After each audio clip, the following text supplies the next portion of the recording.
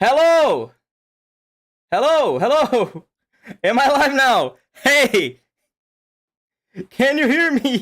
Can you see me? Oh god, are we working now? I don't know. I think we are.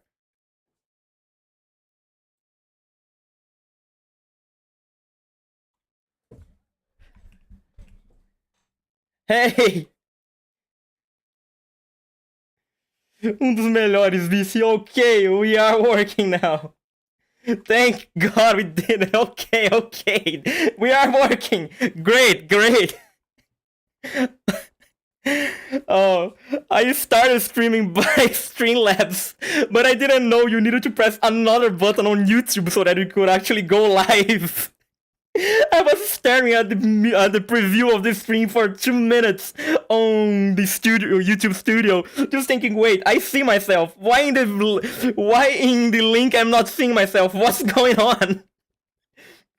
And then I just see the big blue button on top of the screen, start live. Oh, maybe if I press the button, maybe if I press the thing that I'm supposed to press, it will work.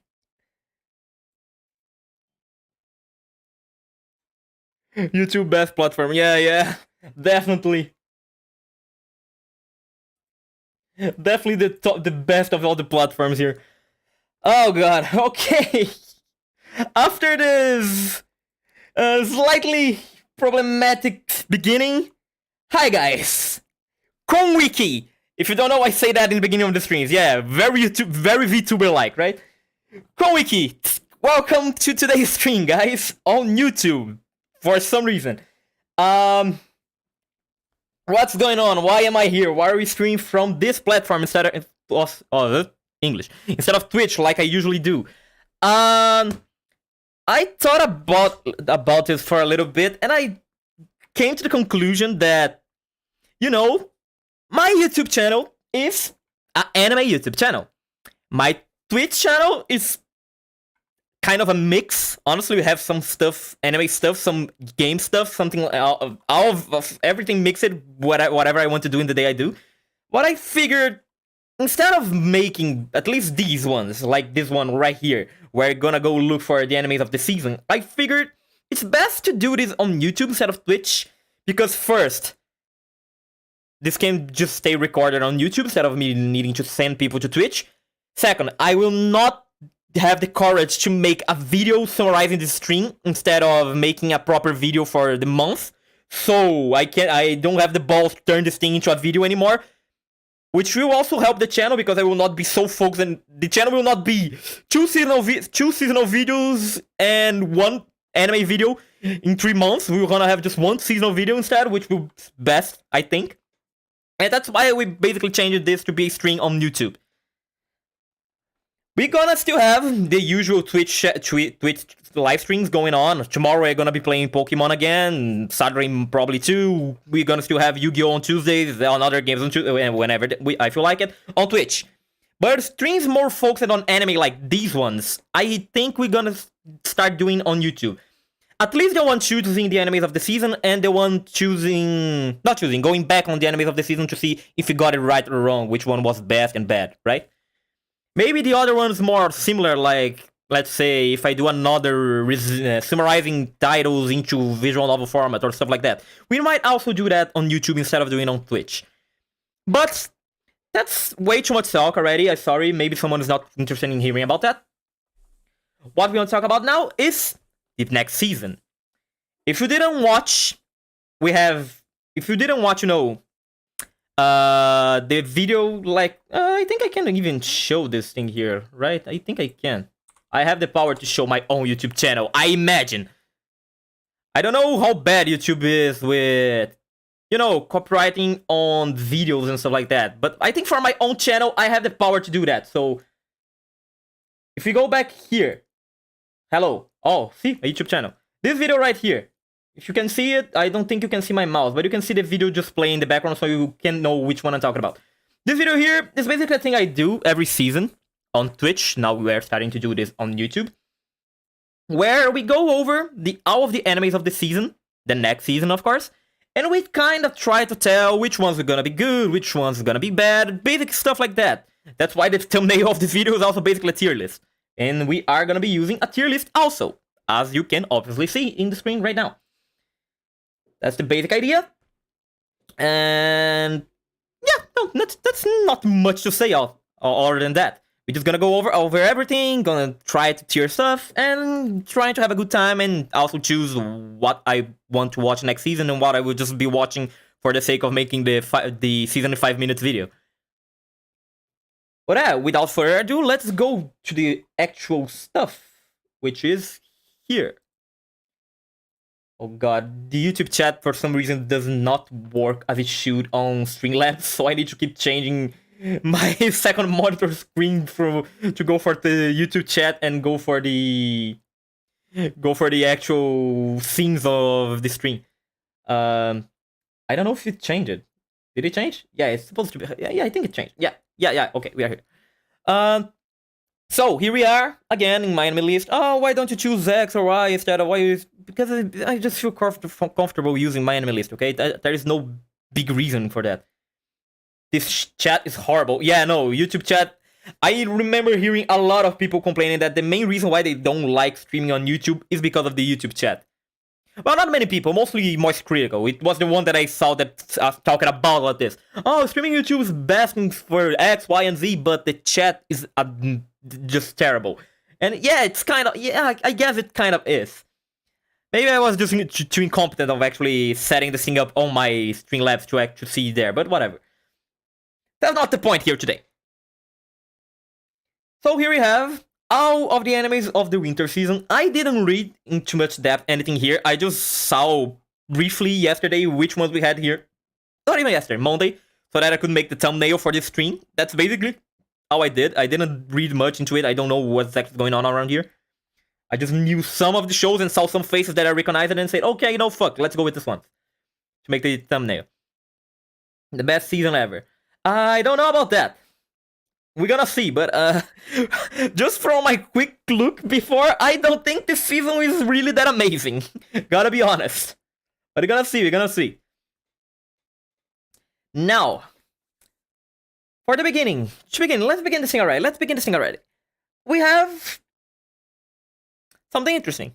I honestly didn't know this was coming out already. I kind of forgot this anime existed. I'm gonna be honest. I love this anime, but I kind of forgot it existed because it's been what, 5 years since the first season. Vinland Saga. Good old Vinland Saga. I loved Vinland Saga when it aired. It was really entertaining. It was really amazing. I could see why the manga readers were so obsessed about this thing. And it's getting a second season. I mean, it's the most hyped stuff of the season because it's the first one on mouse. So, what I think about this one? Honestly, I can't say much. I never read the manga, and I know the entire first season was just a prologue of the story, right? So I only expect this to get even better compared to the first season. Manga readers are vocal about this one. Like let's see, what's the score for the manga? 9. It's a fucking 9. It's ranking 10. And I get surprised by a 9, but I guess for mangas it's not that amazing. It's in 10th position. Oh, one of the greatest, but I don't think this season will be as good as the first. You don't think this season will be as good as the first? Why, Flavio? Do you know something that I don't? Because I got surprised by the number 9. Why? If you go to the top animes in my anime list, here, if you go to the top animes, there are, I mean, yeah, no, there are actually a few that are over 9. I thought there were not many over 9, but yeah, we have basically 12. Out of which 4 are Gintamas. But ignoring that detail, oh, I didn't know Bleach was here. Oh, the Fullmetal fanbase already came down voting Bleach like that? I see. I forgot about this one. I didn't remember Bleach being here. Good for it. Bleach is deserving. Bleach is really good at the moment. Anyway, Vinland Saga. Well, no, yeah, I don't know anything else. Okay, fine. Vinland Saga, my cell phone always notifies. Bleach gets one. Your cell phone always notifies you when Bleach go first place, really? Then Fullmetal gets.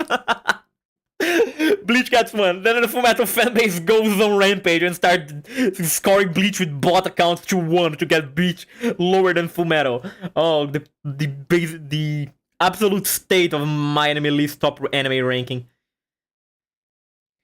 Chance de que Sister terceira temporada? No, Chico, you know very well there is no way there will be a third season of Kiss Sis. Você sabe que não vai ter. O mangá acabou, cara. Desiste.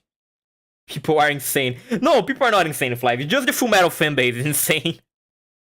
Just the Fullmetal fanbase is completely insane. But anyway, Chico, thank God you are here. Chicão, você que é o que lê o mangá. Essa temporada de Vinland deveria ser melhor que a primeira? This Vinland season should be better than the first one? I know you read the manga, Chico.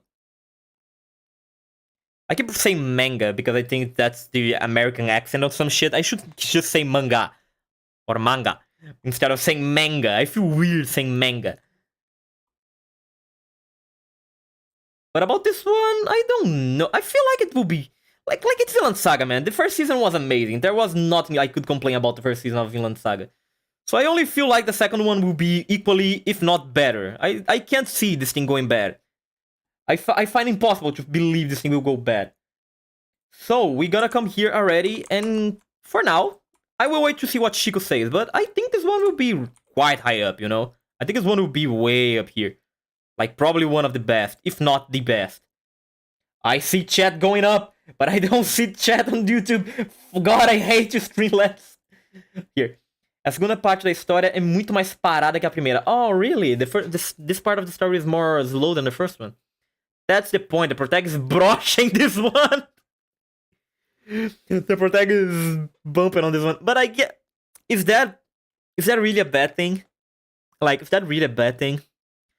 I love it. Don't get me wrong. I love it, Vinland Saga. But God, how I wish it to beat the every living shit out of Thorfinn in some parts. Because of how emotional that kid was. Ela é mais focada pra construir a mentalidade do protagonista e ele tentando descobrir o porquê de ainda continuar em frente. The season is more focused on trying to build up the protagonist's mindset. And he's trying to discover why he wants to keep going. I see. Well, in a way, that's interesting. I can... Yeah, it's probably then... It depends entirely of how the author made this character development. Because if you are talking about... if it can be done in an interesting way. Oh, there is less action, more story, and more talking, and more stuff like that. That can be entertaining, if done right. We have examples of that working. And we also have examples like Shingeki, where the part where the action died was basically the worst part of the entire anime. For me at least, okay? I know there are a lot of Shingeki fanboys out there that love the political bullshit that goes on. I personally hate it. That was when I started sleeping when I was reading the manga. But it can be done right. Infelizmente, muita gente pode acabar dropando o mangá por não ter quase nada de ação e se focando nos traumas do protagonista e matar muitas pessoas inocentes. One of the greatest. Unfortunately, there are a lot of people that can drop I guess, the second season of the manga that you meant. For not focusing much on the action, instead focusing on the traumas that the protagonist has because he killed so many innocent people. Man, honestly, to me, that sounds amazing. That sounds really entertaining. Isso soa bacana pra mim. Tanto que ele reluta em não querer mais segurar ou matar ninguém porque ele não consegue se perdoar. So much that he thinks about not wanting to fight or kill anyone anymore because he can't forgive himself. Well, that's good actually, isn't it? Because that's what his dad wanted to teach him. That you shouldn't take a life. If he's learning that through trauma, okay, that's not exactly ideal, but if he overcomes that, it will basically be the birth of a new Thor's. So, it should be good. But it's impossible to be... Yeah, but it's not like the action hype po as it was. No, yeah. I can understand not having so much action like the first season, and... Okay, yeah, some people might not like that.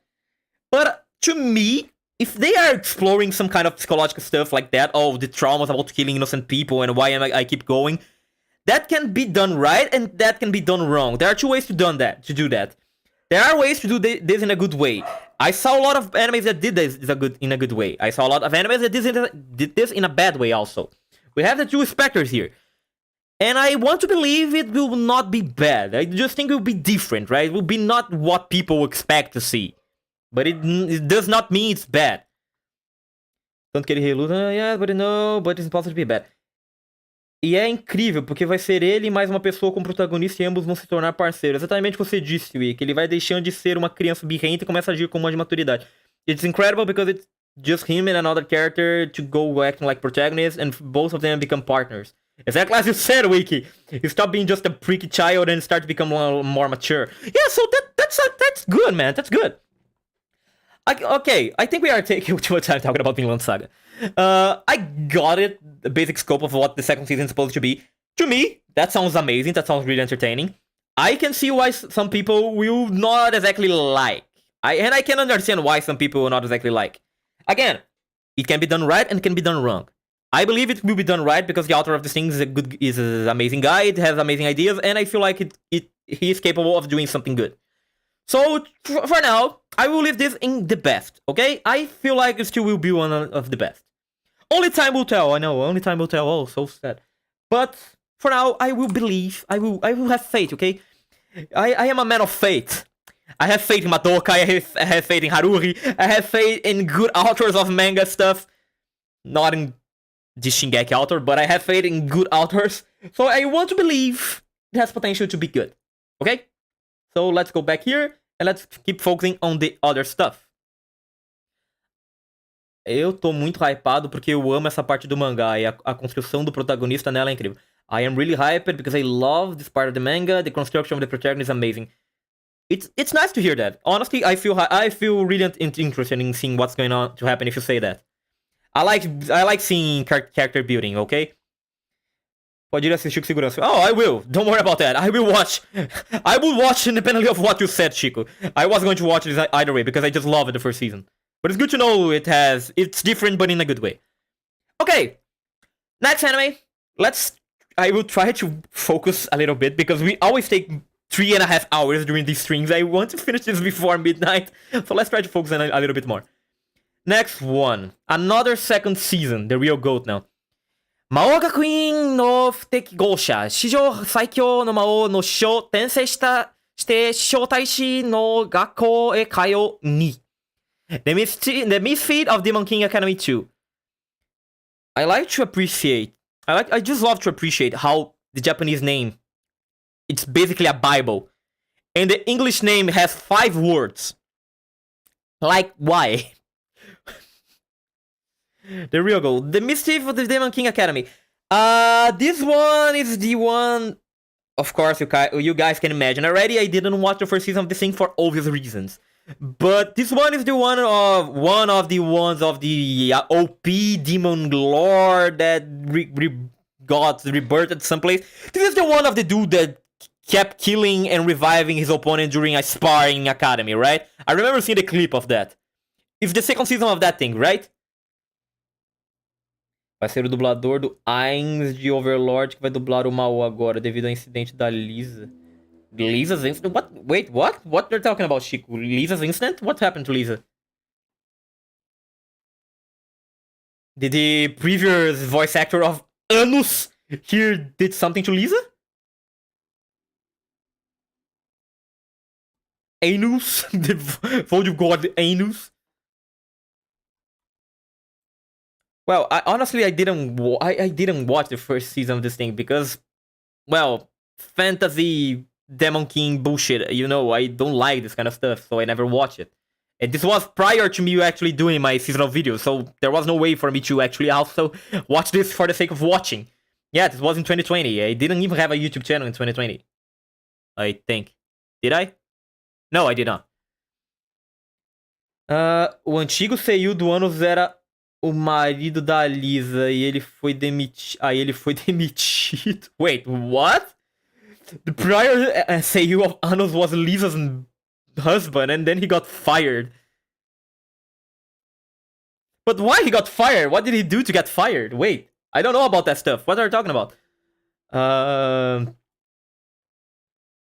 Here's what's going on here? No. We can't wait Twitch chat to tell us. We need to learn more about it. Sugatatsu. What? I need to see some bullshit about this dude. What's going on? Oh, he's from Old Codex. What's going on? I don't know what's going on. Why was he fired? What's going on? Wait, did he do something? I am so I don't know what's going on. I'm not into that kind of news, man. I don't know what's going on. News. What's going on with you? He turns from hiatus. I like his voice acting for anos.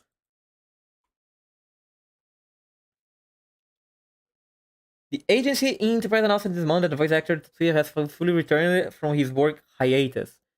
Oh, he wasn't on a hiatus because he married Lisa? Is that it? They just explained that after... Oh no, his health problems. His health recovered. He has been gradually returning to work since the end of last year and is now ready to fully resume his work schedule. The agency apologized for the fans and all involved.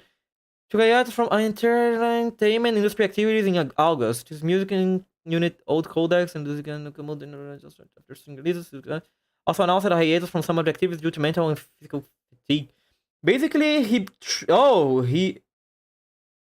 on Lisa while she was on a war tour.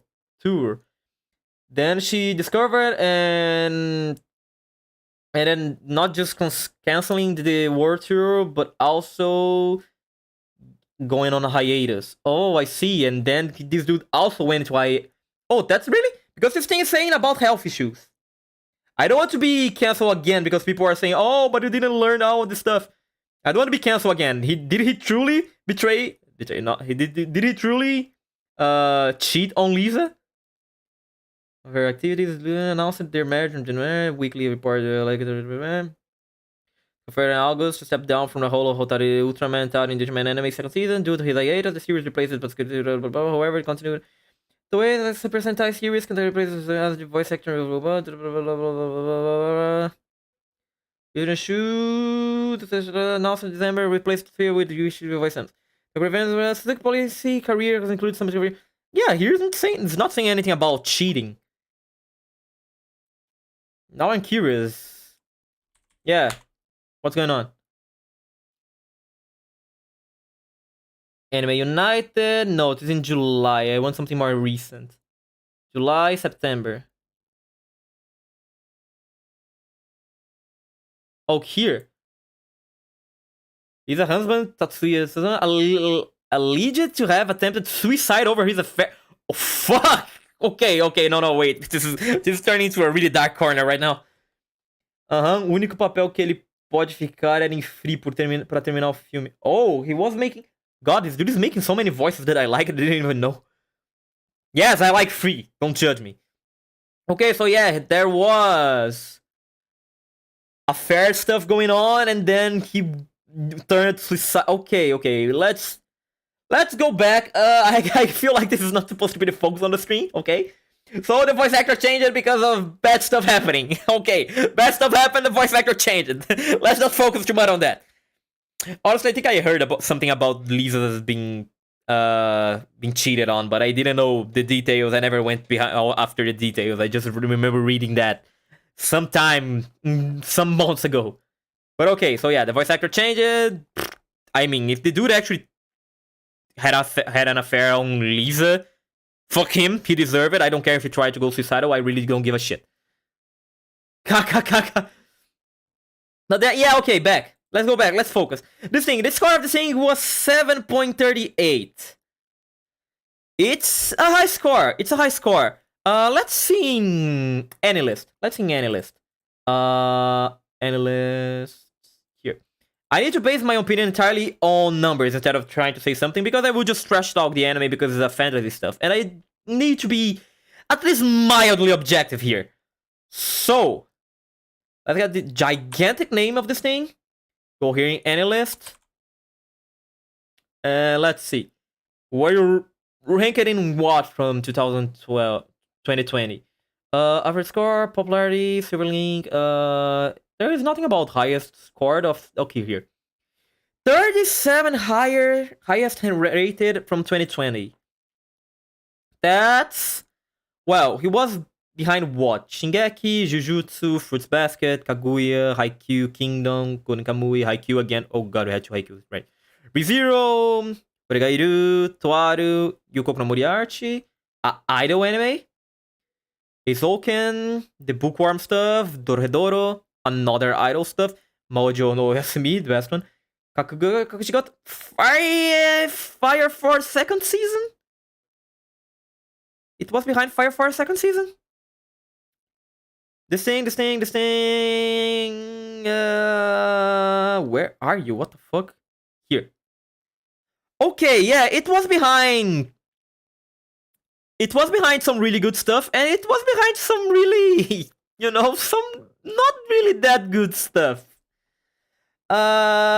So yeah, I feel like it's not that amazing. I guess for the genre it was good.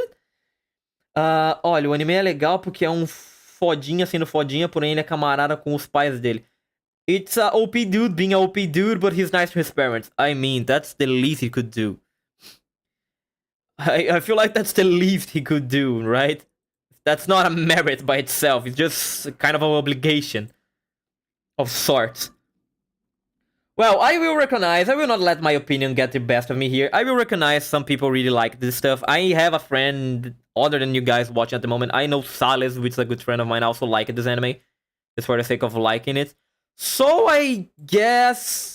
Best of the season? No. There is no way best of the season. I refuse to say it's a best of the season.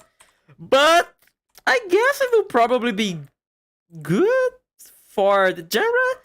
You guys know, if it was my personal opinion, I would throw this thing in trash. Just because of the genre it is. But I will be nice, okay? I will be fair. I will say it's probably... I will leave it between fine and good.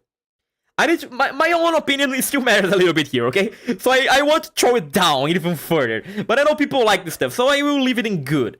Best? No. I can't. There is no way. I can't believe this thing would be a best of the season. I'm sorry. I know people like this stuff, but I can't. I just can't believe this thing might be a best of the season, okay? Anyway. With that out of the way, let's go to the next one. Oh god, I keep forgetting I need to minimize Streamlabs. Best of the season will be one of the two next animes. One of the two next, Flavio. Are you sure about that? I think I disagree with you. Second season of Nagatoro. Okay, fine.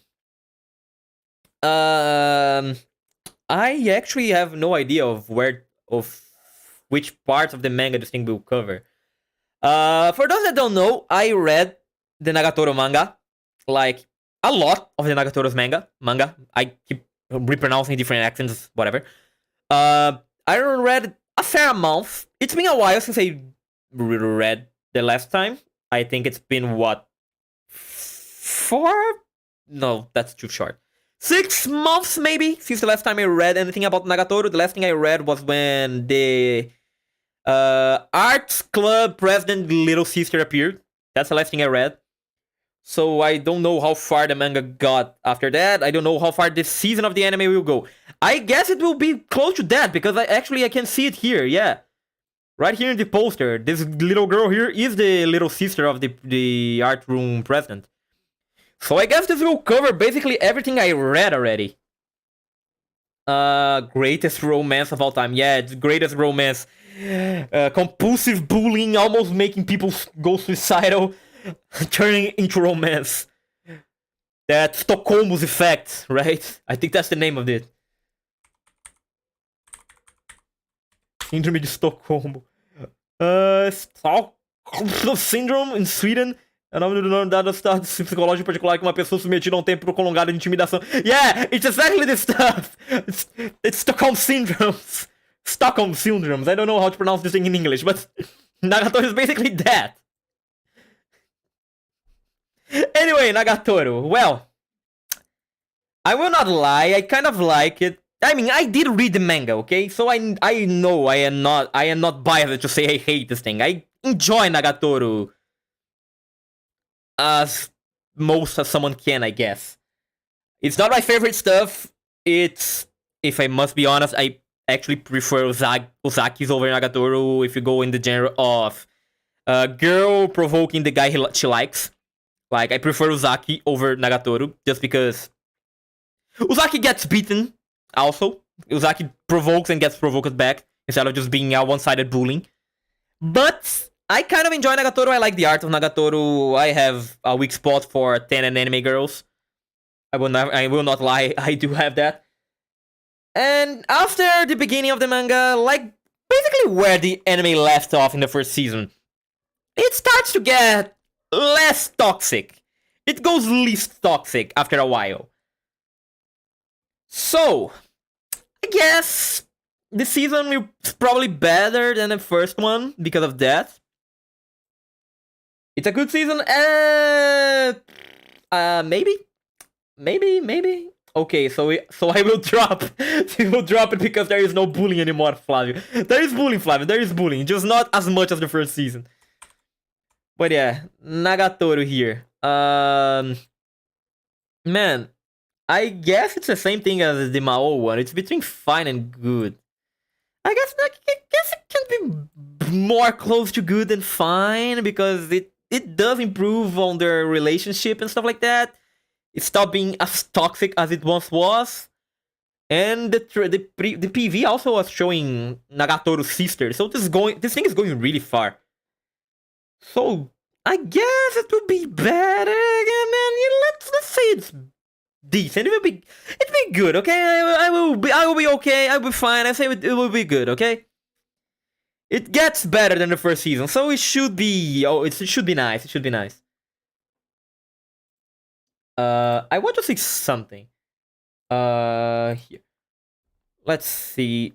I want to see the score of Nagatoro's manga. It's been a while since I saw that. What's the score of Nagatoro's manga adaptation?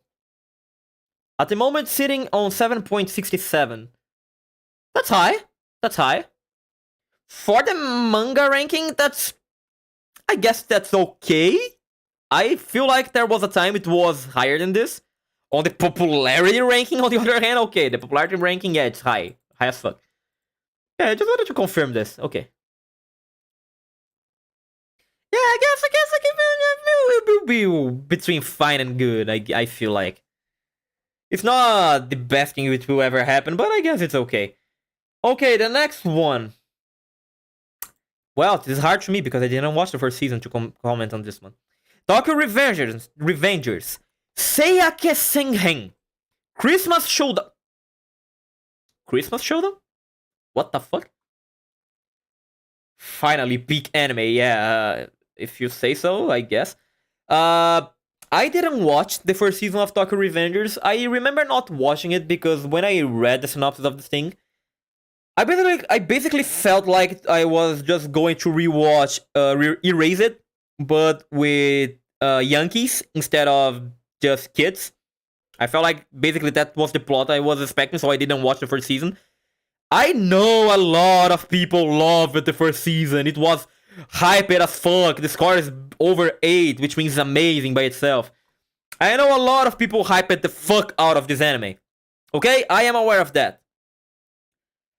But I am also aware that most of the fan base is a bunch of edgy kids that just like violence for the sake of violence.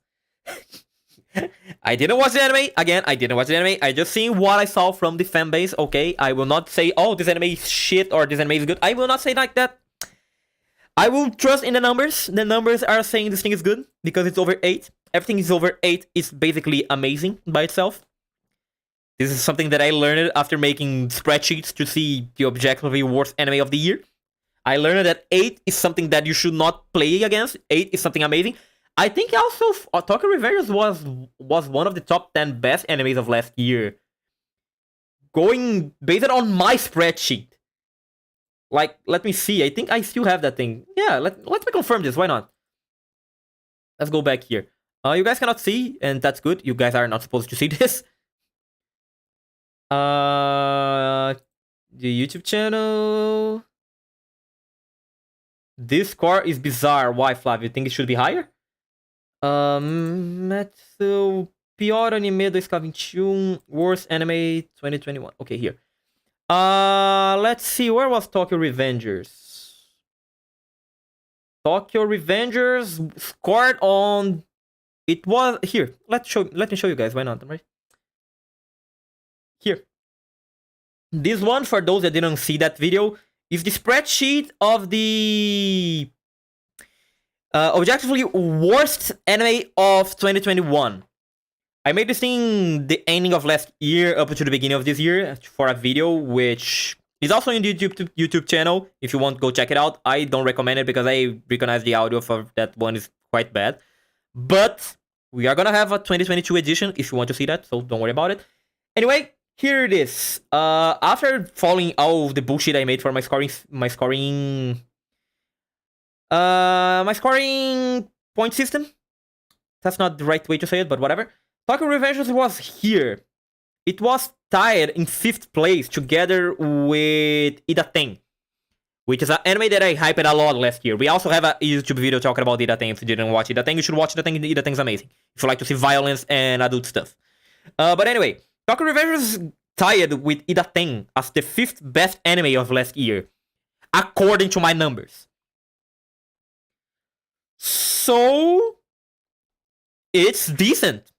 I can say anything I want about the fanbase of this thing, but it's a good anime. It was high. It was objectively high. It's not like, oh, it's a matter of opinion. No, it objectively was good. I didn't watch, but I will recognize it was objectively good. So I can only assume the second season might be good also. I don't know. I don't read the manga. I don't know if the second season goes bad or goes better than the first one.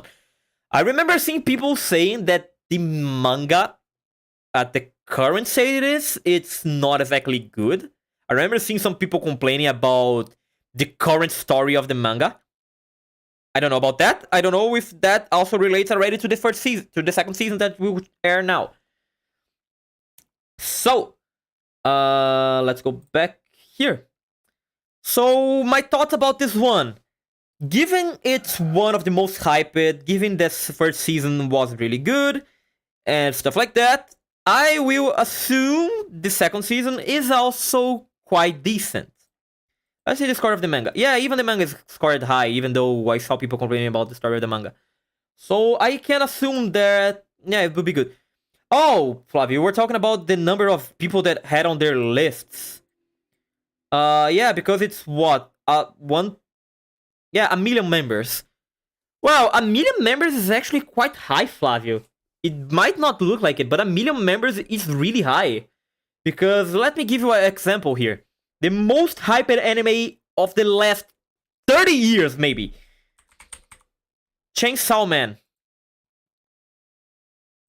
Chainsaw Man at the moment is sitting with not even 1 million people with this thing added on their lists. 1 million members having this thing on their list is not little. It's a lot. It's a real big number. It's a shit ton of people. If you go to the top anime, I think Fullmetal has what, 3 million? Yeah, Fullmetal has 3 million people. So even something really old, it's not like millions. Oh, I feel like everyone is watching. Yeah, everyone is watching, but you need to remember that also not everyone that watches anime has a My Anime list or any list or anything like that. So this is basically just a mean score, let's call it like that. Approximation of popularity, if we want to say like that.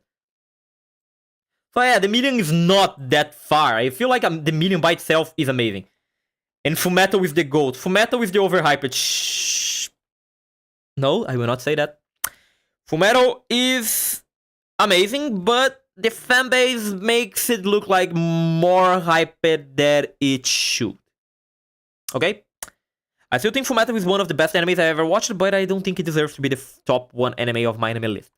But that doesn't make any difference because I know the fanbase will never allow it to go down for 1 rank for more than 2 days. Anyway, that's not a matter of it. Never like, oh yeah, Flav, you never watched Fullmetal. Anyway, going back to the Tokyo Revengers second season. Did I print this thing already? No, I did not. I guess I will not say it will be the best. Okay, listen. I will not say it will be one of the best because I never watched it, and I know some controversial opinions about the status of this story. But I will also not be that dude to say no, it's shit, nothing like that. No, I am a man of. I have a little bit of sanity left in my mind, so I believe this thing will be on the top of the good, close to the best. Like, let's say it around here, and let's move you down. Fuck. Oops, I'm turning you. Forget. Okay. Let's move you down. You'll be right here. I feel like this thing might be around here. Okay. Probably one of the goodest, close to the best, but not exactly the best. We're gonna reorganize this after we finish, but for now, it's between this stuff, okay? That's what I personally believe. Given the fact that I didn't watch the anime. Again, I didn't watch the first season. So let's go back here. Now we are finally over. No, we are not. I still am seeing seconds. Oh god, I just saw the number of choose. We have two more second seasons before getting something actually new. Bungo! Oh god, Bungo, why? Yeah, Bungo. Bungo. Bungo.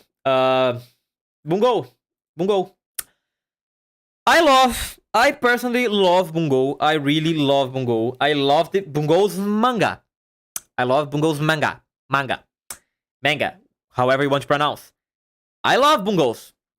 But the Bungo anime does not have a good history of doing the manga justice. Never watched the anime that has everything to be good, but it's strange. Yeah, right. I can't say anything bad per se about Bungo's by itself. Bungo's amazing manga has a really interesting story, really interesting concept. The arc that the anime should be covering here should be a good arc also because it's focusing on Dostoevsky. I don't know if I can show this on YouTube. I feel like it should be okay. Oh yeah, it's the incrimination arc, which is the last thing I read in the manga. I should also go back to reading the manga of this thing. But yeah, it's the incrimination arc. It's a really interesting arc. It's a really good story of this arc. A lot of stuff happens. Okay, I can't say without spoiling, okay? But this arc and Scream Mode will be making the music of the thing. Okay. This arc is a good arc. It's a really good arc. Like, it's probably the best arc of the manga up to now. Even comparing to the beginner ones, like Fitzgerald's one, which I don't remember the name. The beginning. This arc is really amazing. It's a big arc, has a lot of story going on, a lot of stuff happening in the background. It's amazing by itself. Reading the manga, I found this arc to be just fantastic to read. It was amazing. I loved reading everything about it. But we are talking about the anime. And the anime is weird, okay? The anime is weird because the anime never does a lot of justice to the mangas. They always, for some reason, start with at least 3 episodes of filler stuff. For some reason. I really don't understand why, but they always start with some kind of filler story. And then they evolve to go to the actual proper story of the season. I don't know why the anime does that. Maybe it's for fan service. Maybe it's for just giving background. Because I know the fillers are not exactly fillers. They are background stories that did not appear in the manga. But they don't really feel like they aggregate much the plot. I feel like I'm just watching 3 episodes of pure bullshit before getting to what I actually want to see. Especially because I am a manga reader for this one. So I know what I want to see. I know what I am expecting for the season. And I want to get to it. And instead I just seen the backstory of Shuya's and Dazai. Like, why would I care? The only people that actually care about that are the Fujoshis, which... Okay, the Fujoshis are basically the main target audience of this anime, so I guess it makes sense they are giving more background for them to enjoy. Yeah, okay, yeah, that's fair, okay, that's fair. But yeah, I really want to say this one it will be one of the best. I really want to say, everything in the anime, again, everything in the anime is good. The animation is good, the music is good, the characters are good, the story is good, everything is good, but it's like Flavio said in the chat, it's strange. It's strange. Something is strange about this thing. And I blame the anime. I know the anime has a lot of good points, but I guess the director is the one I should blame, or the script writer. One of the two is the one to blame here. I don't know which one, but one of the two is the one to blame. Because after the first season, every subsequent season got weirder on their adaptation aspect, okay? They were not bad, but they were just weird. The second one was still decent, but the third one, man, the third one was honestly quite shitty because they took 3 episodes to make a story no one that was not a Fujoshi could care more about. And they just adapted this beginning of Dostoevsky's arc, which was basically not a story that was really entertaining, not really important at all. It was just a beginning of an arc. So the third season was entirely a beginning of arcs instead of being actually something decent. It was like they adapted that season for the sole purpose of it being a gateway so that the next season could actually be good. It's what the third season feels like. Uou, não tô nem pouco hypado pra isso. I am kind of hyped because I know what's supposed to happen in this season and I like it, but it's again, the anime is weird. So saying all of that, let's go here, Photoshop, back. Giving the manga plot only, I would say it's in the best. Giving the manga plot only, I would say it is in the best. Because, yeah, the manga is really... This part in the manga is really good. And I love seeing the just YouTube chat popping out of nowhere for Streamlabs instead of going up as it should. But anyway. I get... Man, it's the problem is the anime, man. The problem is the anime.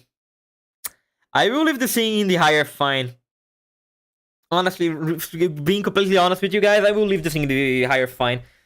I want to believe it will be better.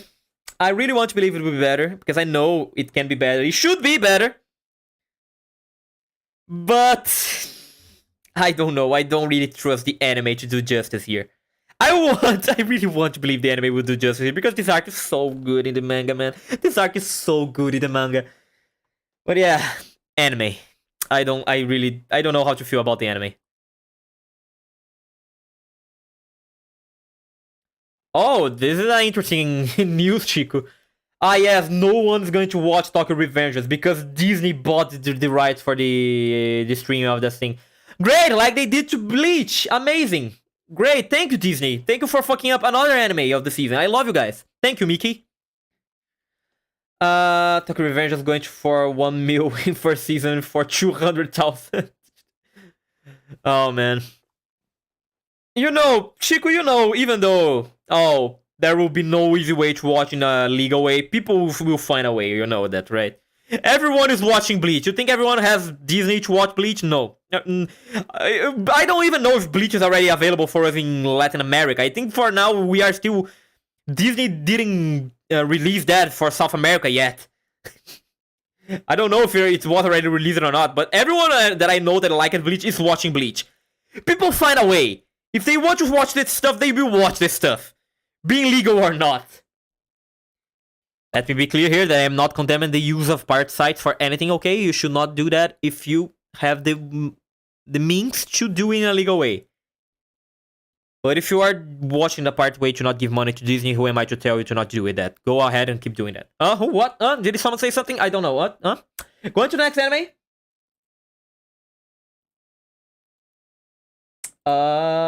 Here. Going to the next anime.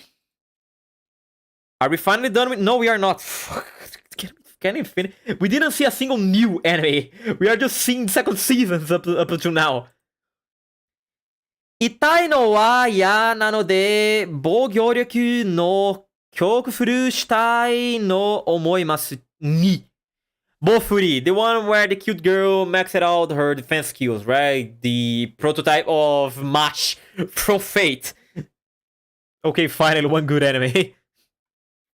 I mean, I didn't watch this one because it was isekai-ish game stuff. But I don't think this one is... I mean, it's... As far as I know, this one is supposed to be cute girls doing cute things, right? But in the fantasy scenario. Por que o Joca tá na capa carregando várias garotas? Because Joca, my boy, evolved to be a turtle. It's funny, enjoyable. Yeah, I feel like this is mostly something like that, right? It's not, oh, bullshit OP stuff, oh, bullshitty isekai stuff. It's just isekai setting, but with cute girls being funny and being cute. They playing games! Yeah, I imagine. So I don't feel like this thing's supposed to be something I will call it trash. And they have a giant turtle. You guys know, every time I see a anime mascot that is just a goofy looking creature, I love it to see. I always give a high score for goofy mascots. So, I mean, I didn't watch the first season, but I have no reason to think it will be bad. The first season, what was the score of the first season? It was 7.55. That's decent. Not amazing, but it's decent given what this anime I believe this anime is about. So yeah, I feel like probably. Let's get this image. I feel like it's probably between good and fine, right? A higher fine, because it's not like this anime is anything amazing. Flavio, you watch it, right? It's not anything amazing, but it does what it wants to do in a decent way. I guess that's the best way I can call it. Let's change here. So I guess it's in the higher fine. Yes, right. I guess it's the higher fine, getting close to good. Let's say it's lower good, right? Let's say it's lower good. Let's leave it down here. It delivers what you came to see, and it's perfect. Yeah, that's fine. I'm okay with that. I can live with that. I'm okay with stuff doing like that. I don't need my anime to be the second coming of Christ. I need my anime to give me what I want it to be. So, I'm completely fine with just that. Over Nagatoro. Yeah, why not? It's over Bungo also. Yeah, it's getting also a higher spot because it's me. I like cute girls doing cute things. Everyone knows that. I have a weak spot for cute girls doing cute things. We don't need to talk much about it, okay? Next one. I am honestly surprised that this thing got a second season. Kyoko City, Season 2. Or Inspector, Season 2. Okay, the first season of this one was strange. Yeah, that's a nice way to define. The first season of this one was strange. For people that didn't watch, basically the story of this thing is that they are a detective anime trying to solve supernatural mysteries. That's the easiest way I can summarize this thing for you. And don't get me wrong, I do love myself some mystery stuff going on. I like mystery stuff. And I like mystery trying to revolve around the supernatural. Like Ghost Stories. Not focusing on the English dub. But Ghost Stories is an anime that I will always love because I like the plot. It's just these normal kids trying to solve this supernatural stuff based on the clues they get and stuff like that. It's entertaining to see. It's interesting, right? I like at the beginning to like episode 3, then I forced myself to watch the rest. I completely agree with what you were saying, Flavio. I completely agree with you. I cannot fathom how much I agree with you right now. That's the plot. It's supposed to be interesting, right? If you hear like that, it'll be okay. Might not be my cup of tea. It might be good in some way or another, right? It might. The problem that I don't know what to call it, but the problem I had with the first season of this thing is because it sells itself as a mystery story, trying to solve a lot of supernatural stuff. That's how the anime sold itself. The entire first season was focused on one single case. The entire first season. 12 episodes. The first 4 were focused on introducing the characters and their backstories. And the last 8 were entirely focused on one case. The entirety of the anime, one single case. instead of focusing on many different aspects and stuff like that. No, one case, just one case. The case of the big booba, no face lady. For some reason, I still remember that. But it's just that. It's just the big booba, no face lady. That's the entire thing, the entirety of the first season. The problem is the tribunal of episodes 8 up to 12. Oh yeah, there's also that, right? That complete 5D attempt of a detective battle, full Umineko inspired, where the girl keep trying to outsmart the opponent, trying to get to the truth and everything like that. I didn't even remember. Yeah, the internet bullshit. Yeah, the internet bullshit. Because everyone was a judge and shit like that.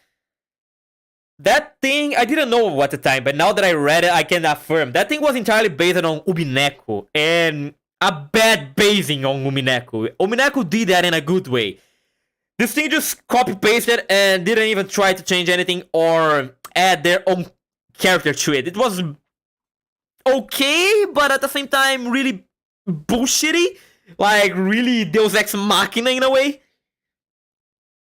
So yeah. Honestly, I am surprised that this actually managed to get a second season. I am really surprised this actually got a second season. It's not a bad score, I guess. It could be better. It could be. Honestly, I feel like it should be worse than almost a 7. But it's okay. 1 EP to refute, 1 point. Then the next episode, they say, oh, what happened does not matter. Oh, what happened didn't actually happen. Yeah, no, yeah, basically like that. They just keep refuting themselves infinitely in a 5G chess game, basically. That's what was happening. A 5D mystery game. They were really trying to make Umineko in there, but they didn't know how to make Umineko. No one that made the story of this thing was a Hyukishi. So they had no idea how to actually make a detective battle like that. Anyway, back to this thing. What I think about it? Oh yeah, there was also the entire bullshit of the child really wanted to hook up to the protagonist. Oh, I mean, both of them are the protagonists. But this child was really obsessed about hooking up to the dude that was, what, 5 years older than her? Or something?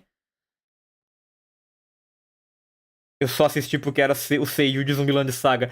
Oh, yeah, I just watched it because it was the seiyuu from Zombieland Saga. Yeah, that was also something. This was also a thing. But yeah, overall, man... Okay, here what they can do to make this good. If they focus on more cases and they don't try to pull stuff out of their asses, this can be good. This has the potential to be good, okay? It has the potential. It has everything it needs to be good. It just needs to learn how to use the stuff it has. At least the OP and ending were good. Were they? I remember the opening.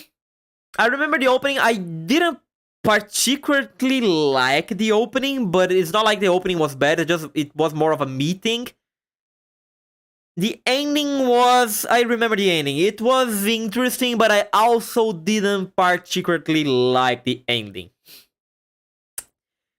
They were not bad. They were just not for me. Okay? But anyway, let's go here.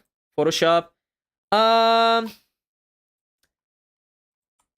Man, honestly, this is a low. They have potential. This thing has potential to be better than what it was. But I think they will follow that potential. No, I don't think. I honestly, I don't think they will. I don't think. I believe the thing in the lower fine, almost bad. Lower fine. It's not between bad and fine. It will not be bad per se, but it will be really mediocre. Okay.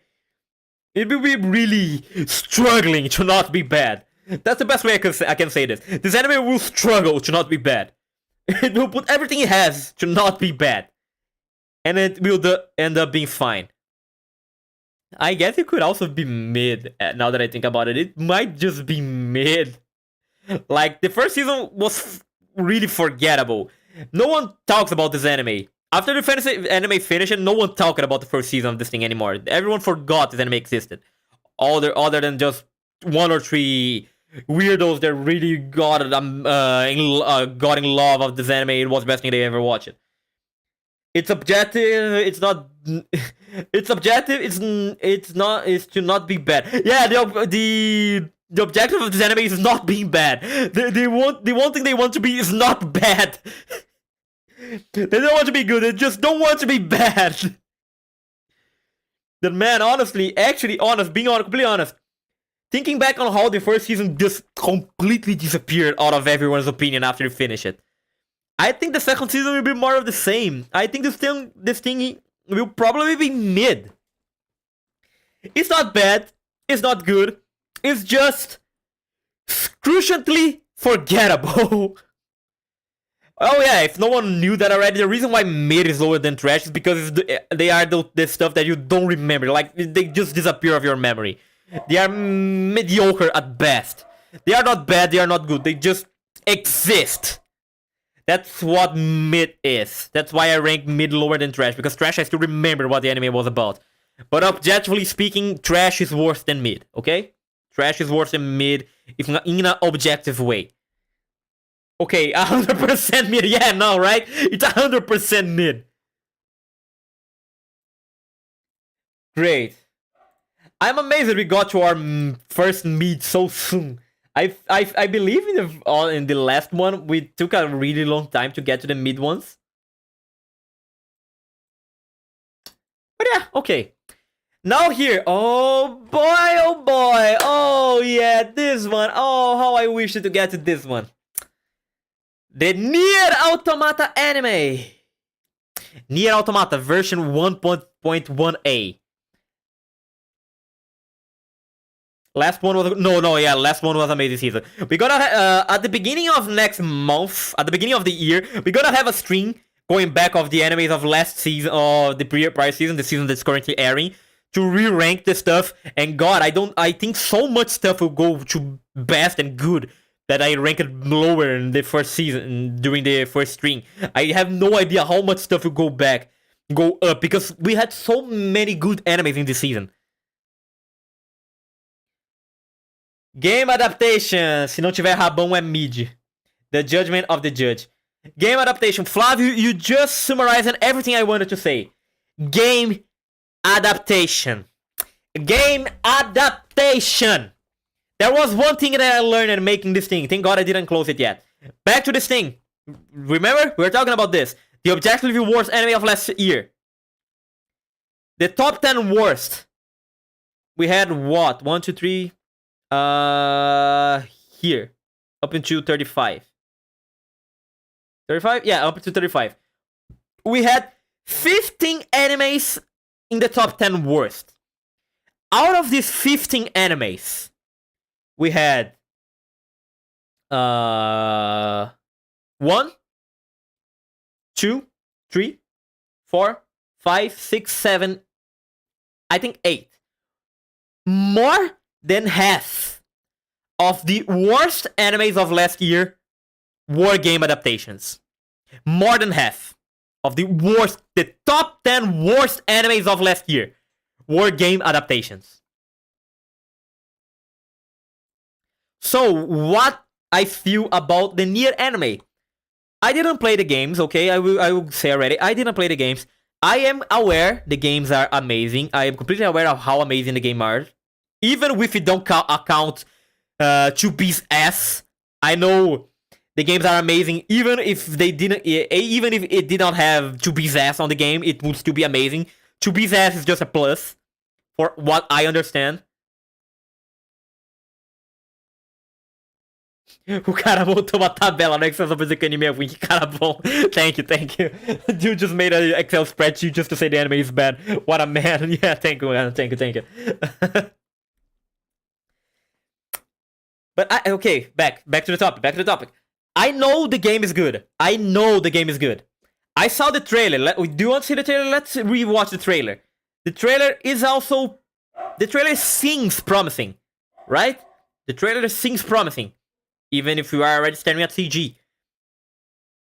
Yeah, okay. Creatures dying.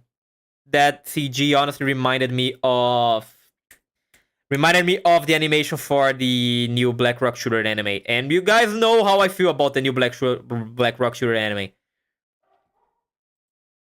But yeah, what you feel about this thing?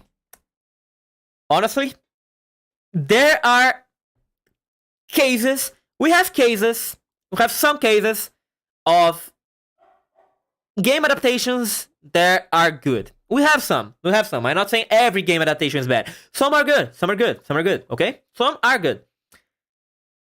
But most of them are not. And here's the thing. Given the PVs I watched from this anime already, I think there were a lot of PVs here, right? There were a lot of people. We have fucking 8 PVs. We had 8 PVs. All of the PVs look pretty. They look pretty. This is basically the same animation that the Lord Elmloy case files had. This is exactly the same animation that Lord Elmloy case files had. They have the same faces. This is Lord Elmloy case files all over again in the animation side. The artworks are beautiful, okay? I will say the artworks, yeah, no, like this one is pretty, this one is pretty, this one is really pretty, this one is really pretty. All of the concept arts are really pretty. They are really pretty, yeah, they are beautiful, yeah, they are beautiful. The problem is A1 Pictures, yeah, one of the problems, yeah, it's A1 Pictures. I want to say it will be good, but it's hard to say it. Tá lotado de projeto. A1 Pictures is full of projects. Man, look at Mappa. Having a lot of projects does not mean the quality of any of them should be bad. Mappa is basically doing everything, and they are still making quality content. The problem is that A1 Pictures does not know how to balance their workload. They can make the best animes of the season, at the same time they can make the worst animes of the season. A1 Pictures is a polar kind of studio. They are either the best or the worst. They have no midterm. They can make the best stuff and the worst stuff. They never make the medium stuff. They always go for the shittiest or the prettiest. But other than that, the concept arts are really pretty. The animation is basically Lord Elmloy Case Files animation, which makes us believe what is the factor that will say this is better good. The story. Now, if this thing is a proper game adaptation of the story, the proper adaptation of the game story, it's good. Probably, I don't know. I didn't play again. I don't know if the story is good. I assume it's good. Okay, I assume it's good. But given they gave a name like version 1.1a, I already feel like they don't really plan on making exactly the same story. Like, they always love to do this kind of stuff. Oh no, we gotta change some stuff here and there. Esse anime eu sinto que vai ser igual 86. Vai ter vários adiamentos. I feel like this anime will be like 86. We'll have a lot of postponings. Maybe. Honestly, maybe. I feel like they will shoot themselves in the feet if they do that, because how long are they making this anime? How long has it been since they started making this anime? It's been a long time. This anime, I think, is being made since what? 1 year after the game was launched or something. I don't know. I don't feel like searching for it. But I feel like this is the kind of stuff they are making for a long time already, and postponed episode of this thing will not be a good marketing idea. But anyway, since I don't know much about the story, it's not like I can comment on that. But given what I know about game adaptations, given what I know about A1 Pictures as an anime studio, and stuff like that, I feel like they are trying to... how do you say that? Just a second.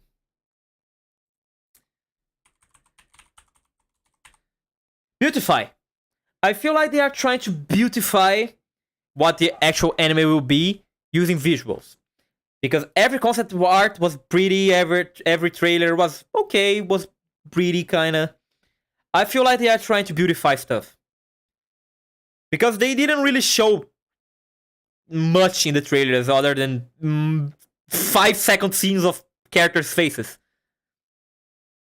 And I don't trust that A1 is doing that because they want to keep the mystery of how the adaptation will go. No, I feel like they are doing that because they are trying to hide something.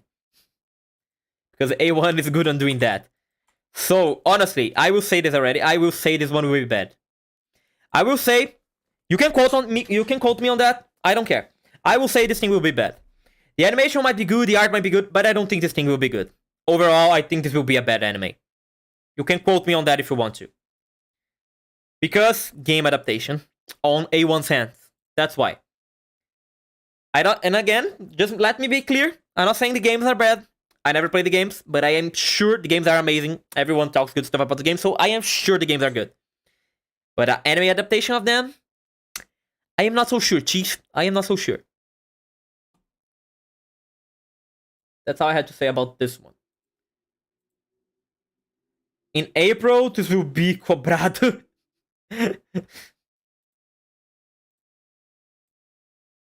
I will be accounting on that in April, Flavio. Okay, I will be. You can account me on that. You can quote me as much as you want. I don't think I'm doing the wrong choice here. I will be happy if I am wrong. Okay, I will be really happy if this ends up being amazing. But game adaptation A1 again. Don't know. Now this one that I am quite interested on. Oh yeah, I also forgot. I should be adding stuff that I plan to. What the fuck? I will do this later. Tomo-chan wa onna no ko. Tomo-chan is a girl. This is basically... I didn't read the manga of this thing, okay? But this one, I am aware, is basically more of the... I guess, at this point, it's getting saturated already. The saturated genre of high school romance mixed with a lot of comedy.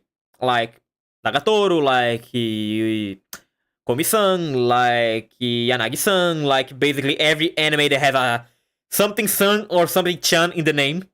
Basically, because we have way more of those that I would like to say we have. But this one, I feel it's basically one of those, right?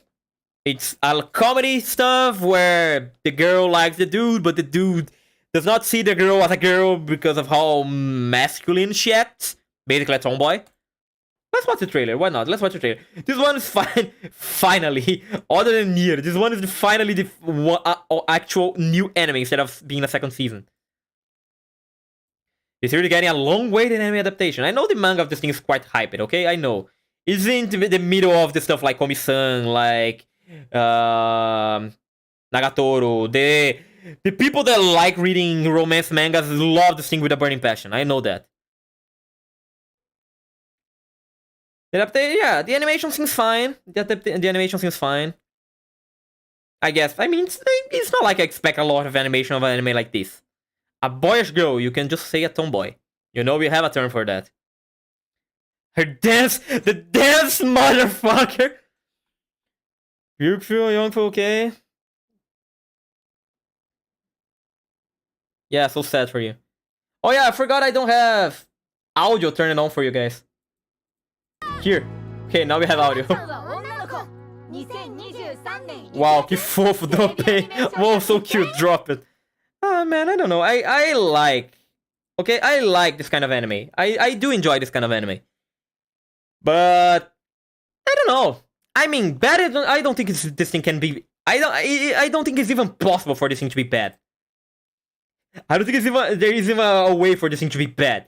Like, yeah, look at the score. It's almost 8. It's a high score. There is no way for this thing to be bad. Best of the season? Maybe. Probably not. I feel like it's just one of those that will be really solid as a good one, but nothing amazing to say it's best than anything else. Impossible. Yeah, it's impossible for this thing to be bad. It's a formula, right? It's the same formula they use for basically every rom-com manga nowadays. Let's look at Komi-san. Let's look at Nagatoro. Let's look at what was the name of the other quiet one? The gray hair quiet one. I have this thing open in the background here. Aharen-san. It's basically the same thing. They all follow the same formula, and they just change the one variable right there. That is the the main girl's personality. They always just basically do that. And it works. They never make something bad out of that. It's always entertaining to watch. If it's not... what's the name of that bitch again? Shikimori. If it's not Shikimori-san, they always turn out good. Yes, I will say that, and I will not take back. Shikimori shit. Shikimori is absolute shit. But other than that, they always follow the same kind of formula, and they work. And I feel like this one is basically the same thing. It worked. It probably will work. So it's not amazing. It will be not the second coming of Christ. But it will be solid. It will most likely be solid. Here. Shikimori peak romance. Yeah, peak destruction of romance, probably. So yeah, probably will be top here. Will be one of the good ones. Will not be best by no way. This thing will be best, but it will be solid. Will be solid. But the normal audience will never agree with it. The normal audience will never agree that Shikimori speak romance, Flavio. Okay, yeah, maybe. Maybe you are right. Maybe you are right. Who knows? Maybe I am the maybe I am the wrong. Maybe my anime taste got destroyed. Maybe the problem is not Shikimori. Maybe the problem is me. Maybe I got overhyped of Shikimori because people were saying it would be the second Kitagawa of the year, and it was not even close to being a Kitagawa. Maybe that's the problem. But yeah, whatever. Okay, next one. Alright. No, wait. Is this the one? Yeah, this is... Okay, fine. The second part of the 4th season of Danmachi. I have a lot of expectations about this one. I have a lot of expectations about this one. Okay, the GOAT now. No, yeah, actually, I think this one is the GOAT. It's weird to say, coming from the dude that always complains about isekai and stuff like that, fantasy stuff. But man, Danmachi, the last season of Danmachi was so good. Like, honestly, that last season of Danmachi was so honestly good. Because I know why. They actually did a proper adaptation of the novel instead of making rushed stuff like the other seasons were, right? I know that's what happened. And it was really entertaining. It was really nice to watch. There were moments there that I actually was hyped for what was happening.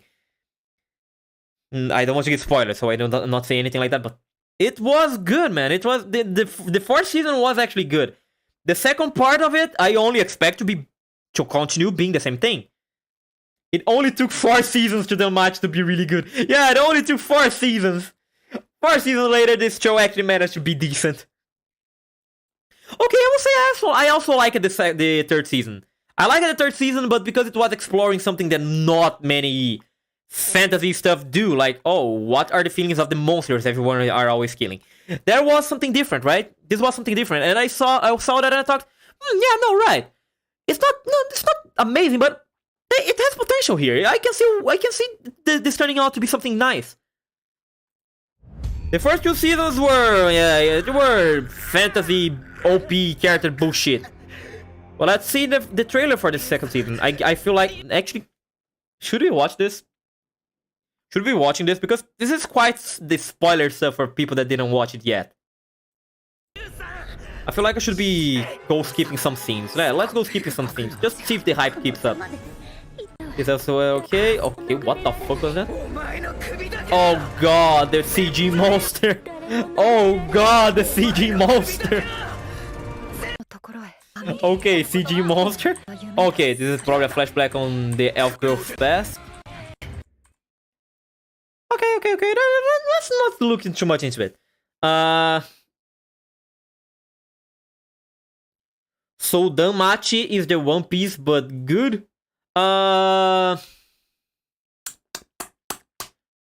First of all, fuck you. Second of all, I guess. I guess. Looking good CG. When is Arifureta worst anime of all time? Wait, what? Arifureta what? But yeah, well, I feel like they will focus on the backstory of the elf girl, which, yeah, I guess we can tell just by looking at this image here.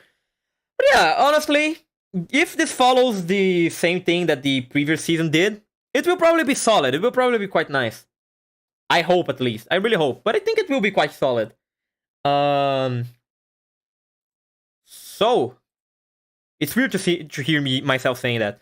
But yeah, I honestly believe that Danmachi will be quite the one of the good stuff of the season. Here.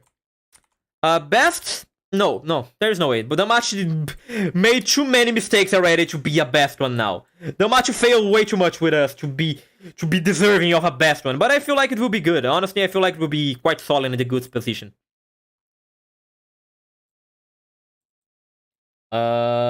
Back here now.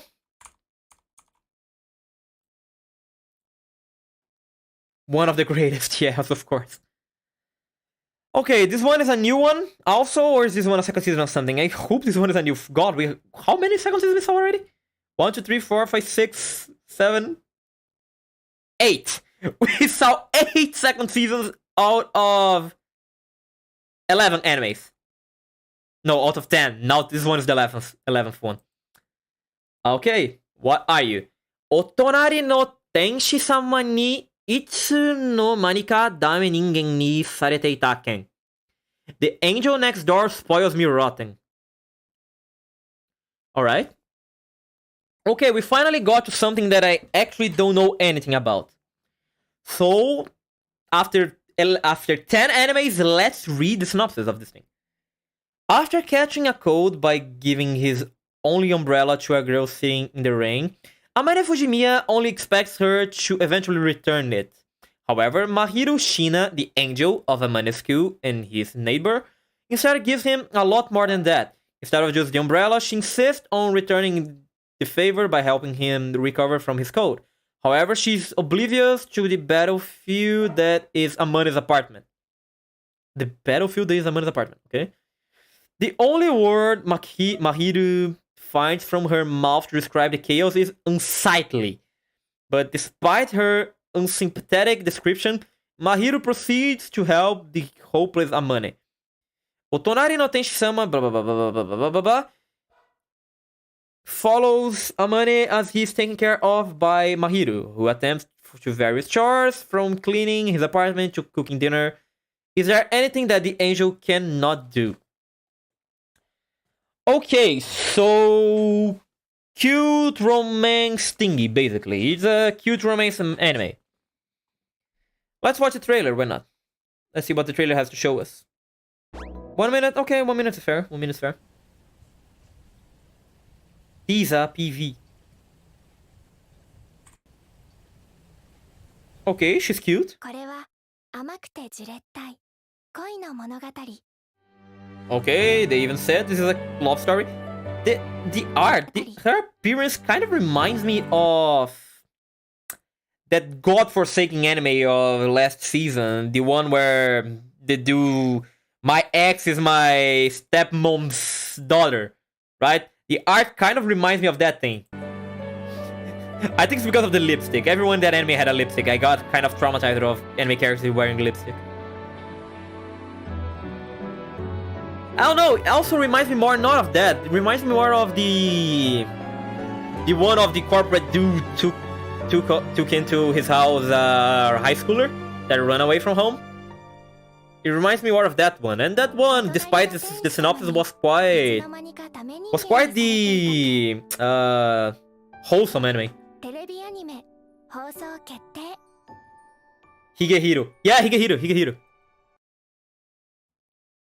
Reminds me of Higehiro. And that's a good stuff. To me, that's a good stuff. I like Higehiro. So the art, the art already has a pass to me. A passing note, I mean. Not a pass, not liking. A passing note. The art already, I already give a passing note for the art. The plot, well, this plot is basically romance thingy, right? It's basically, oh, this dude helps this girl out. She goes to his apartment, starts doing everything for him. They slowly start to know each other more, and eventually will fall in love. That's the plot this thing has, most likely, right? And I don't really have a problem with that. I do like my romance stuff every now and then. I do like things, just some wholesome, not exaggerated romance stuff. Not too focused on comedy, but just following the romantic relationship of the two characters and stuff like that. I do enjoy this kind of stuff every now and then. I am quite the shoujo boy. I can appreciate stuff like that. The light novel. Let's see. The light novel has some kind of scoring here. Sheesh. Okay, that's quite big. That's actually really big. For a light novel even. Because light novels, they are harder to see people evaluating compared to mangas. Just because of the availability of people getting to read a light novel compared to a manga. And this dude just goes for not recommended. The first thing I see is not recommended. I've read the web novel as well, so this review is for both of them. The story started at one decent enough to be enjoyable, even though it is as generic as it gets. This starts with the characters MMC, the typical no self-esteem losers do. Female MC, perfect, beautiful, can do anything except getting friends. Sheesh. Oh, there are the main character friends, there's a couple. Who would have guessed it, right? The story is also nothing new, which isn't a bad thing per se, so they're neighbors, they start cooking for him. He says it's the best thing he entire world planet, which makes sense because she's the perfect after all. From there is not much happens, they get closer, at some point they are a couple, and that's it. Nothing more will happen, it's just get as repetitive as possible. I never believe these reviewers. I never believe the reviewers when they are talking good stuff about bad shows. I also like this, yeah, because look at the score of this thing. Look at this review. Like, the top review is a bad review about the anime that scored high, novel scored way too high for its own good. It's always the greatest anime or the worst anime. Yeah, basically, right? Reviews are always like that. Came out, at least. Because they are stuck, the reason for that is that one on the hand of the main protagonist is like mentioned before, he's a loser. Okay, fine. Whatever. Well, but okay, even though if we cannot take this dude's opinion face value, it tells us something. It's a generic romance story, which is basically what I expected it to be. The part about the getting together and nothing happening after that might be a problem. It was a problem for me watching Horimiya. Everyone loved Horimiya. Everyone hyped Horimiya as much as it could as a romance anime. I saw the protagonists getting together and stuff happening after that, and I kind of was confused, like, why is this happening? Why should I care? The protagonists are already together, why should more stuff happen? And I don't know why I thought that, because I guess that's not exactly bad per se. I love Clannad, and Clannad basically has the entire second season going after the protagonist got together with the main character, right? But I don't know, I have this kind of opinion every now and then. Based on the score, and honestly, okay, the story is nothing new. Sure, the story is nothing new. It seems kind of generic, but at the same time, it doesn't seem bad. It feels just about us.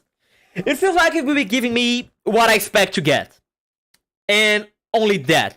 Maybe with good visuals.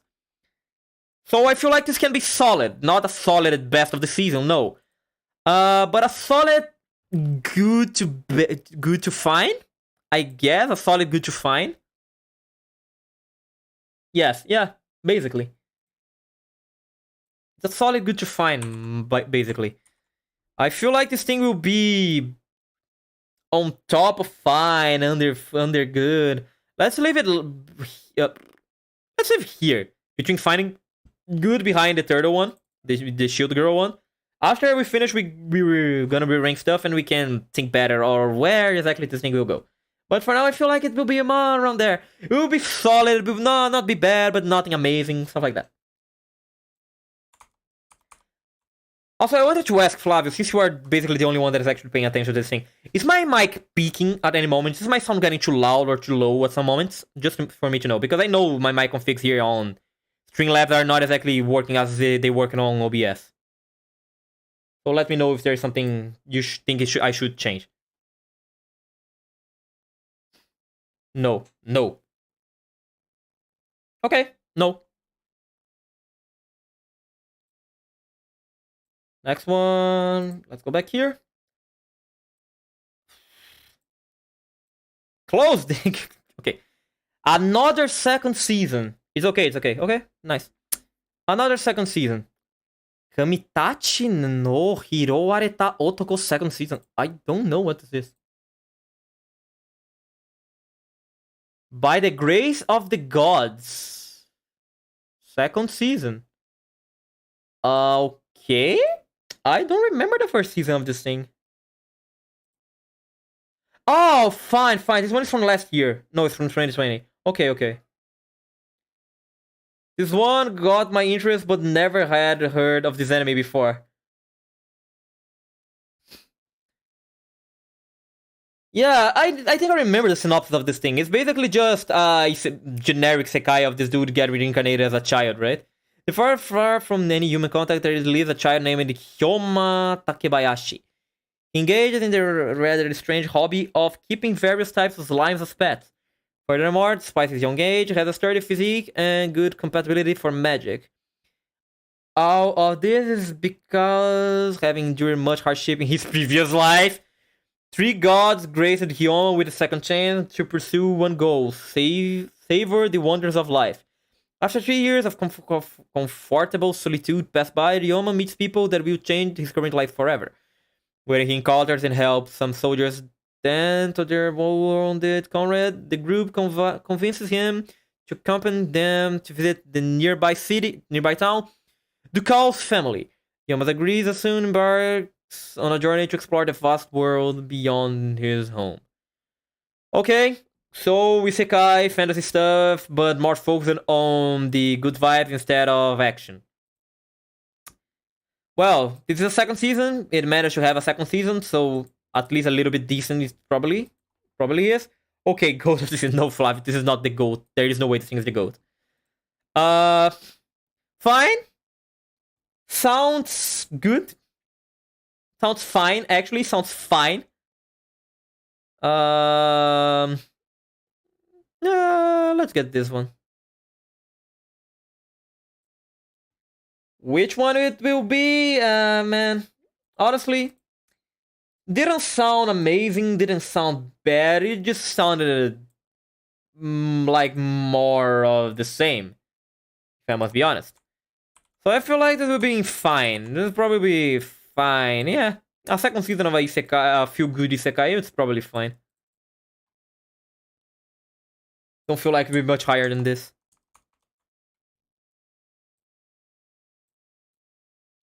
Mid or fine? Mid, yeah, actually mid, Flavio. Now that you said mid actually sounds about right for this thing.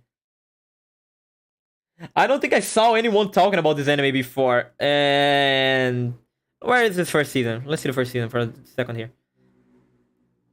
First season, prequel. Go to the first season, I'm gonna go to this thing here, stats. I just discovered this thing existed. Watch it. Okay, a lot of people completed. A lot of put on hold. Okay, no, the drop rate of this thing is quite low, actually. The drop rate is really low. It's just too tentative to send all animes to me. It's just, yeah, I know, right? It actually is. But no, not many people drop this thing. Actually, the drop rate of this thing is quite decent. Actually, what is this? Is based on what I normally do. Let's see. The drop rate of this thing is completed.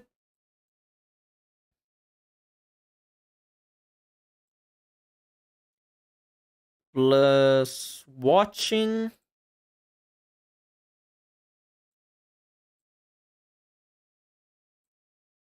Plus dropping. This is the really good numbers. Yeah, really good numbers. The valid number of people that have this thing on their list is 131,978. The number of accountable people that we can actually consider for the scoring of this anime. This is the 100% of this thing. So, the drop rate is how many percent of this stuff?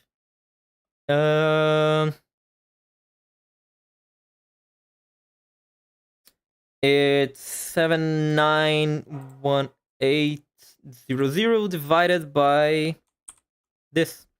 The drop rate of this anime is 6.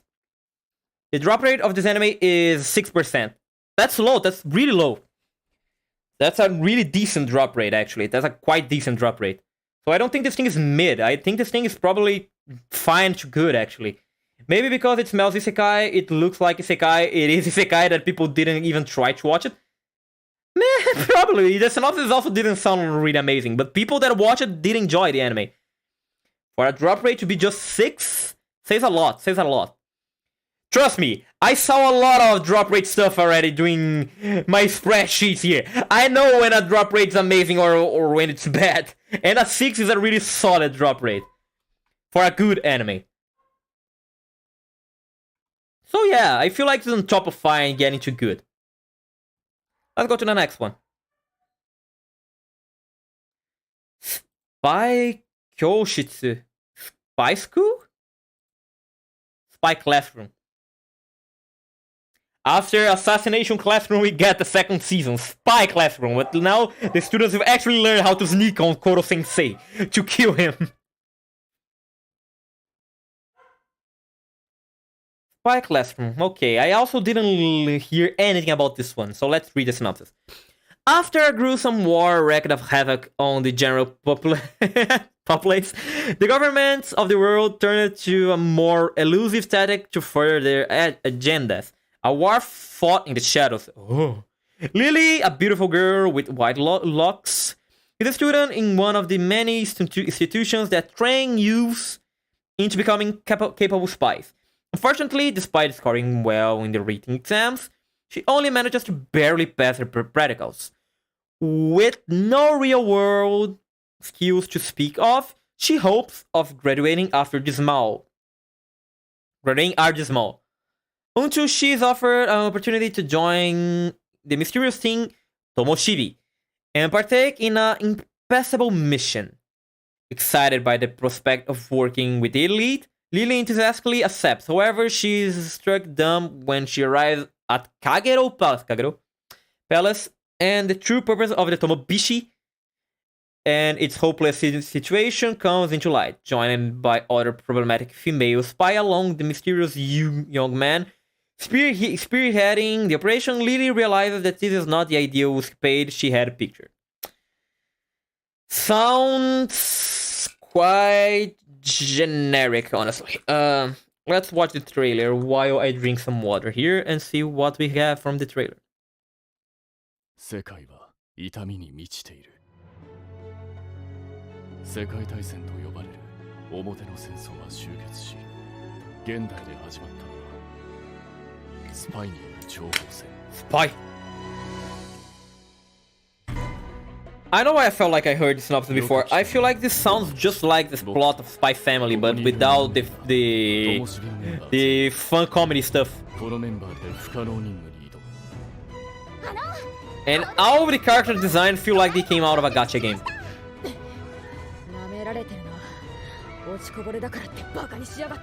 When opens the video, it's partly cut off screen. No, I know that's on purpose, Flavio, because I don't want to readjust everything every time. But you guys are basically not seeing just the subtitles, so it's not like you are losing anything.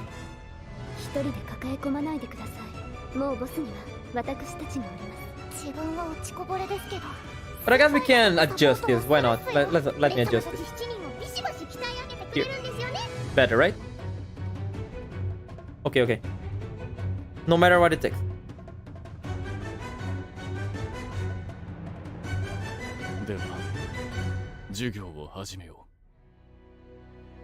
Fine.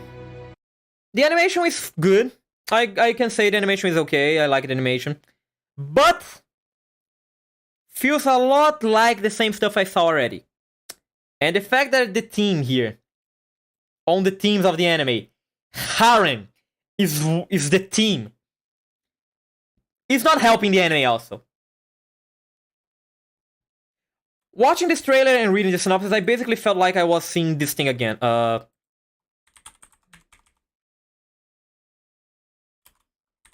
Princess Principal. I felt like I was basically reading the synopsis of this thing, but in a different way. No, Flav, it's not that I am a Harem hater, but when you are trying to make something serious, like you are trying to make a spy story, where they are working from the shadows, trying to stop war from happening, and trying to complete missions and bullshit like that. Oh, mystery stuff. Saying that the focus of the anime is a harem kinda of derails everything. Because you when you think about hiring, you think about comedy, you think about ecchi, you think about any kind of bullshit like that. You don't think about something serious. Because you can't take a hiring as something serious. It's by itself a meme concept. So as soon as an anime that's portraying itself as, oh, mystery, action, stingy, spies and stuff like that, takes as the main topic of the anime, Harem. The main theme of the anime, Harem, is not exactly doing a good job for itself. You already start to not take it as seriously as the anime probably wants to be taken.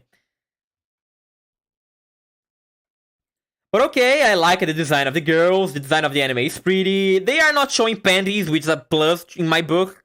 They are not going for the absurd ecchi stuff, even though the theme is a harem.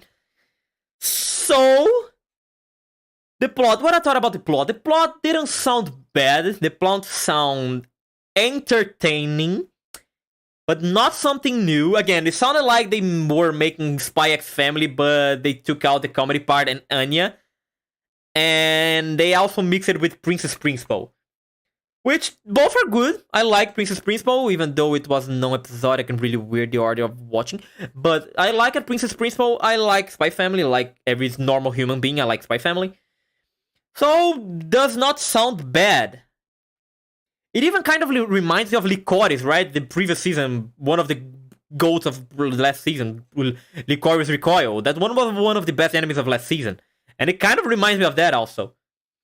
They are putting together the best team of all time with the team of the moment. So great. Yeah. Marketing. Marketing 101.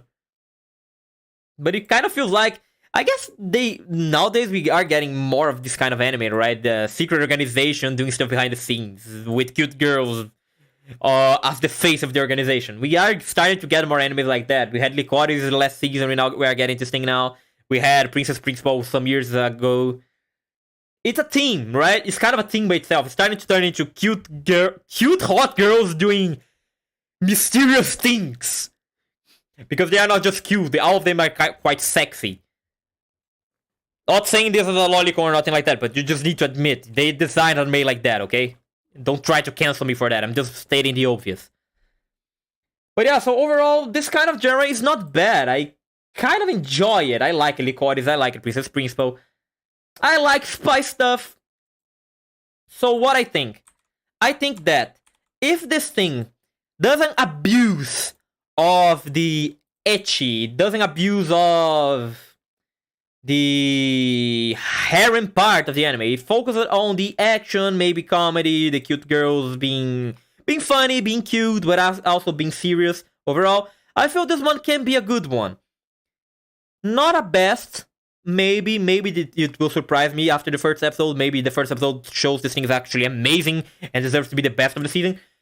But probably at the moment, I don't know. I don't have this kind of impression from the thing. I feel like it can be solid, but it will entirely depend on how they portray the characters. Other than just because the problem here was the hiring, okay? The hiring team was what got me. If it was not hiring, I would say this thing was a solid good one. But now that I know the hiring is a focus, let's call it like that, maybe it's a focus. Now that I know that it maybe H is a focus in the anime, I feel like it might not be as good as it can. I will leave it between good and fine for now. We're gonna reorganize this later. Probably will be a low good thanks to the animation, because the animation was quite pretty, okay? But for now, we're gonna say it's between good and fine.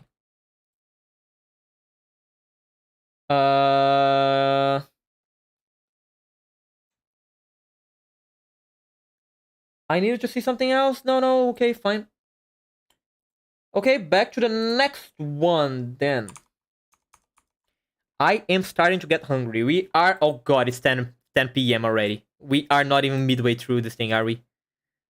Kubo-san, 2, 5, 8, 11, 14, 17, 20, 23, 29, 32, 35. Oh my fucking god, We are not even halfway through this thing. Let's start the speedrun mode, man. Where did we finish off? Here. Okay. This one.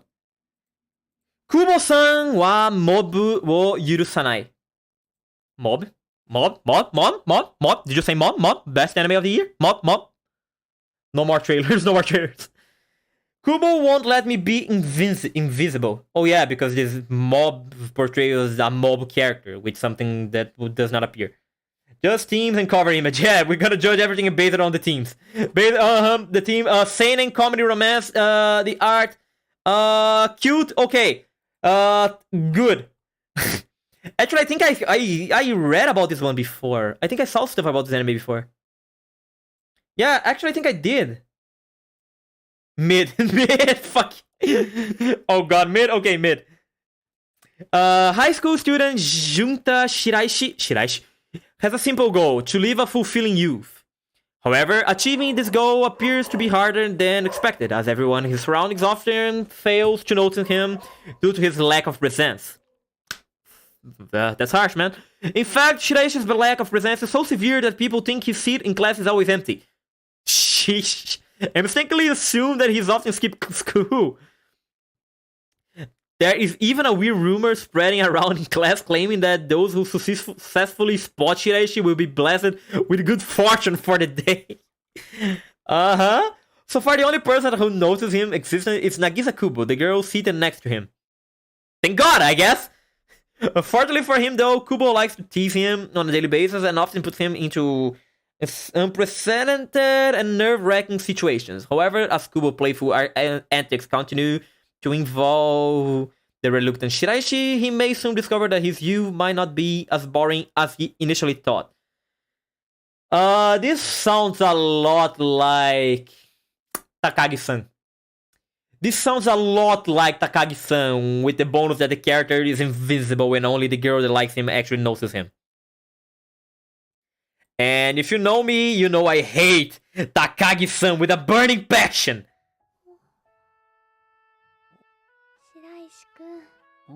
Let's see. Oh, he's not seated in the main protagonist seat. Oh, she's cute. Oh gosh, she's so cute. What the fuck? She's a blob. That's so cute.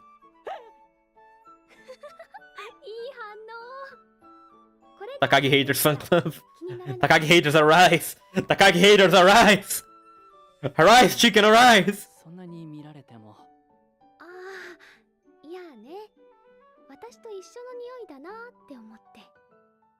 Anybody can someone special somebody? Okay, this thing is looking way too cute for his own good. God, it feels so wholesome. The artwork also kind of reminds me of that one anime that there were a lot of couples, Tsurezuru Children. The artwork kind of reminds me of Tsurezuru Children. Goat of the season. Honestly, maybe. Honestly. Real talk with you, man. Maybe. I got it. I'm interested. I'm not gonna lie. I am interested. This seems wholesome. This seems cute. This seems funny. This seems like everything I need after a long work day. Feels like everything that I want to watch. Just sit back, relax, and watch this stuff.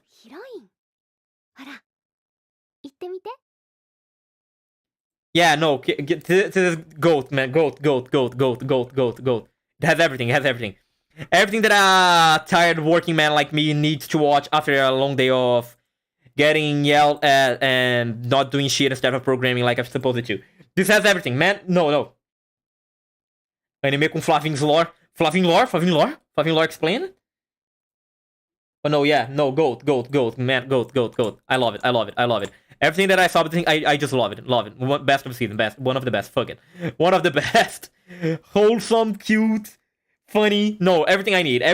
I don't give a fuck if people don't like slice of life stuff. This feels like everything I need. I love it already. I love it.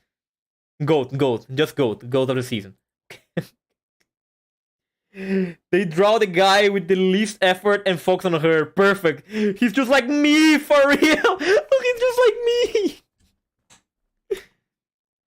The Chainsaw Man fanbase getting completely stomped by Kubo-san wa Mobo wa Yurusanai. Okay, next one. Oh fuck, this thing. Oh shit, right. You were supposed to come out. Okay, no, yeah. Trigun Stampede. Man, yeah. Skip this. Yeah, I don't think we want to talk about this one, do we? We want to talk about this one? I don't feel like we want to talk about this one. Man. Man, Trigun. If you are Brazilian, Vasco estouro da boiada. Trigun was amazing old school anime. I didn't watch much of Trigun, but I am aware of how amazing Trigun was. Vash was an amazing character. Vash the Stampede. If you translate this anime for Portuguese, the name of this anime is O Estouro da Boiada. Trigun O Estouro da Boiada. If this thing gets translated from Crunchyroll or something, the name will be Trigun the Estouro da Boiada. It's from Netflix, this one, right? I think this one is from Netflix. Oh god, yeah, the CG. I remember the CG. So animation 10 years, orange. This thing is the weird situation where you see the CG and at the same time it seems bad, it also seems good. Feels really weird to actually watch. I can't be the only one that thinks that, right? I see the CG and I think, yeah, that's a good CG, but at the same time, what the fuck is the CG? Something just doesn't click.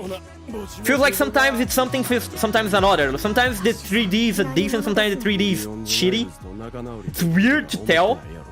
Feels... I don't know, it's weird how to feel about this one.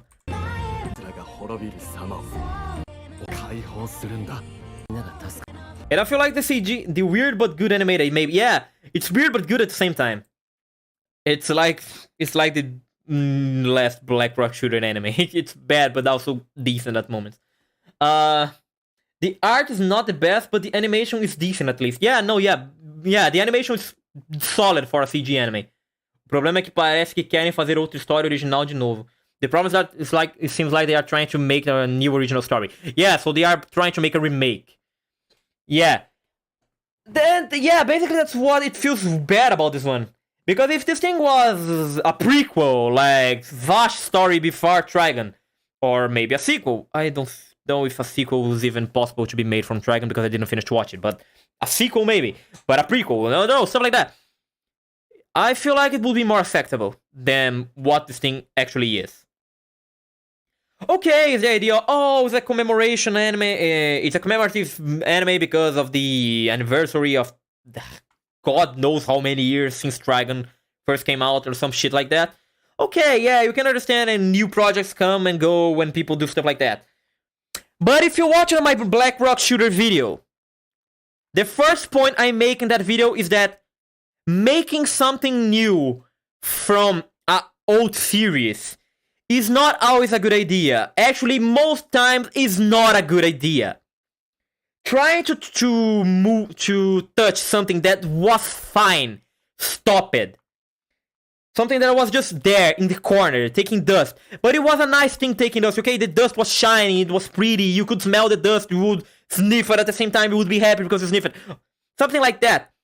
Some stuff don't need to be touched. Some stuff are better being left alone. And Trigun feels like a prime example of that. Trigun is a classic of the anime industry. No one would complain about Trigun. No one has... I don't think there is a single human being that can say anything bad about Trigun. Trigun is just a classic. It's a top tier classic. It's up there with Evangelion, with Cowboy Bebop. It's with stuff like that. The stuff from the 90s that really got hyped and turned anime in what anime is today. Trigun is one of those. And you don't need to touch stuff like that.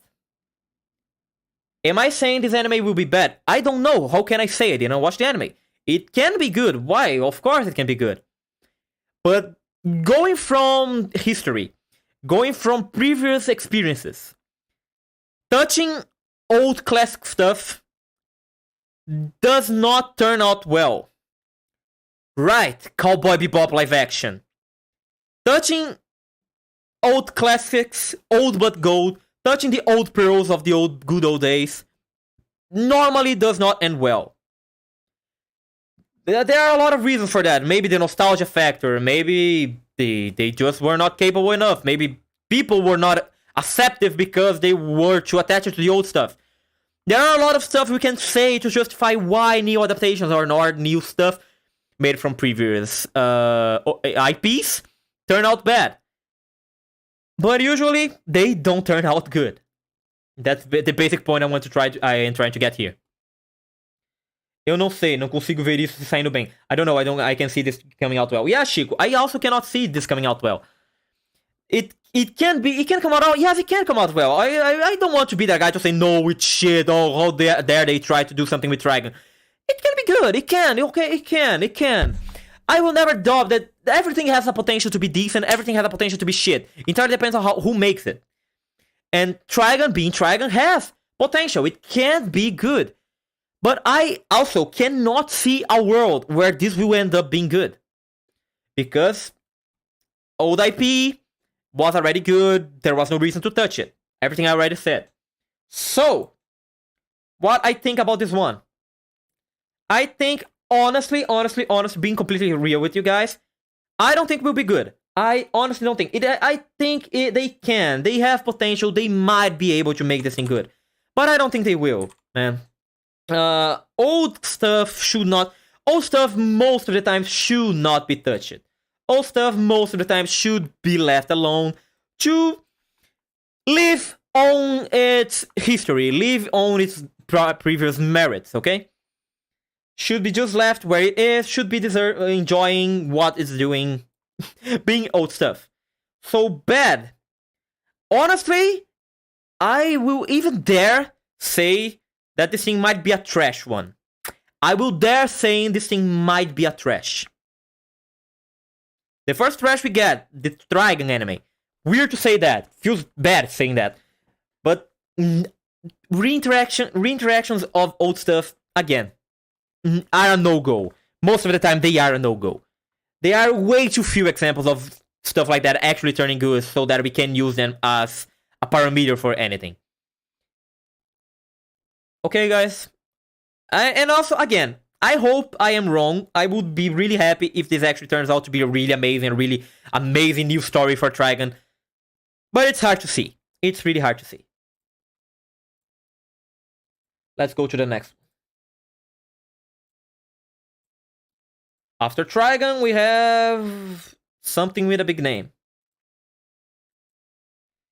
Kori Zokuse Danshi Toku na Doryo Joshi. The ice guy and his cool female colleague. Okay? Himuro is an Oz worker who belongs to a race of supernatural beings with strange powers. Okay? Whenever he is deep in concentration, he subconsciously plunges his poor co-workers into a close rendition of the Antarctic? What the fuck? Even so, contrary to his icy powers, Himuro is a warm and kind person. He likes flowers and cats, but alas, he cannot get too close to either. Himuro has a soft spot for his colleague Fuyutsuki, a calm woman who has a knack for providing simple solutions to his unconventional problems. Whenever Fuyutsuki does something for him, a snowstorm of emotions builds inside Himuro's heart, and he fails to notice the raging snowstorm he causes on the ossy floor. Thanks to his snowy tantrum, Himuro's feelings are apparent to everyone but Fuyutsuki. However, fueled by immense adoration and desire, Himuro is prepared to do whatever it takes to capture her heart.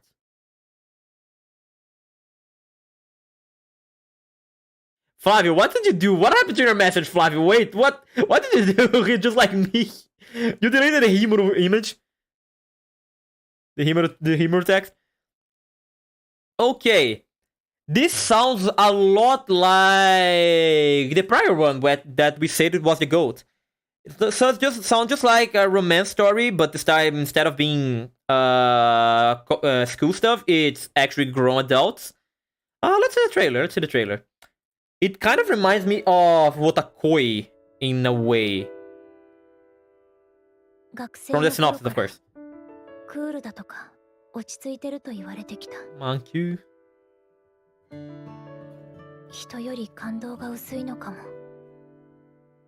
Is this one supposed to be the happy lady? She looks like a door to me. Oh, of course, there's no guy. Also has white hair. White.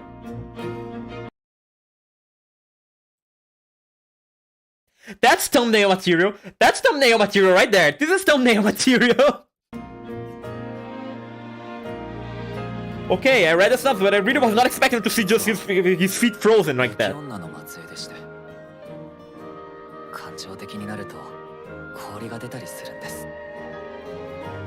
Uh-huh. Oh, it's really Fuyutsuki. The kanjis for her name are literally Fuyu and Tsuki put together. What do we call that? Winter Moon? Okay, video guaranteed. Video guaranteed? Okay, yeah, no. I will use that scene for the thumbnail of the the season 5 minutes. I will use the dude frozen. Okay, you are cute, man. You are cute. Fine. Sounds like an adult romance comedy, adult rom-com, but for some reason then they decided to throw into no gimmicky for some reason. They decided to throw a supernatural gimmicky for some reason. If it didn't have that gimmicky, I would still think I would like. I like it, the synopsis. I like my romance stuff. And being an adult romance stuff is even more interesting because it's not something we see every day. The last time we had something like that was... What's the name of the thing? My Senpai is Annoying. I think the English name of that one was. The lolly off lady and the big buffy senpai. Right? That one. That was the last time we saw romance adult stuff, basically, if I remember correctly. And even in that, there was a lot of comedy involved. This one seems to be trying to be more serious than that. Yeah, even the things. Adult cast, workplace, comedy, fantasy, romance. I guess the fantasy only because of this no power. But yeah, oh, is this the art of the comedy? The original story? God, the art's pretty. Man, oh, this art is really pretty. The webtoon art is really pretty. Look at that. Yeah, okay. I dig it. I dig it. Anyway, back to the anime. I feel like this is good. I want to say it would be really good because the synopsis is like a romantic adult stuff. People like me in my 25s like to see more realistic stuff every now and then. When I'm watching anime, I feel like I want to see some more to the ground romance stuff. Okay, no, forget what I was saying before. This one is a thumbnail material. This one is some better thumbnail material. I do enjoy seeing stuff like that. I guess not many anime viewers enjoy. I guess many anime viewers like to see more absurd stuff, more off to the ground stuff, you know, because it's anime. You want to see the art's okay, the anime is fine. Yeah, no, I feel like this is. I want to say this one is good. But at the same time, I feel like the ice gimmicky that they decided to add for God knows what reason might be a down point, might be a point taker, because it might be funny at first, might be different at first, but I feel like this is something that will become a really saturated joke in the anime really fast. Like, after 2 or 3 episodes, you're gonna, oh yeah, here comes the snowstorm again, oh yeah, he's turning into a block of ice again. I feel like that might be a problem for this anime, which is why I will not say it will be in the good ones. I feel like it's a fine, probably higher fine, not bad, but higher fine. But I have the impression that maybe the comedy aspect will get saturated really fast because of the ice gimmicky that they added for some reason. I feel like that's what's gonna happen here.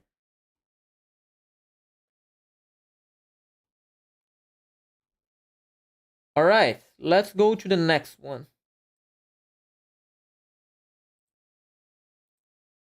Come on, minimize. Okay. Next, we have what? I have no clue. Okay, I already see a giant flashing red itchy here, and I feel scared of even opening this thing. YouTube. Yeah, okay, I can see already the small thumbnail there. Yeah, we're not gonna watch the trailer for this one, okay, guys? The story follows the protagonist who wakes up one day transformed as Pochita, a pet dog of his cool and beautiful classmate Karen Inukai. I know which one this is. I remember reading about this one before. Cult material. I remember reading about this one before. Yeah, I do remember reading it. For a second, I thought if the manga cover was a bit... Okay, the score tells me everything I needed to see. I saw the manga cover and I was scared right after. Oh no, here's the porn. Okay, no, we are fine. Okay, we are fine. So yeah. This is basically a itchy story of this dude being a dog and being able to watch this girl's underwear whenever he wants to. And being touched by every other girl, hot girl in the classroom, something like that. Trash. I really need to say something. It's trash, man. That's trash. That's trash material. It's itchy for the sake of being itchy. We know stuff like that. We always see stuff like that during a season. It's itchy for the sake of being itchy. I will probably watch, because I watch the itchy stuff for the sake of being itchy, because I am a horny individual and I like just watch. I like having an option of something that I just turn off my brain and just keep staring at her, thinking, oh, anime titties, so nice. But no, we know this thing is trash. We are aware this thing is trash.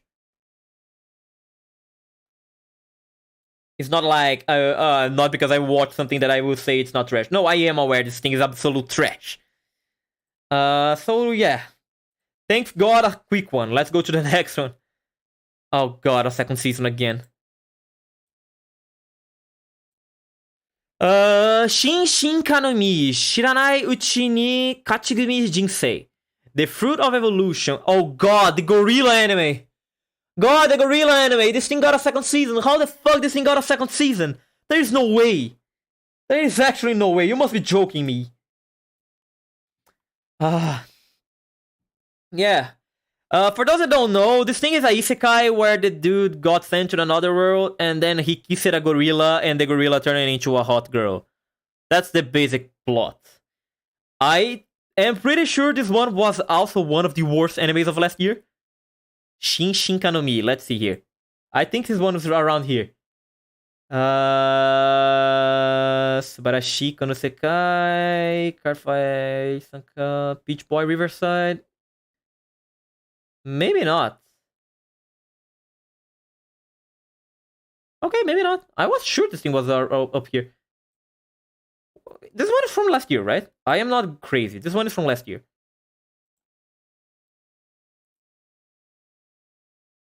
Yes, it is.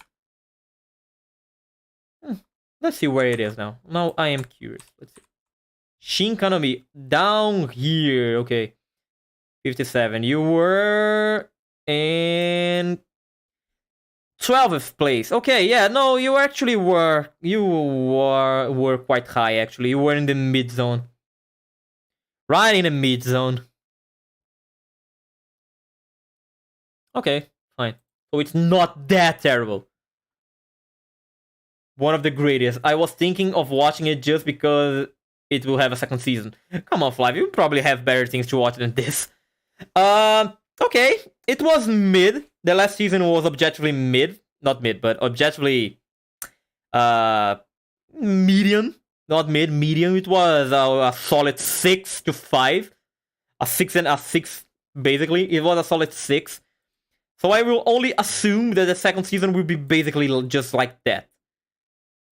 So we're gonna throw you in the fine. The good thing is now that we are getting to the not so high scored stuff, we start to get to... Why didn't you copy? Okay, thank you. We start to get to stuff we can go faster. We start seeing stuff that we can just pass through without really putting much thought into it. But yeah, this will probably be just the low fine here. As fine as something can be. To the next one. We are speedrunning this thing now. Next. Okay, let me just close this off here. AUO. King of the Heroes. Bu wo kiwameru tame teisetsu. Tensetsu. Not tensetsu? Tensetsu? そして、世界最強の見習い騎士. Sure. Reborn to master the blade. From Hero King to extraordinary squire. Reborn. Reborn, you say. Reborn. So, reborn. So, it's an isekai. From his deathbed, Hero King Inglis, the divine knight and master of all his surveys, gazes down on the empire he built with his mighty hands. Having devoted his life to statecraft and his subjects' well-being, his one fulfilled wish is to live again for himself this time. Now, warrior life, he will devote himself to before his rise to power. His patron goddess, Alicia, hears his plea and smiles upon him, signing his soul into the far future. Goddess works in mysterious ways. Not only is English now the daughter of a minor noble family, but her first coming of age ceremony at 6, she's found inelligibly to begin his knighthood. However, for a lady of English ambition, this is less a setback and more the challenge she was reborn to overcome. It is not the blood that runs through your veins that makes a knight. It's the blood you shed on the battlefield. The curtain rises on the legend of an extraordinary lady squire reborn to master the blade. Man, this sounds so bad. This sounds so stupid. Like, I don't know. This sounds just so generic. Let's see the trailer, I guess. While we're watching the trailer, I will eat a cookie because I started to get hungry. I don't know if my dinner is ready already, but we are in middle of stream, so I don't think I can just go out to get my dinner. Generic hater. Yes, I am. How did you know that? After I hated so much on Isekais, you discovered that, Flavio?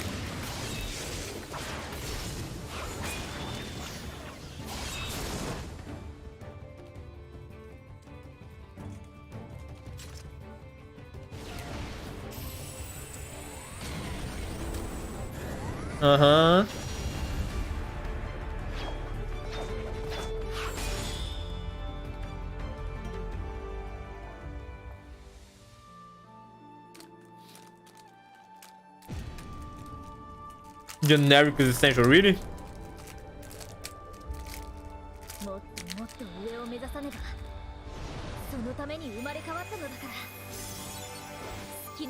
No, yeah. Generic is essential. We need generic stuff so that we can see what is actually good, right?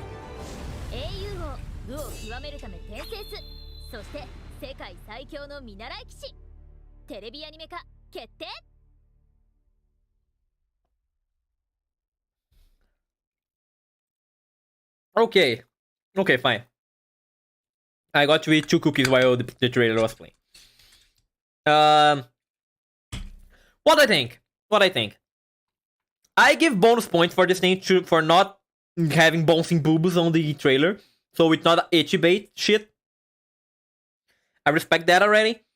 It's not isekai per se, it's just reincarnation. So that's also a bonus, I guess.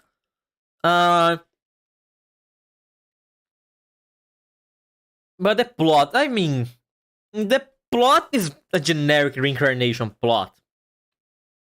Sounds good? No, not really. Sounds bad? No, also not really. Sounds like a 6. You know, sounds like a solid 6, maybe a 7. That's what it sounds like. Sounds like something that will be between 6 and 7 in the score. Sounds mid? Sounds mid. That's a good question. Sounds mid? Honestly, maybe. Yeah, no, maybe. Because I didn't hear a single thing that I thought, yeah, I will remember this for some reason. Everything that I read, the entirety of the synopsis, the trailer, and the plot, you basically feels like, yeah, it's some kind of story that I feel like I heard before, but with something different. You don't feel like anything new here. You feel like you're just watching something that you probably, if you like this kind of stuff, you enjoy while you are watching. But soon after, you will forgot this anime ever existed. So, to the gulag we go. Let's go to the gulag, my good swordman's lady. Oh god, I bugged everything, sorry. I made a wrong changing of scenario here. Why didn't you print right? Okay, so it's in 3 months, this will be the goat. This will be the goat. You, my good friend, you're gonna go to the gulag. Great image appearance. Great, right? Yeah, right, because my OPN, I got my profile from Discord appearing for half a second, didn't it? Oh well, it happens. Whatever. Yeah, I feel like this one deserves to be in the gulag, the mid gulag. I feel like this one is pretty much the gulag itself. Okay. Now back to this one. Okay, we got over the gulag. What else we gonna see now? This one now. Isek.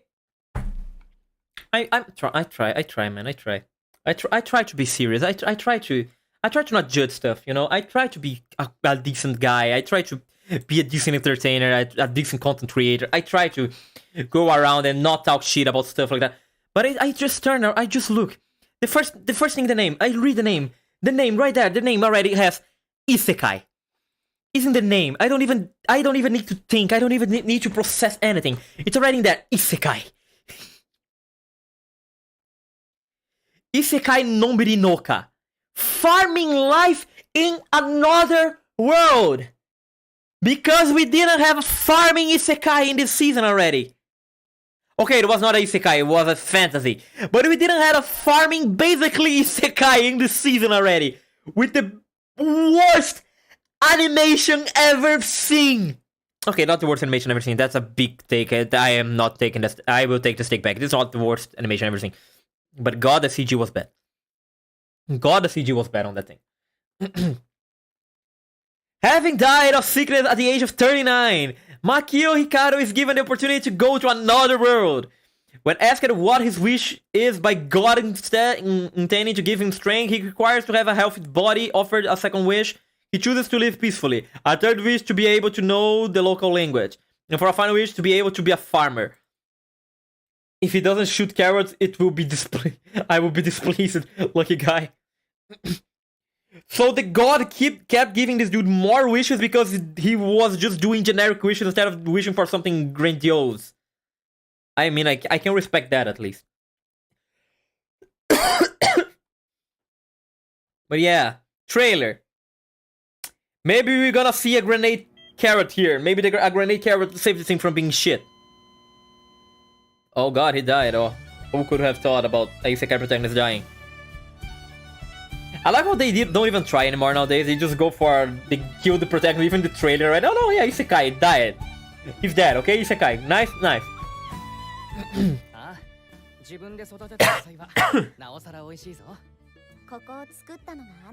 I love the OSTs.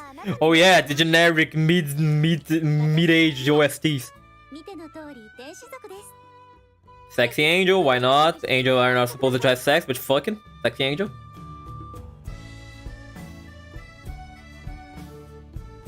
Ice Spider. Wolf. Rice! Rice fields! God! Yeah, they said herring and they were not kidding about the herring part. 異世界 Ling, the most generic. Yeah, right, Ling. The fucking character's name is Ling.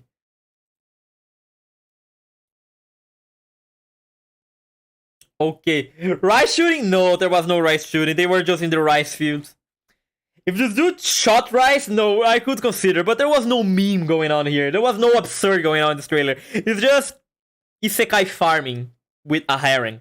Isekai farming with my herring girls. That's basically what this is. So, I don't know. I don't know if I even should call this trash. Maybe this will be just mid. Sounds mid. Sounds really mid, honestly. I don't think... it sounds trash, but at the same time, it sounds mid.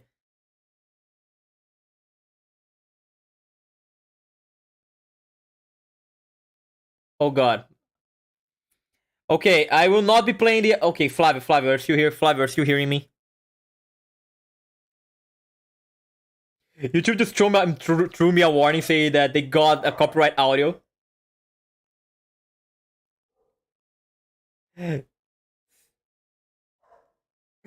YouTube just gave a notice telling they got a copyright audio, and they might stop the stream. So oh no, did they pop me? Did they kill me? We are going to base. Oh no. Okay, we're fine. So we are not gonna hear the OSTs anymore, okay? We are gonna see the clips muted from now on. Just to be safe.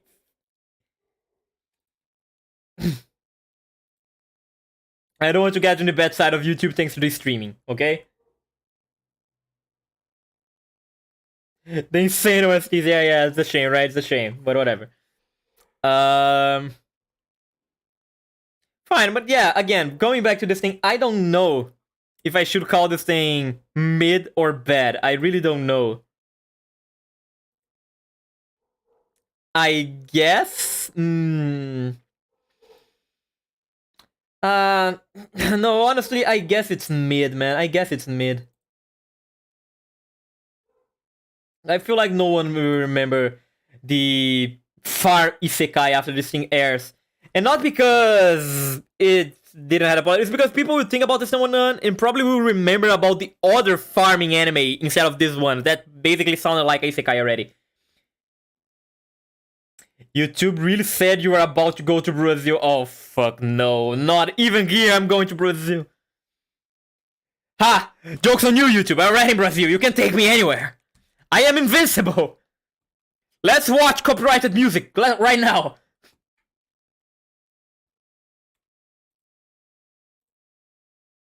Okay, we go back here and throw you. Yeah, no, you probably will be mid.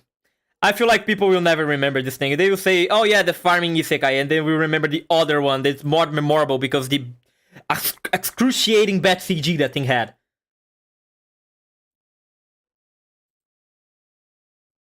Let's go!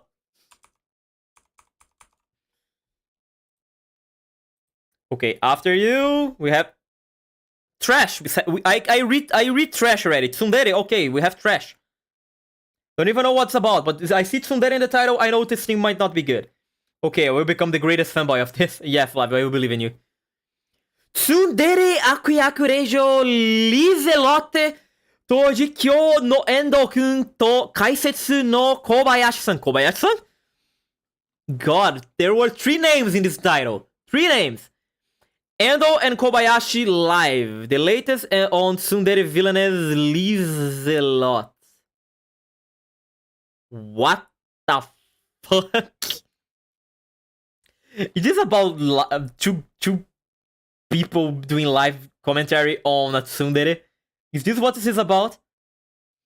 On the other side, Otome Villainess Lizelot seems foul in every way. A purely evil character. However, as revealed in her diary, she was always hiding both her pain and her true feelings from Prince Sigurd. While she keeps this locked away, an evil witch ultimately possesses her, leading to her demise, a tragic end for a Tsundere villainess. This is how the story always goes, and coded in the game Magikoi.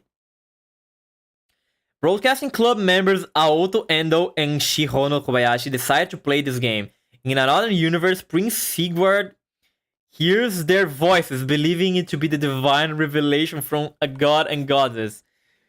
These voices clue him into something he never noticed before. Lizelot is actually overwhelmingly adorable. There are no resets in this game, and just one chance to change the future of this ill-fated villainess. In years to come, these two entities who would guide the country to prosperity and greatness would be known as play-by-play handle and color commentator. God, this sounds so stupid. This sounds so shitty. This sounds so absurdly trashy.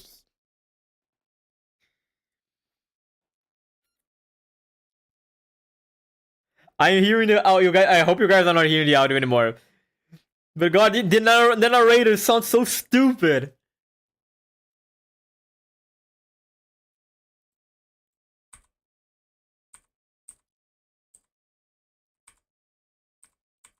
Okay, yeah, no, they are just commenting. It's exactly that. They are commenting like crazy about the girl. No, yeah. The plot is just exactly that. They are just doing live commentary on this girl and the prince is listening to. This sounds so stupid. This sounds so trashy. This sounds like the most disgusting thing I could ever watch. And God, it sounds so amazing at the same time. It's those ones that sound so stupid and it's actually good, you know? Sounds like such a stupid plot for an anime. Such bullshit. It's perfect. I couldn't hope for something worse than this in the season. It's amazing. I love it. Best one. Easily one of the best. Easy choice, you know? Easy choice. One of the best by far. Man. Okay, fine. After this epiphany of the best thing of the season, let's go to the next one. You guys know we always need to have at least one meme pick for the best ones, isn't that right? You guys know that. Okay, Oni-chan wa oshimai. Onimai, I'm now your sister. You are now my. Oh no, I see the. Oh no, it's a dude turning into a girl, isn't it? It's a dude turning into a girl. I'm sure of that. Mahiro Oyama was just a normal erotic game-loving dude. Until he woke up one morning as a woman. Turns out his mad scientist little sister, Mihari, tried out one of her new experiments on him, with a disastrous outcome as far as Mahiro is concerned. But Mihari is as determined to study him as he is determined to go back to his shut-in game-playing life, and one thing is for sure, life is going to get a whole lot weirder from here on out.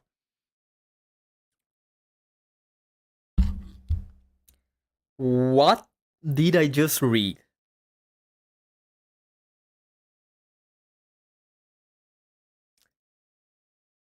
Forget what I was saying about the prior anime being the most absurd trashy thing that I could expect to see in the season.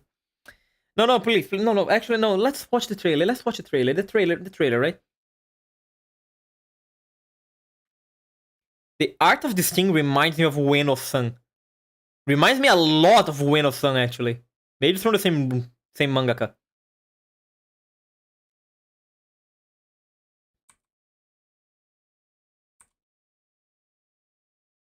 I have no dick anymore. I see.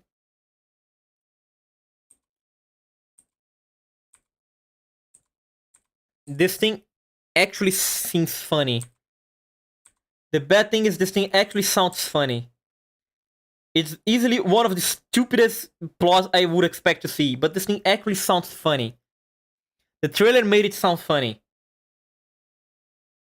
Themes LGDCT. This is actual theme. Magical sex shift is an actual theme. How many animes we have that does this other than Hammer Half? And this Twin Tail one, yeah.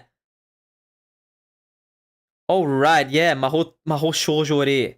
And this one, fuck, we actually have a lot of teams about this thing. This one is a hentai. I know this one's a hentai.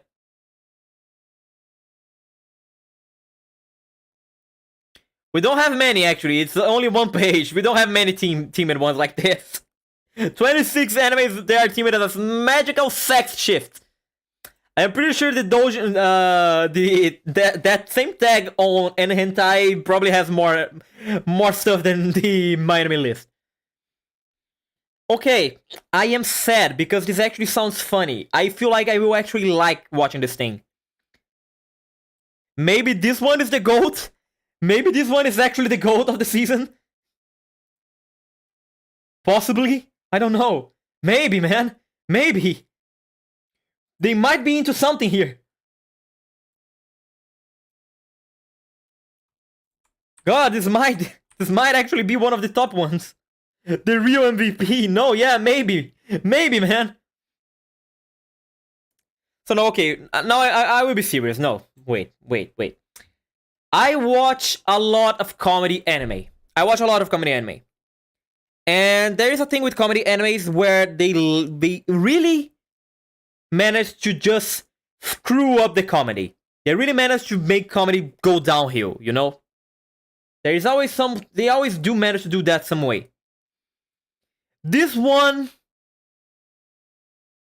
feels like it's not something like that. This one feels like something amazing. This one feels like we will end up turning something shitty out right off the way. Go to the trash bin, piece of shit. This one sounds like the real GOAT. You know what? That one sounds like the real GOAT to me. What do you guys think? I think I'm right? I must be right. This one sounds like amazing from beginning to the end. This one seems like the actual shit one.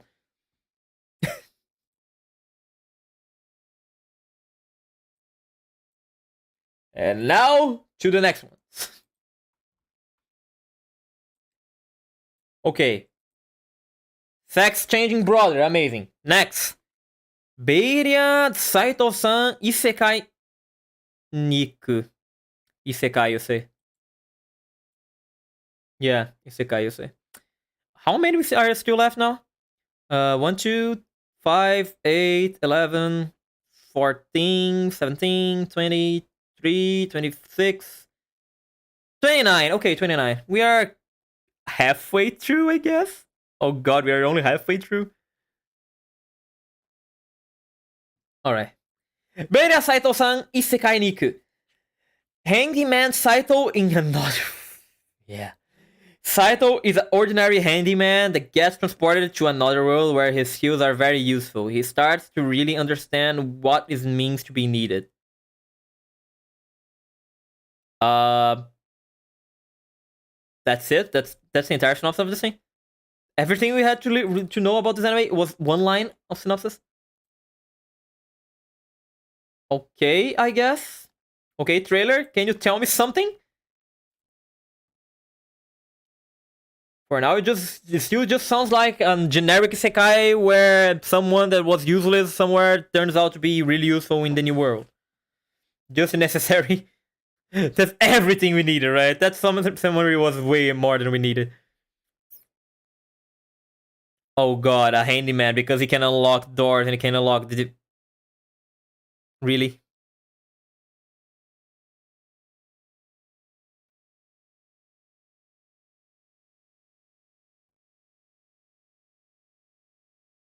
Why is the animation of this thing look so solid? Why the animation of this thing look so solid? The plot of this thing doesn't deserve an animation such as this one.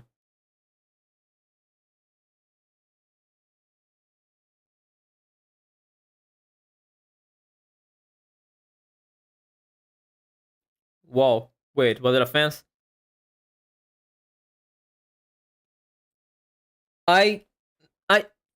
I wanted to talk shit, but this actually doesn't sound that bad. It's a isekai, yeah, that's bad by itself, but at the same time, it does not sound terrible. Actually, it kind of sounds wholesome. Respect isekais. I never. I refuse. The studio that is doing this thing is C2C. C2C made Shuka Shuka, made Tabi no Maju no Tabi Tabi. They like making animes with the same name, right? Hitoribochi, this thing. Okay, it is a decent studio, I guess. Shangri-La Frontier.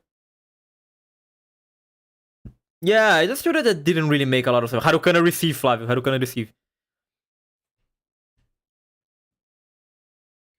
Yeah. The studio seems fine also. I know I didn't look at the studios up until now, but just because this one is really, I really got confused about this one.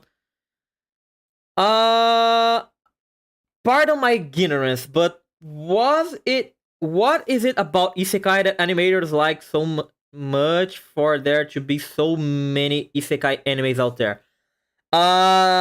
It's easy to come up with a plot and everyone will read, basically, Anna. Because the thing with isekai is that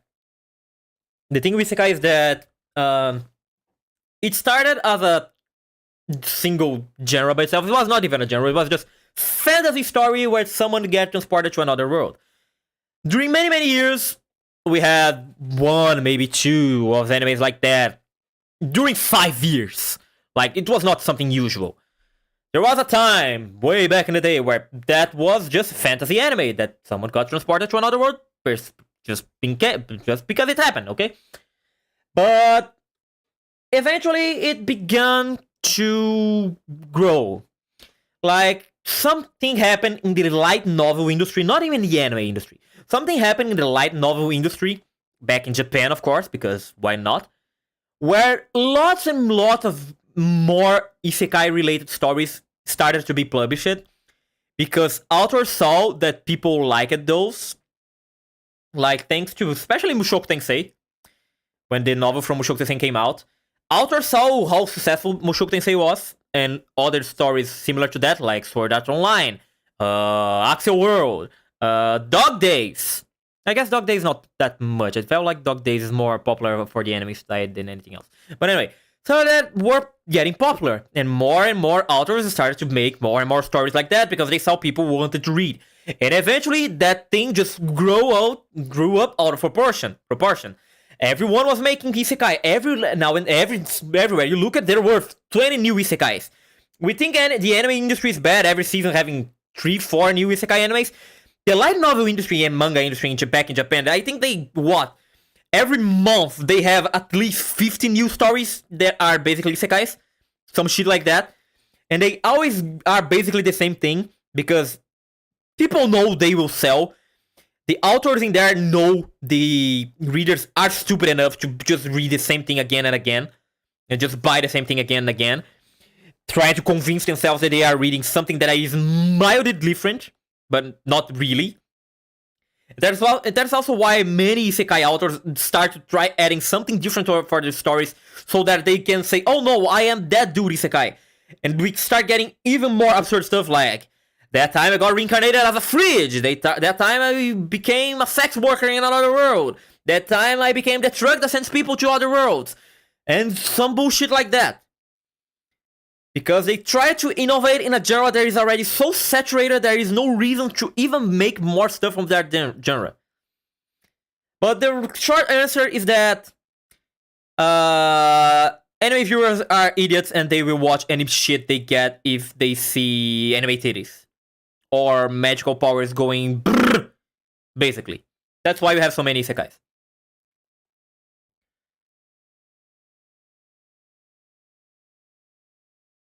Flavio, I am not lying. Flavio, I'm not lying. This was not even directed to you or anyone specific, but you just know what I meant when I said that. But anyway, about this one, I mean, sounded quite wholesome, I guess. It didn't sound so generic. I guess I will not send you to the trash bin. I guess you deserve better than the gulag also. Maybe a bad. I feel like this thing deserves to be between bad and fine. Oops. I feel like this deserves to be between bad and fine. Right? I feel like here is probably the best place I can possibly force myself to add a isekai to.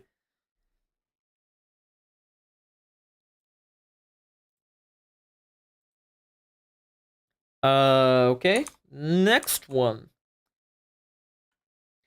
Start the story in a whole new world right from the get-go. No. Transport people to a whole new world immediately. Hell yeah, every Japanese author. No, that's one of the problems because it's not like every fantasy is a isekai. They still have the ones that are starting from the beginning in another world. But the problem is that isekai got so mainstream that even those feel like they are isekais, even though they are not. Because every fantasy story basically started to use a plot like a isekai, just not adding the detail that someone reincarnated in there. So the fantasy genre was also impacted by the isekai bullshit. Anyway, next one. Saikyo Omyoji no Isekai. Fuck! Again! Think reincarnation of the strongest exorcist in another world. We can't even escape the title every time. Reincarnation Isekai, reincarnation another world. They don't try. They don't even try anymore. It's in the title. You see, that's why they make like that. Because everyone will read the title and then, oh, this is Isekai, I want to read. The bait for the average retarded viewer is in there. They see the title already debated. Oh, reincarnation Isekai, bye. It's like that. That's how it works. Okay, this actually looks good and unique. Flavio, please, don't start. After the betrayal of his companions, Haruyoshi, the strongest diviner, was on the verge of dying. Hoping to be happy in the next life, he attempted the secret reincarnation technique and was sent to a different world. Whoa. Born into a family of magicians, the magic he didn't inherit failed in comparison to his previous abilities as a Onmyoji. Who needs magic? I've survived in this world with my own techniques. Wow. That sounds amazing. Yeah, that sounds really unique and completely different from anything that I ever watched in my entire life. I do say that I respect the use of onmyojis. I like the use of onmyojis in anime stuff like that because I find them to be some a really interesting part of Japanese culture. But then again, isekai. That's a Tushinoku, yeah, dragon, okay. What the fuck was this? A CG snake warrior? CG dragon? For some reason they are in a fantasy world, but someone has a mic. Yeah, fucking, why not? Shenlong? Okay, Mushoku, you're about to lose the top one isekai place, yeah. Fine. Again, I do enjoy the concept of they're using onmyojis because I like the onmyoji concept. I find onmyojis to be a really entertaining part of Japanese culture. Saying all of that, I cannot force myself to say this thing will be more than trash. It didn't feel like anything amazing in the opening. The studio that is making this thing, okay, here we have it. It's the studio that made Shobich. Yeah, it's the studio that made Shobich. Shobich was terrible by itself. This anime of Uramichi-san also was quite made to shit. Okay, no, actually no, yeah, some people liked it. I remember seeing people complain about this one, but also there were people that liked it. There were a lot of mixed opinions about Uramichi-san. But yeah, fine. Back to this thing. Ah, man, I really can't. I didn't see a single thing that happened during the anime, during the trailer, and in the plot that really made me feel like anything special about this one. I feel like this one is the trash bin, man. I feel like this one is in the trash bin. Like this one will be something I will remember. People will remember about the Onmyoji Sekai. So it's not mid, but I don't feel like this will be anything good. Mostly I can say it's probably between bad and trash because Onmyojis are cool. So maybe they managed to make something cool in the Isekai because of the Onmyojis. But that's the most I can. The most I can force myself to put this thing. Next one. I like the white squirrel. Oh yeah, the white creature. Yeah, that one was cute. But it's probably one. It's probably a Shikigami, which is a familiar, basically. That's a familiar. Next one. 人間不信の冒険者たちが世界を救うのようです。人間不信 adventurers who don't believe in humanity will save the world. What? Adventurers who don't believe in humanity will save the world. Okay. The story begins with Nick. Nick, an experienced adventurer whose party is led by his mentor and father figure Argus.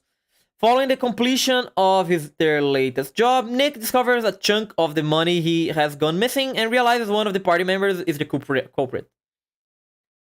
Oh, you heard about this one, Flavio? To his surprise, Argus forgives the member and instead expels Nick after being accused of all embezzling funds. What the fuck? One night after several weeks in the downward spiral, Nick ends up in a local tavern where fate leads him to meeting three fellow adventurers. After a night of drinking, the four bond over their own betrayals and their destroyed ability to trust anyone. This is when Nick hatches on the idea for the four to form a party. Thus, the story begins with a party of adventurers united in their belief that humans are bastards and desire to make some honest coin. Okay. Really kinda reminded me of Shield Hero because of the betrayal stuff. But sounds a bit different, I guess.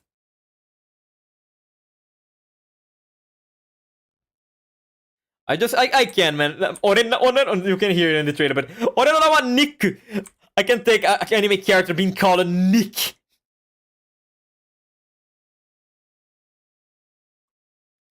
Okay, CG barrel. Okay, good drinking animation, I guess. How did you guys end up in the same table? That's my question here. How did you not know? Okay, nope, jump. Let's not take any risks. I don't trust the YouTube bot.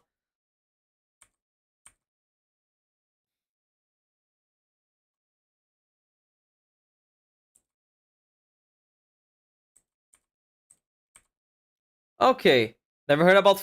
Have you ever heard about Fate? No, no. I did hear about Fate before, Flav. I did hear about Fate before. Light novel. Okay, okay. The slime is actually a slime. In this. Oh yeah, that's actually true. It was actually a slime, not a thingy. That one was actually a slime. Bonus points for that. I guess it's. I don't know. Don't sound like trash. It doesn't sound like trash. But then again, this anime studio didn't make anything decent. The most decent thing this anime studio did was Data Live, which says a lot about the studio already. This one here, this game Soul Sangokshi, is concurring at the moment to be one of the worst animes from this year, from my scorings. And yeah, Kawaii Kareta Hentai Demoskita, this one is a absolute trash. Plunderer was also not good. This studio don't make good stuff. Plunderer not decent, not in my books. Yeah, just in your books. Right. Fine. Seeing the trailer, the story seems okay. It's always nice to see those revengeful stuff like that. They have their own charm, right? That's the reason why I continued watching Shield Hero, because the revenge aspect of that thing, it has the revenge aspect of something has its charm. It can attract people, and I guess I can like revenge aspect stories every now and then. But the studio, I don't know if I trust the studio to do something. Probably not, really. So I guess I don't really know. Where do we want to add this thing?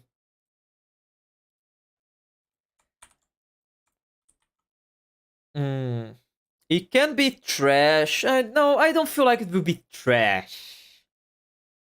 I feel like it can be entertaining, but at the same time, I don't feel like they will do a good job to make it entertaining. So I feel like I should throw it at bad. Yeah, I feel like bad is probably the best place here. Let's go with bad. Yeah, yeah. Oh, I didn't. Why did I close the thing? Whatever. Now we come back.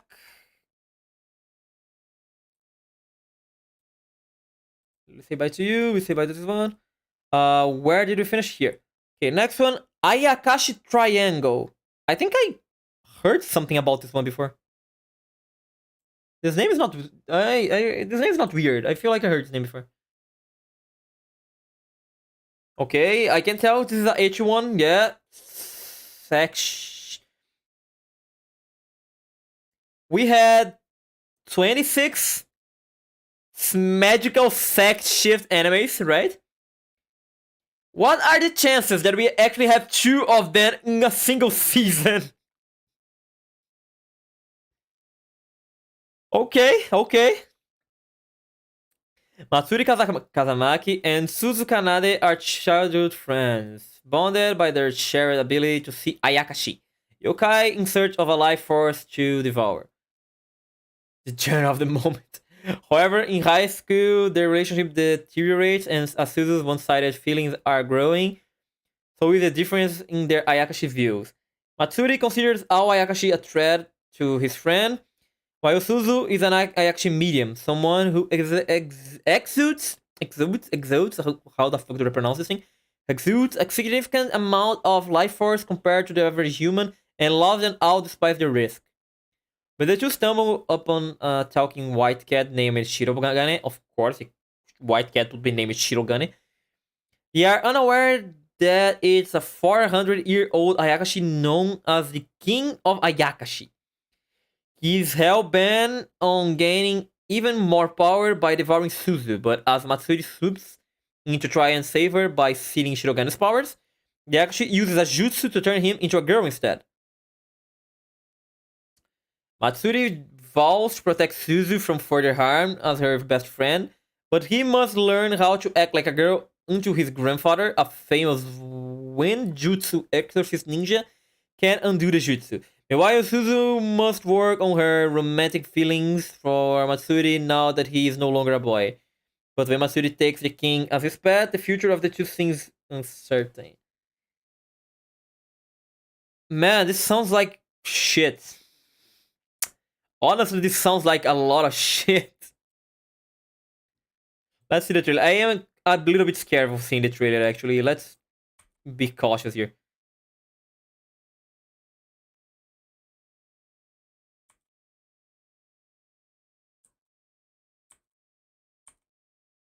Okay, yeah, the dude turned into a girl. Okay, we already saw witchy stuff.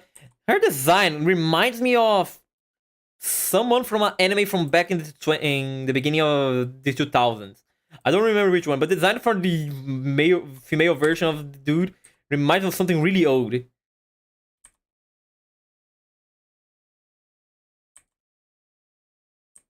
Okay, fine. No, really, no, yeah, no. This anime sounds like absolute shit. Be real talk, man. It sounds like it's trying to throw a lot of shit together. Like, oh no, the dude changes sex, and then there is a relationship, but there are also demons, and there is also he's waiting for his grandfather to do something, but he also just the girls also just goes out and adopts the thing that changes the dude's sex instead of making the thing change him back. Sounds like a lot of shit thrown together, trying to make something, and honestly, I don't think it will get anywhere. So yeah, no, I will say this one is trash.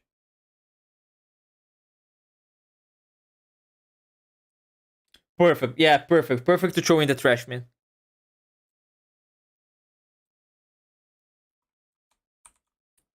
Hello.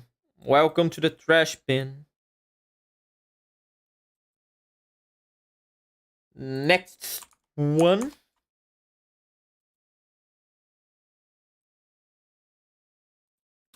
This. Hyoken no Majutsu ga sekai wo suberu. The Ice Blade Sorcerer shall rule the world. Whoa, sounds edgy. Everyone knows the most powerful soldier, the Ice Blade Magician. That sounds like a Yu-Gi-Oh card. Who led the country to victory 3 years ago. But few know his true name, Ray White, because a magician that uses white ice magic couldn't have a most generic name than a white something. After weathering through a bloody war, Ray enrolls at Arnold Academy, ready to experience a normal life, a luxury he never had. To further his goal, he keeps his identity as the Ice Blade Magician a secret. The scars of the past still haunt him to this very day. Despite being ostracized for being a commoner, Ray befriends the prideful yet kind Amelia Rose, a muscle-brained Evie Armstrong. Muscle-brained Armstrong. Creative. And the shy and bookish Eliza. However, conspiracy is lurking in the academy walls, and Ray is tasked with hunting down a spy whose motives remain unclear to protect his newfound friends and the people he holds dear. Ray will do whatever it takes, even if it means confronting his past. So it's a generic fantasy OP character trying to live a normal life. That's what you are telling me.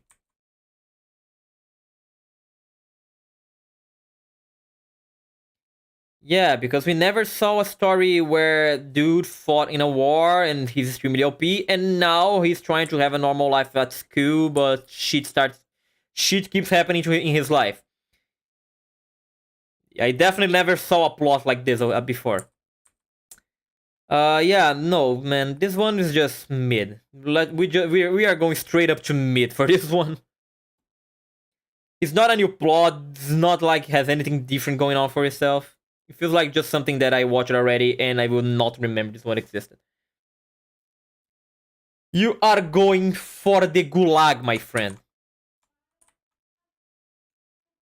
Maybe you guys can hear my mom screaming in the background. I'm sorry about that.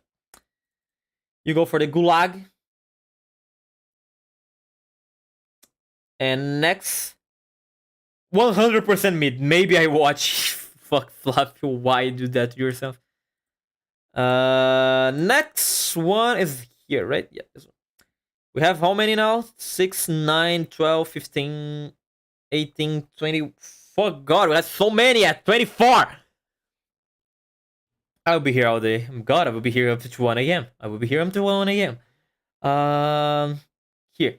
Kaiko sareta anko heshi 30 dai no slow na second life. I love things that I can watch bring that. Oh yeah, okay, yeah, I can understand that point of view. Yeah, okay, no, that one I actually kind of understand. The Dark Soldier, Daryl, 30 years old, who can't use magic despite being a Demon Lord's army, was fired for his lack of capacity. Having been raised by the previous Demon Lord himself, he finds that his adoptive brother, the new Demon Lord, has little use for him. However, after rescuing a village girl from a forest monster, Daryl is invited into her village and starts realizing that he may be considerably more powerful than what he thought. So, dude from Demon King's army is too weak for magical beasts, but is actually too strong for normal human beings, and now he can be a hero. I didn't even read the translated name. Chilling in my 30s after getting fired from the Demon King's army. Again, isn't this also what the third or the fourth anime we got in the last couple of seasons where is someone being fired from a demon's army? Or something like that?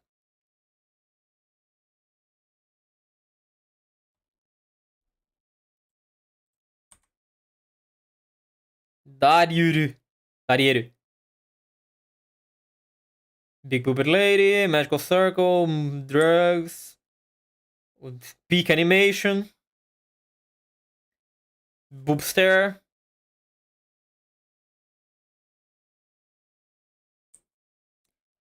Okay. Mid, right? Right, guys? Mid, right? Right? Who agrees with me? It's mid, right?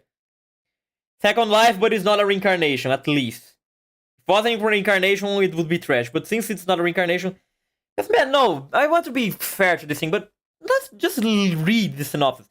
It's just how many animes we had in the previous 2 or 3 years where it was dude gets kicked out of something's party and started living a normal life with doing something.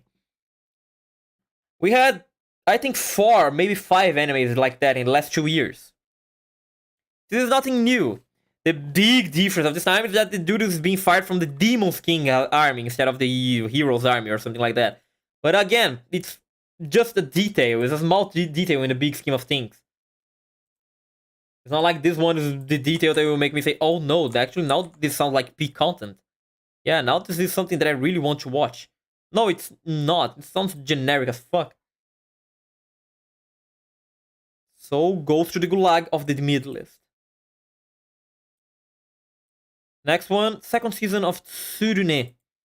This one is a archery anime, right? It's an archery anime made by KyoAni. I did not watch this one. It's one of the few KyoAni animes that I didn't watch. Mostly because I don't watch sports anime a lot. And archery is a sport, of course. But, okay, the first season of the thing, the scoring could be higher. I was expecting this to be higher, honestly.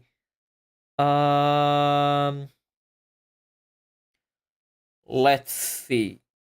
I know the plot is just archery club, so it's not. There is no need for me to read the stats. Let's see. How was the drop rate of this thing? Okay, great. Anyway, watching completed. So it's 71,000 more drop. It's 4,000. 75, 76. So let's say 76,000 people are accountable here. The drop rate is basically 4,674,000 divided by 7,500. The drop rate of this thing is 6, basically. Doing some roundings here. Okay, great anime. Can't wait for the female version. Yeah, we only watch it when I have a female archery club anime. But yeah, the drop rate of the thing is not bad. It's decent, actually. The people that I have added in my anime list that watched this thing also gave it a 7. So I guess it's a solid 7, which basically means it's a solid fine. Okay, if the first season is a solid fine, I guess the second season will also be a solid fine. Solid fine, trying to get to good. So yeah, let's go for that. The beginning of fine, middle of good, something along those lines. Oops. You go right there, my good sir. Someday I will watch you just because we were made by KyoAni. Yeah, let's leave you here for now, just so that I can see where you are because of this other one. Now we go back here. Let's close this stuff that is open in the background. Next one. Tensei, this is a isekai already, I can tell. Tensei Ojo to Tensai Reijo no Maho Kakme.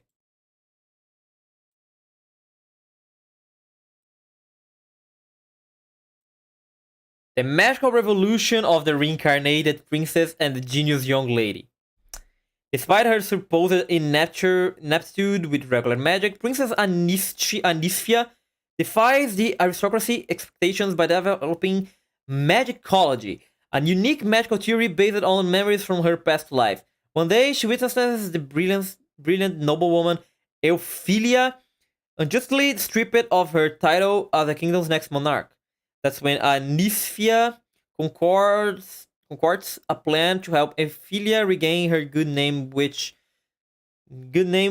somehow involves they living together and researching magic. Little do these two ladies know, however, that their chance encounter will alter not only their own futures but those of the kingdom and the entire world. Whoa, amazing! Reincarnated princess, reincarnation. Girls love this thing. Saying this is a Yuri. If this is actually a Yuri, I will be amazed.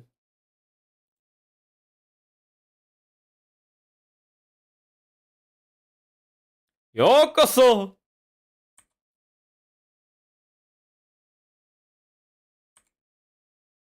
Oh, hi, I like you. Don't you love seeing a girl more paler than the white of your wall enemy?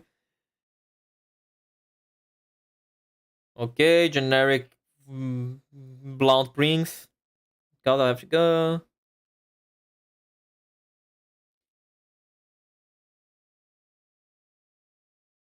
Oh shit, blood. Okay.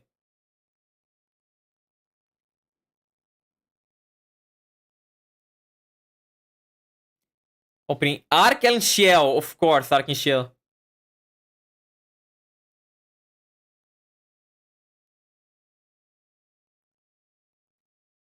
Um.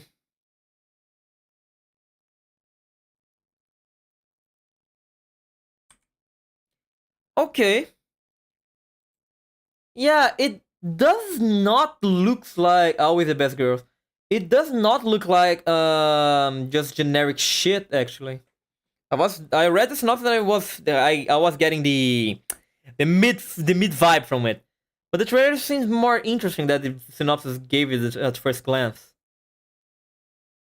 It's made by Diomedia. Diomedea, right? Diomedea, it's a decent studio, I feel like. I like what they do normally. Not everything, but I like what they do normally. Yeah, they made Mondai Tachi, they made Aho Girl, they made Domestic Canojo, Hanakun, Campione. They have a lot of stuff actually. It comes with. Yeah, they made this one isekai that is actually isekai that I like it from this year. So hard to tell, but honestly, I feel like this might actually be decent. I feel like this one might be fine. Because the plot is not amazing, but it also does not sound so generic as the previous ones we already read today. And also, I am kind of being motivated by the fact that it is girls' love in the title of the same because, I would appreciate seeing an actual duty relationship going on every now and then. The only thing we got in this entire year giving us that was the new Gundam, which I didn't watch because it's Gundam, and I don't watch mecha stuff, even though I should. So yeah, I feel like most likely this thing will be a fine, maybe a good, maybe, wait, really maybe. Saying good probably is way too much, but maybe a fine.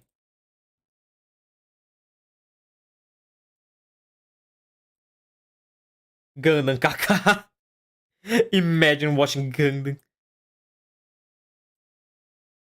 Okay, the next one. Oyu Kyumi no Kaina. Okay. Kaina of the Great Snow Sea. A world blanketed in an endless and ever-growing ocean of snow.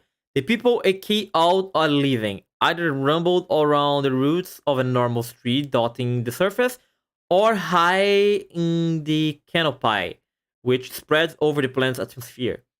A chance meeting between Kaina, a youth from the canopy, and Liliha, a young woman from the surface, sets off a chain of events that will change the fate of the world. Okay, this one follows. Oh no.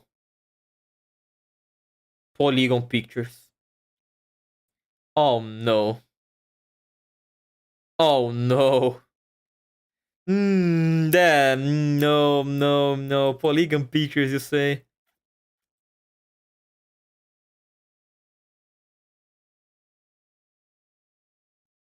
Really? You are doing your propaganda based on the previous animes you made before?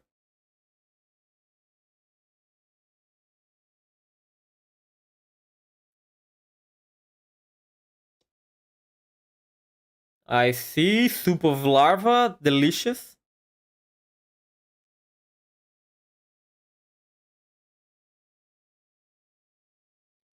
Big CG energy. What the fuck was that? Was that a pelican?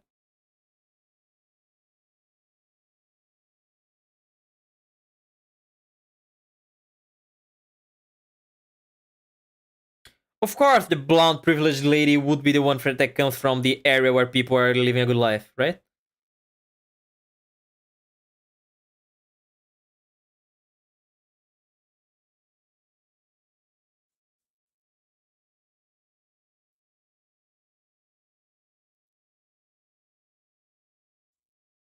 Fine, okay. Uh, story sounds promising somehow. Yeah, the story sounds a little bit promising. The problem is polygon pictures.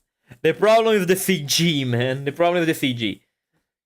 But I feel like if we can ignore the CG, this has potential to be a quite decent story. That's it. This is based in the manga, right? Yeah.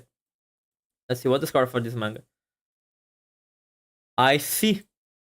Really informative. Yeah, that's really informative. Thank you. No score. What do I take out of this then? I feel like this might be good, but the CG will kind of obfuscate what it actually can be.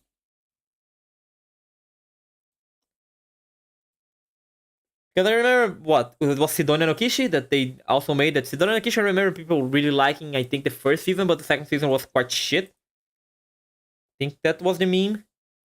Let me see here. Yeah, they made a Jin. A Jin was decent. Sidonia no Kishi, yeah, people like Sidonia no Kishi. Sidonia no Kishi, yeah, no, yeah. Oh yeah, they also made the Godzilla movies and the new Pingu anime. Ah, hi Silas.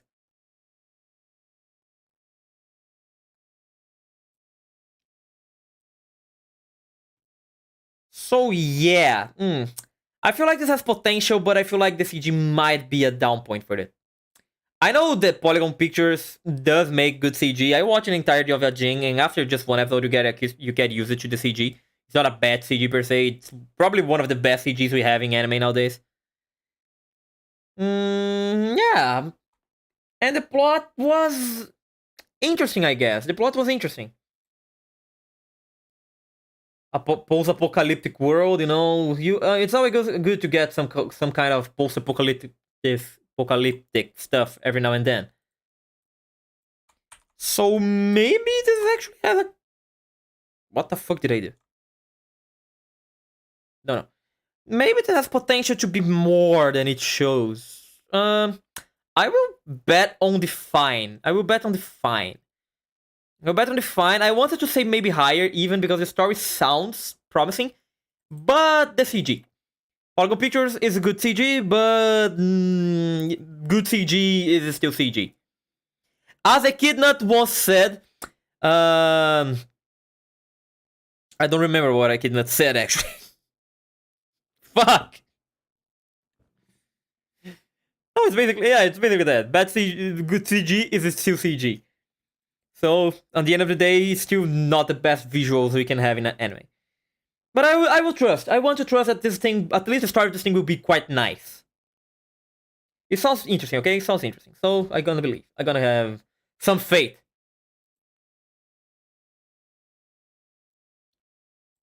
Next one.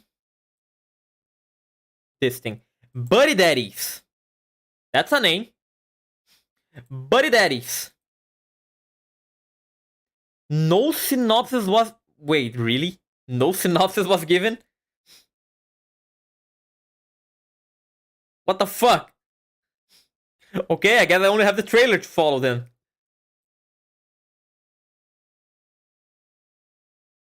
I will need to keep quiet so that I can pay attention to what they are saying if I want to understand something.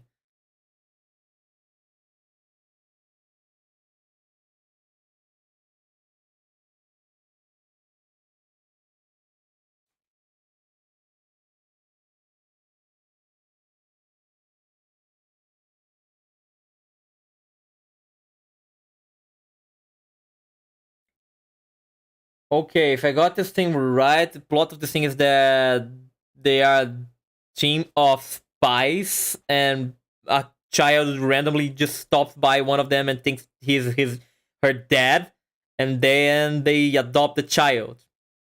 Okay, Spy Family just better, yeah, because there is no Yor, right? Imagine woman, kkk. This is a joke, okay? This is a fucking joke. Please don't quote me that. This is a joke. Yeah, but this thing, yeah, basically, this sounds just like Spy Family, but with two dudes instead of with two spies instead of a guy of a mother. It's exactly what this feels like. Seems funny, actually. It did seem funny. The animation seemed quite funny. I don't want to say anything bad about it, and it's original anime from PA Works. The story, PA Works and the original stuff normally are good. PA Works normally makes good stuff for original series. Like Paripikome, which had a manga, but no one cares about the manga. Yeah, Sakura Quest. We have Sakura Quest, we have Irozuku, we have Shirobaku. PA Works is known for making good original animes. Akiba made sense so. Yeah, no, I think this one will be good. I feel like this one will be good actually. Let's put some trust. Of course, it's obvious they took complete inspiration of this success from Spy Family to make this thing. There is no way someone can even think of denying this thing was made because they inspired themselves on Spy Family.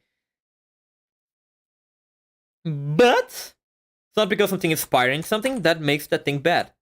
And this one sounds about as funny as it can be. So I will leave it in good. Honestly, yeah, I will leave it in good. PA Works originals normally are good. So I'm gonna be leaving that. Let's go to the next one. What do we have now after that? Oh, Jong! Jong! Kyuketsuki Sugushinu 2! Jong, my boy! Jong! Yes, Jong! Look at him! Look at him! Look at his glory! All of this glory of Jong! Jong the Armadillo! God, I love this anime.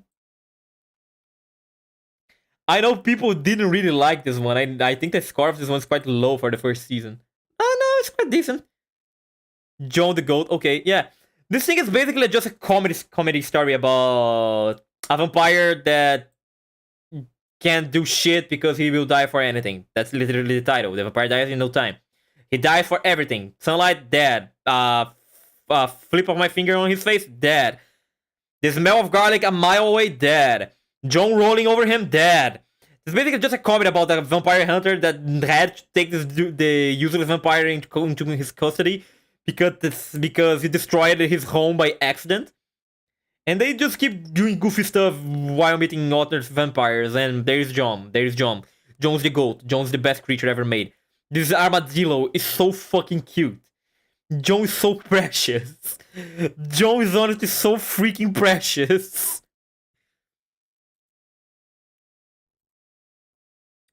Let's go. I will use my completely unbiased opinion and my complete notion of stuff to say this one is the best of the season. Yeah. I know no one will comply with that opinion, but as far as I saw, we don't have many decent comedy shows in this season. So honestly, as far as I can tell, this one will probably be the best comedy we're gonna have. So I actually don't feel like I'm memeing too much putting this thing in the best section here. Because it will probably be the funniest thing we're gonna have. Maybe this one, the buddy daddies, will be funnier, but who knows? Original stuff, we don't have much. We don't have much to go over. So let's go to the next one. We are doing the stream for what now? More than 3 hours. My brain starting to slowly stop working. I am starting to slowly forget how to speak English. I hope I am able to finish this thing before I go completely brain dead. Okay. 6, 9, 12, 15, 18. We have 18 more to go for. Let's do this. Let's do this. We are getting to the end. Tondemo skill de isekai horo mesh. Okay, isekai. Campfire camping in another world with my absurd skill.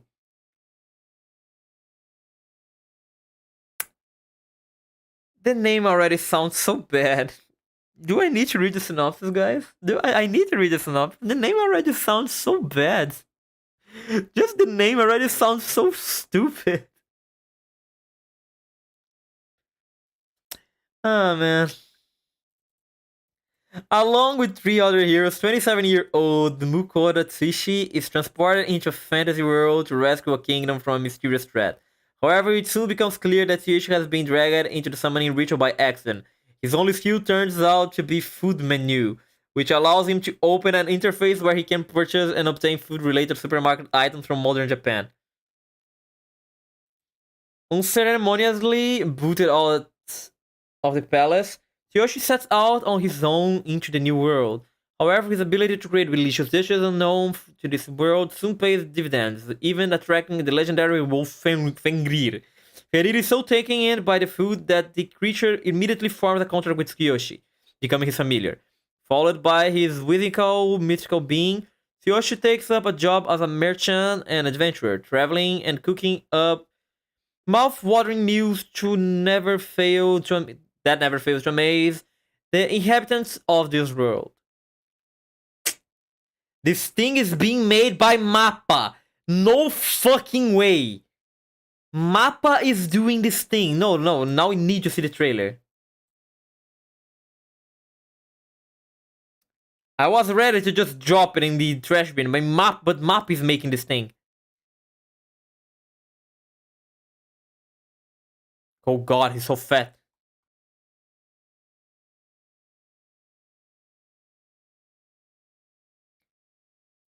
Congratulations to YouTube Little Bell. I just sent the notification to me now. I mean, I sent you guys that I was streaming on the Discord channel also, so don't blame it. YouTube is incompetent in that aspect, but you were warned, man. He just purchased. Okay.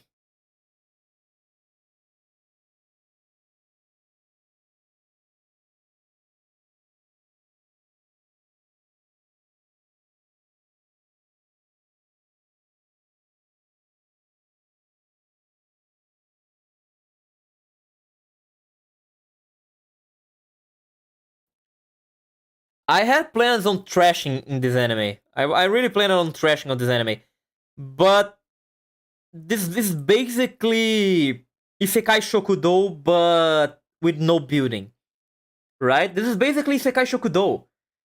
They are making food from modern times in an Isekai world where people are not accustomed to such delicious food.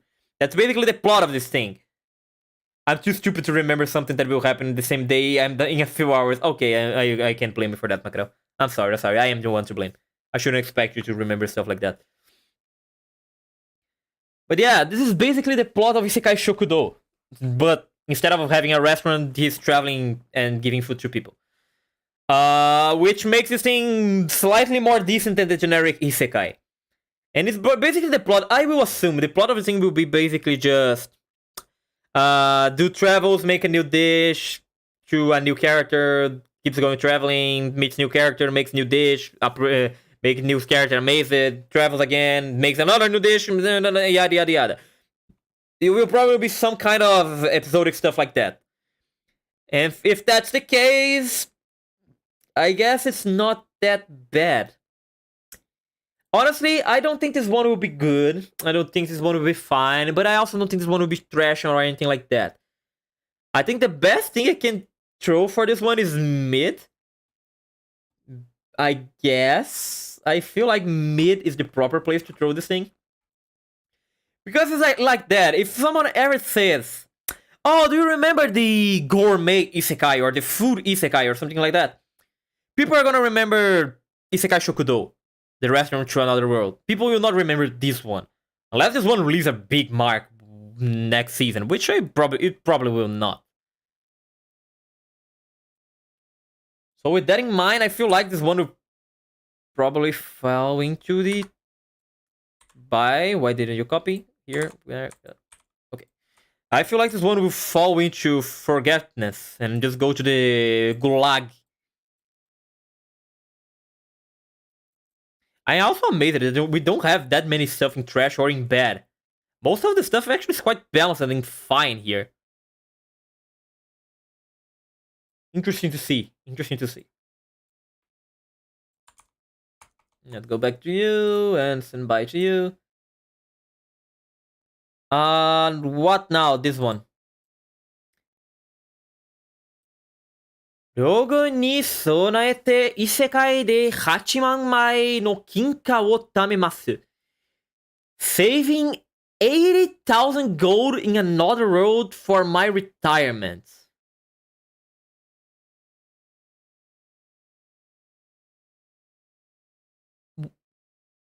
Why? Why? Why? No, why? Why? Why are you a thing? Who made you? Who thought this was a good idea? Who thought, no, yeah, definitely to innovating my isekai, I need it to be a plot where the girl needs to save money. Why? Really, why? Just why?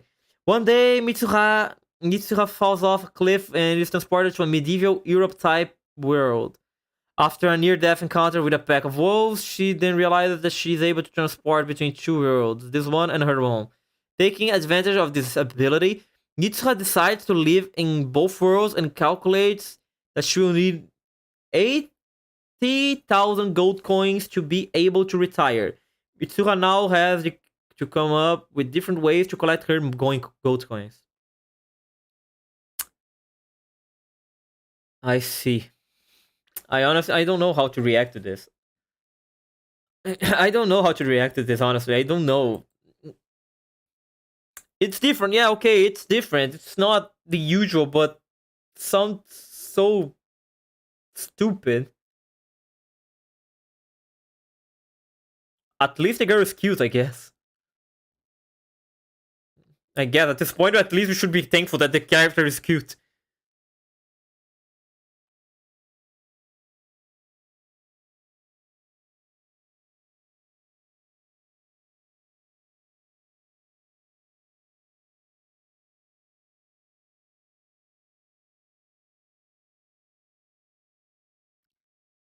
My honest reaction. He has no.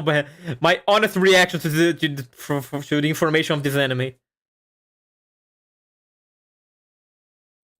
Man, I don't even know how to react to this. I mean, it sounds not that stupid. I guess that they can make something funny if they do a lot of weird gimmicks about how this girl goes in between worlds to make more money. In a way, kind of reminds me of this one.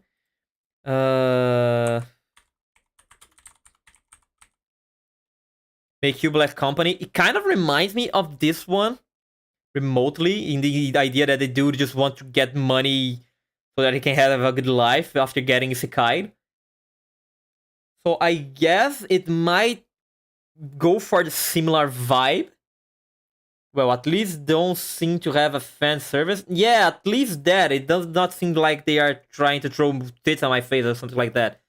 It seems like they are just trying to be funny, stupid stuff like that. They are not trying to go for itchy bullshit.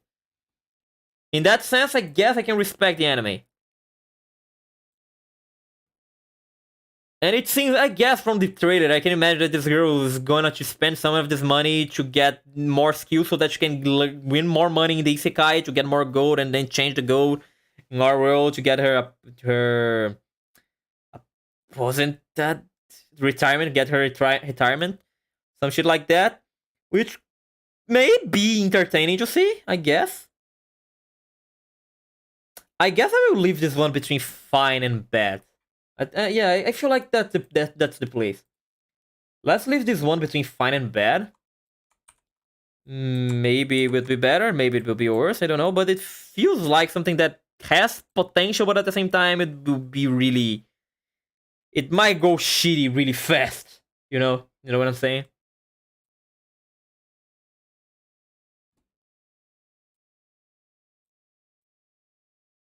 Well, after that one, we have Revenger. That's a name. Okay. Revenger. As Master Assassin Usui Yuen looks into a series of assassinations made on a Grand Samurai clan, the Satsuma. He encounters Kurima Raizo, member and survivor of one of the attacks. Together, they discover the true nature of these murders is bigger than over stolen resources. As they get closer to the truth, will they come out alive to exact revenge? I see. Sounds like, yeah, it's a original one from Adiado. I don't think I ever saw something from Adiado. What did you guys ever make? Kakushigoto? There is no way. No, must be a collaboration studio. There's no way you are the ones responsible for Kakushigoto. This thing saying as manga yo, what the fuck? Wait, what? There's no way.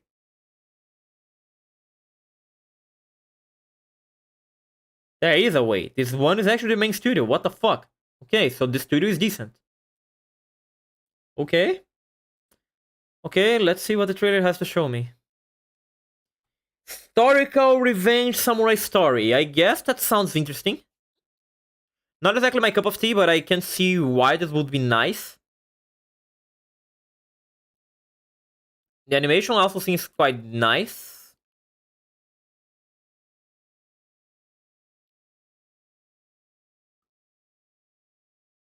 What the fuck is that, a child?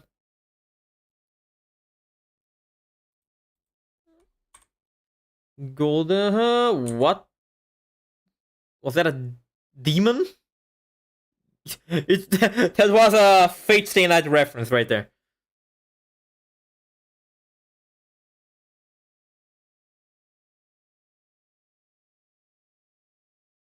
Oh, no, man. The animation is okay. I like the animation. This might not be the piece of shit I was thinking it was going to be. Because with a title just saying revenge, you don't expect much. No, Lolly, no! It's too late, Mackerel. There is a Lolly already. The opening of the thing was made by Red Bear. Actually, it was Mafu Mafu. Okay. Fine. I like the art. I like the animation. I think the story might be interesting. Motherfucker got the Meow Pokemon coin. Yeah, those actually. I think you don't know that, Mackerel, but those were the normal coins back in feudal Japan. The coins were all like this.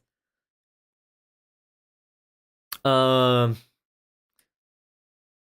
yeah, animation is pretty, art's pretty, the plot sounds interesting.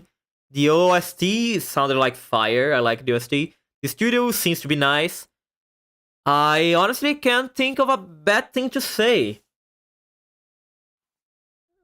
Gotta be real, I honestly don't think there's anything bad I can say. This seems promising, actually.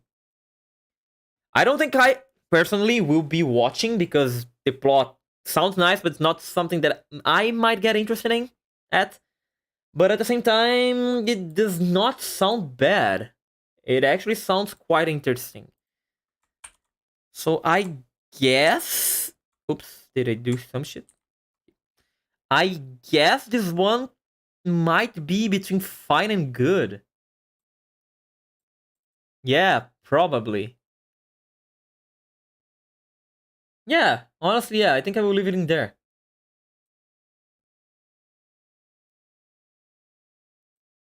No, cancel. Okay. Now let's see, which one is the next one? Monogatari. Just Monogatari. Okay. Tsukumogami, spirits of Marebito, can possess objects of considerable age and gain a physical form. Although he is part of the Sayanami clan that is in charge of peacefully sending them back to their own world, Hyoma Kunato despises them because one took away what was very precious to him. In order to cure him of this loathing, Hyoma's grandfather sends him to live with Botan Nagatsuki, a girl who is the master of 6 friendly to Komogami and lives with them as a family. Mononogatari. Mononogatari. Monogamic CR7 likes that one. There is an adaptation, which is adapted from. Oh, I like the art of this thing actually. It's a manga. A manga from 2014. I see. Okay, so more yokai stuff. We had a lot of yokai stuff today actually. Because we are diferenciados. Oh yeah, Mononogatari. You are right, Sally. I was not reading this right. My brain just immediately made this thing look like Monogatari. Mononogatari. Which means like the tale of stuff, basically. The tale of things.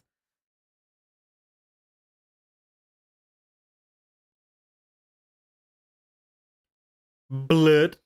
I see. Blood. More blood. Okay. You're oh look at you, orphan protagonist. Oh so sad.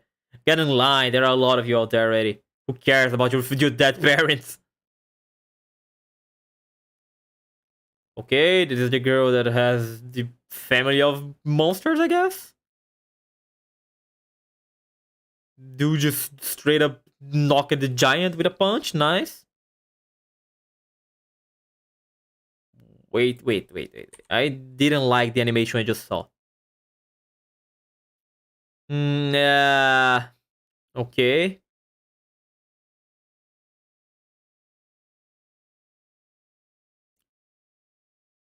Okay, maybe they were not his parents. Maybe they are just his brothers, friends, or some shit like that.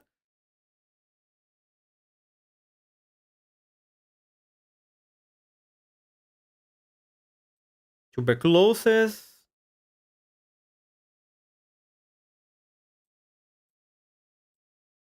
Okay, fine. Uh, it does not seem bad, but at the same time, I don't feel like I will remember this anime exists. I must be completely honest. I don't feel like this is something that I will really remember. As well as many other people. I don't feel like this thing is something that many people will remember they actually existed. I feel like even though the art is interesting, again, I like the art. I like the art. And yeah, I always like to have some yokai stuff going on, but I don't know. This one just feels not special, I guess, if I could say like that. Doesn't feel like much.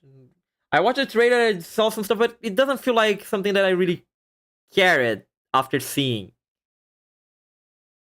So I guess I will throw this one in mid.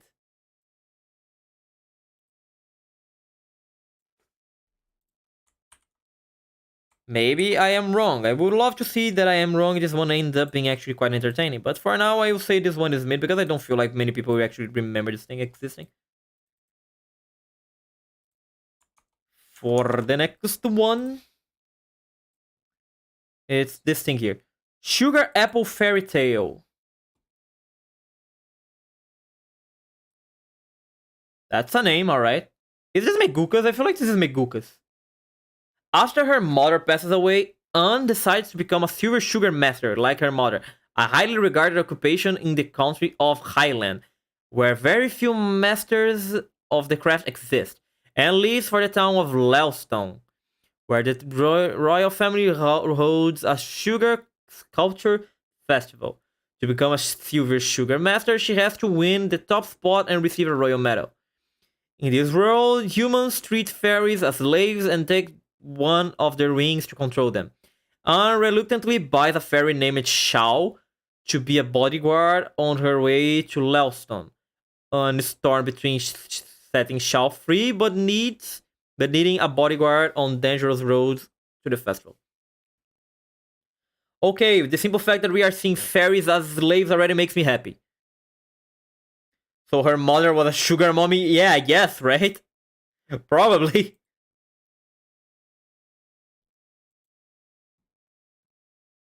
They have slave fairies. I already love this anime. A war with used fairies of confectionery? Yeah, bullshit.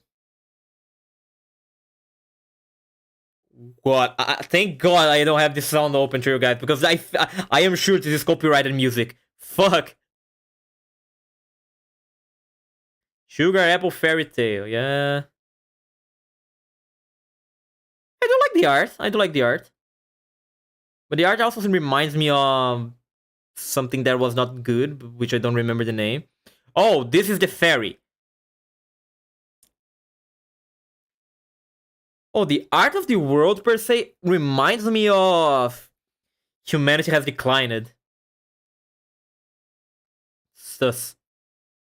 Oh, there is a small fairy also. Okay, it's pretty. I like the art. Okay, okay, okay. What should I think about this thing? Is a demographics a shoujo? Shoujo. I do like shoujos. I do want to see more shoujo. The score for the light novel, this thing is decent, but it's made for by 150 users only. Again, it's a light novel. It's not like I should expect to see many people watching it, reading this thing. I don't feel like this is trash. I don't feel like this is bad. Also, I feel like this sounds rather decent. Mostly because fairies are slaves, and if there is an anime slaving fairies, I'm happy about it. You know, fairies deserve to be slaves. Fairies are a bunch of pieces of shit. So I guess I will say this one is fine. I will say this one is fine, and I hope this turns out to be actually better than that because I like the art. Oops. I guess, yeah. I guess I will say you are fine. But we have a lot of fine stuff. We have a lot of fine stuff here, actually. I think I will need to reorganize stuff later. Where? Here. Send back here. Okay, after that one, Hikari no, the King of Light.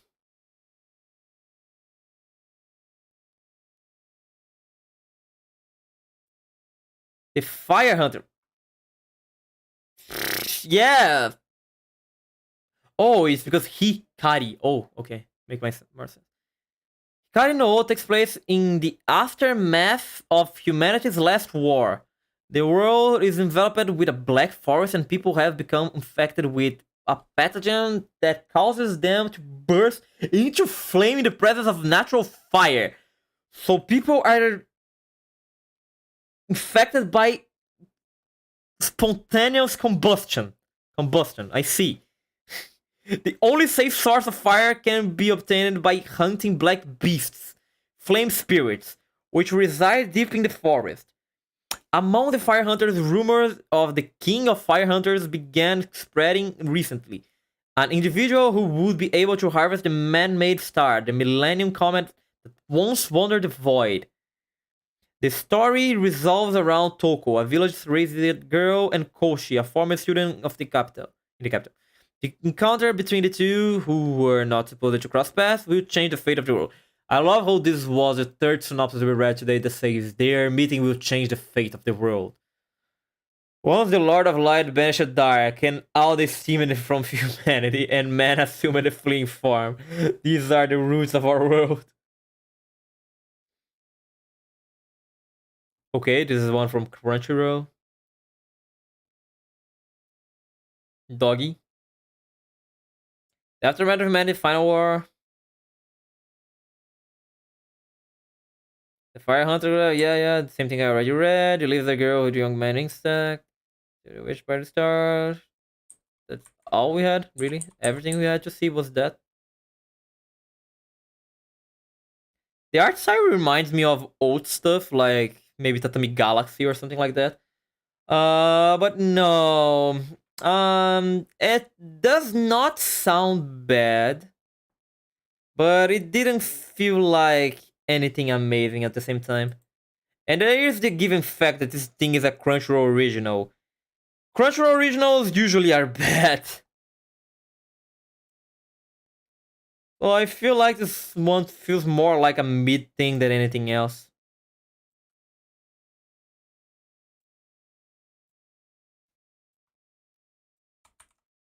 You can go there. Yeah, go to the mid section. Fuck it, why not?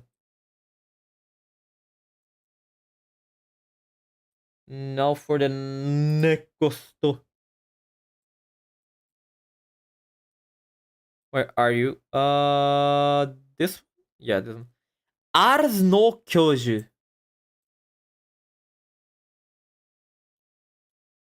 The great beast created by the land, but humans stole it. Angry, the beasts began eating humans, who in turn called upon the gods to fight the beasts.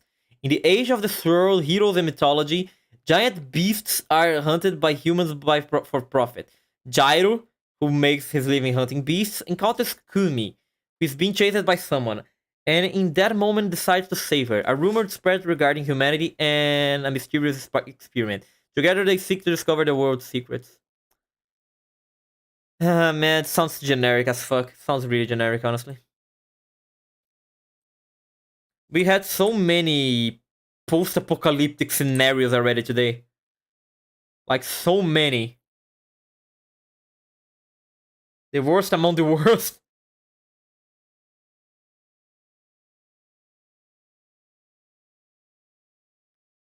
I don't know. I don't know if I even can say this thing is bad or trash. I feel like this is more mid. I feel like we are getting so many mid ones.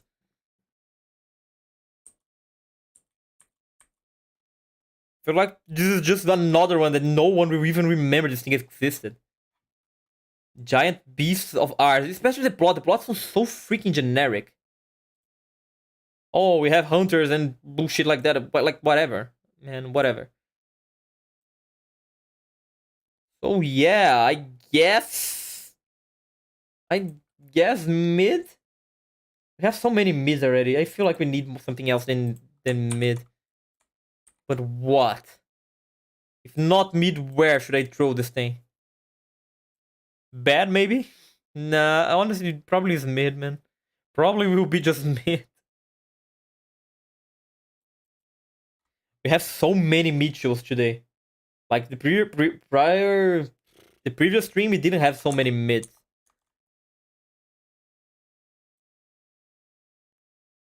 Oh god, I just want this to finish. I will open everything in the sides here. Fuck it. Let's do heroes. Look what this thing, this thing, this thing, this thing. G4. Okay, I actually seen stuff here that I probably shouldn't even waste my time looking at. Flagiria. Oh yeah, we should also go over the Onas here, just to be safe. Oh yeah, there's a Black Clover movie. I didn't remember this thing. Yeah, they will make a Black Clover movie. Fuck right. Why? No. Why? And this thing is a Netflix original for some reason. I see. Okay, the girl's cute. Motherfucker got the Dragon Ball hair. I'm late, but I'm here. Sup, them.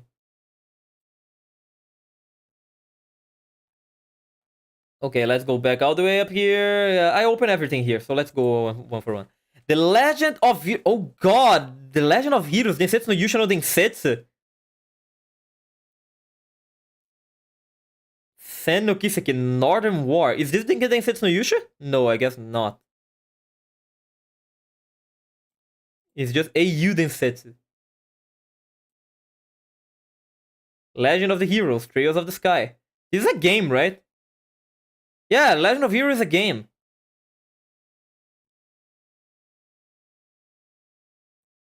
So I guess this one is a spin-off of that game?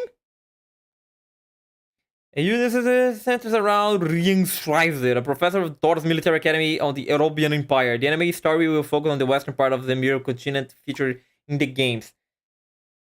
Good for the games! I don't know shit about the Legend of the Heroes. So I have no fucking clue if that's supposed to be a good thing or a bad thing. I honestly have no clue. Anyone in chat played Legend of Heroes to say something? Okay, bad CG. What the fuck?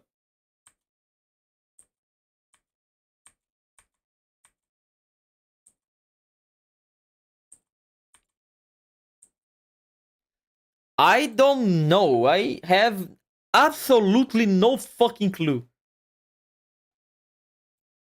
I guess it sounded okay, I guess, but it's, you know what? Just because we don't have much of that, and because it's a game adaptation. After this trailer, I felt like I should just watch the anime and never touch the game. Okay, Flavio, thank you. Honestly, I feel like I should probably just assume it's a game anime, so I should just assume this thing will be bad and move on with my life thinking just that. Because I don't know anything. I don't know anything about the game. I don't know if this adaptation should mean something good or not. So I will just follow my gut and say it's a game adaptation, so it's shit.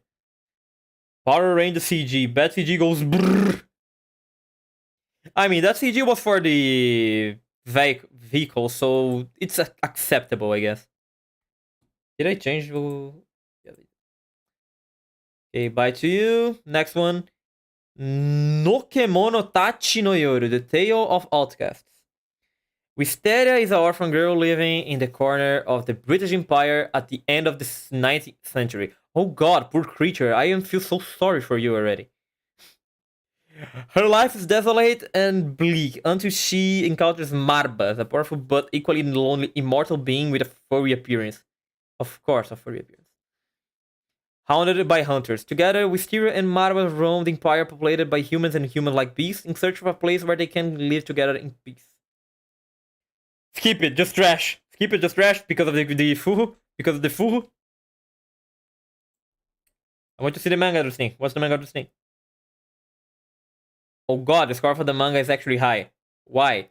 But again, it was scored by 105 people.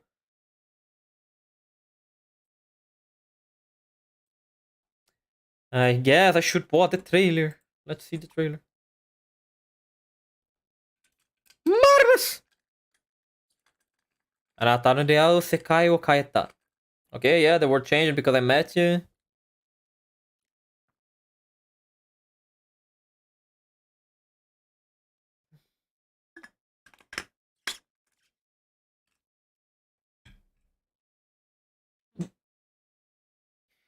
Feel like I'm kind of watching the ancient Magus Bride.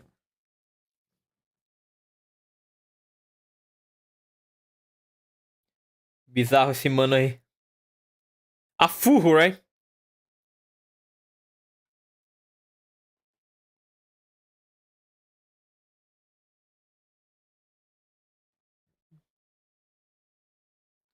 I don't know. This is kind of giving me Magus Bride vibes. With the worst animation, of course. Oh god, why are they all so furry? Why are there so many fools?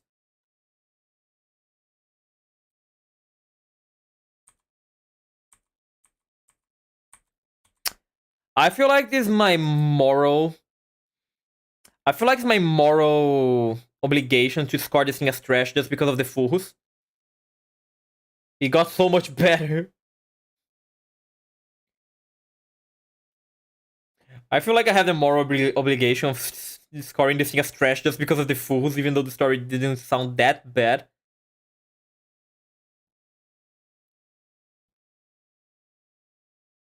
But yeah, let's do a favor to our nation and... Warning, we detected copyright audio and video in your stream. How? It was not playing audio. My voice is copyrighted now, YouTube? What the fuck? What the actual fuck? Oops, I forgot to change here.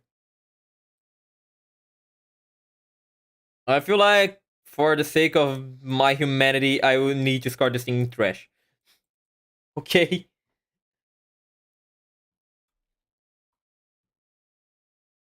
Let's see the next one. You guys saw that? YouTube just tried to copyright my own voice. Finally, the hypocrisy. Okay. Maijutsushi Orphan Gagure Tabi. Oh, fuck. Which season of this thing is? Third season of Majutsuki Orphan Kagure Tabi. These things are old. This anime is so old. I feel like this anime is from what? The 22? The original one? I feel it's yeah, it's from 22, I think. Yeah, I don't know how to score this thing. How? Just how? Yeah, Flavio, just how? I'm also wondering that.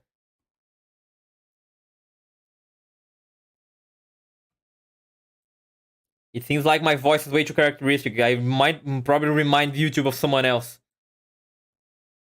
Is there a third season? Oh, Flavio, you watched this? How? Just how is there a third season? Flavio, you watched this thing?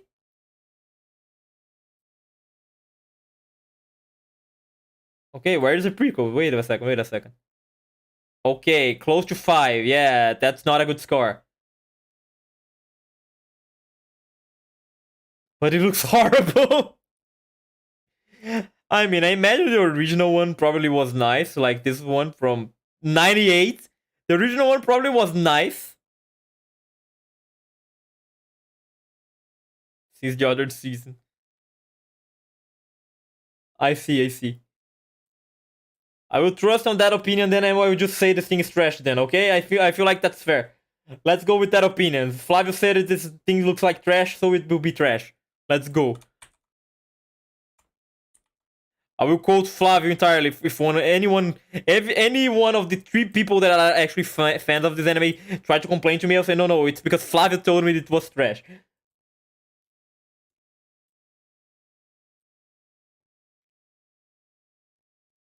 Okay, next one. Technoroid Overmind. Oh god, the title already sounds like trash. Technoroid Overmind set in the Entertainment Tower Babel. Of course, it's the Tower of Babel. A new hope found by those who have lost the joy of light as humanity's activities are restricted due to the large-scale climate change caused by the expanded sun. Expanded sun! I see. The anime depicts unique units and characters fighting for the top of Babel, pursuing emotions that move people and androids through performances. So it's circus. Oh no, it's an idol anime. Oh fuck, the idol cyborg anime.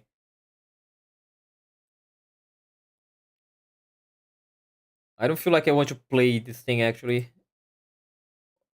Yeah. Yeah, it sounds like an idol anime. The characters look like idol bullshit. Yeah, okay. Male idol bullshit. Trash. Bye. Fuck it. No, just no, man. No idol bullshit with me here. No idol bullshit for me.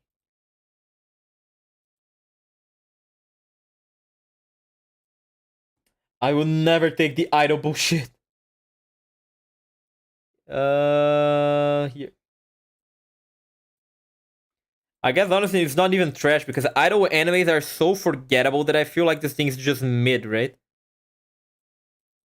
But then again, if people remember idol animes, it must be because they thought it was shit.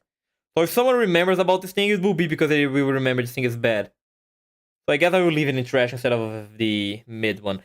Of course, I am not doing this just because mid is completely full already. No, of course not. It's because I truly think it's trash, okay? Oh, look, it's out there. Fuck, no, yeah, you're right. That's out there. Yeah, I will leave it in the trash bin then. Idol animes, I think. Macrel, you have no idea. Macrel, you have no idea. Oh, you poor innocent soul. But fuck, no, sorry, no, I cannot unsee it now. That's out there. Fuck, I cannot unsee out there here now. Well, thank God I am not the biggest fan of Altair. I prefer Vesper and Magni. Whoa, it's still going? Yes, Vinny, it's still going. We are here for a long time. This kind of stream usually takes a long time to finish. We are almost over. We need to go over 7 more animes and then we are gonna be finished. Which I hope we're gonna do in the next 10 minutes because god, I didn't have my dinner yet. Mo Ippon is a judo anime? After performing their final middle school judo... Yeah, it's a judo anime. Michi and Sanae begin high school and walking on Michi's final opponent fighting to save their new high school judo club. Okay, cute girls doing judo things? Honestly, I am surprised because if I think about it, I don't think I ever saw a judo anime. And you would expect it to be, you know, big in any way.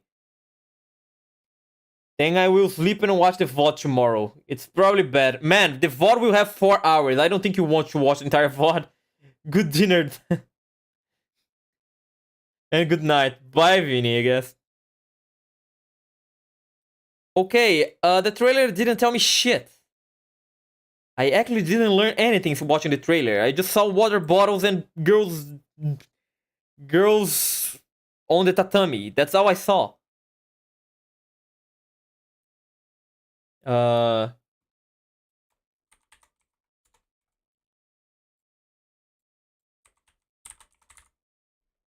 Yeah, lying down. My brain starting to lose it, guys. My brain started to slowly lose it. I started to forget English.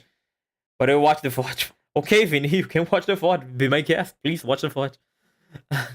But God, my brain starting to slowly lose it, man. I forgot how to say lying down.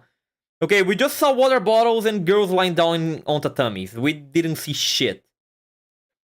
I guess this is cute girls doing judo things, which might or might not be good. Don't underestimate my procrastination power. Okay, Vinny, I will not. Sorry. But I don't know. I don't like sports anime already, so that's already a problem. The trailer didn't say anything. The synopsis also didn't say anything.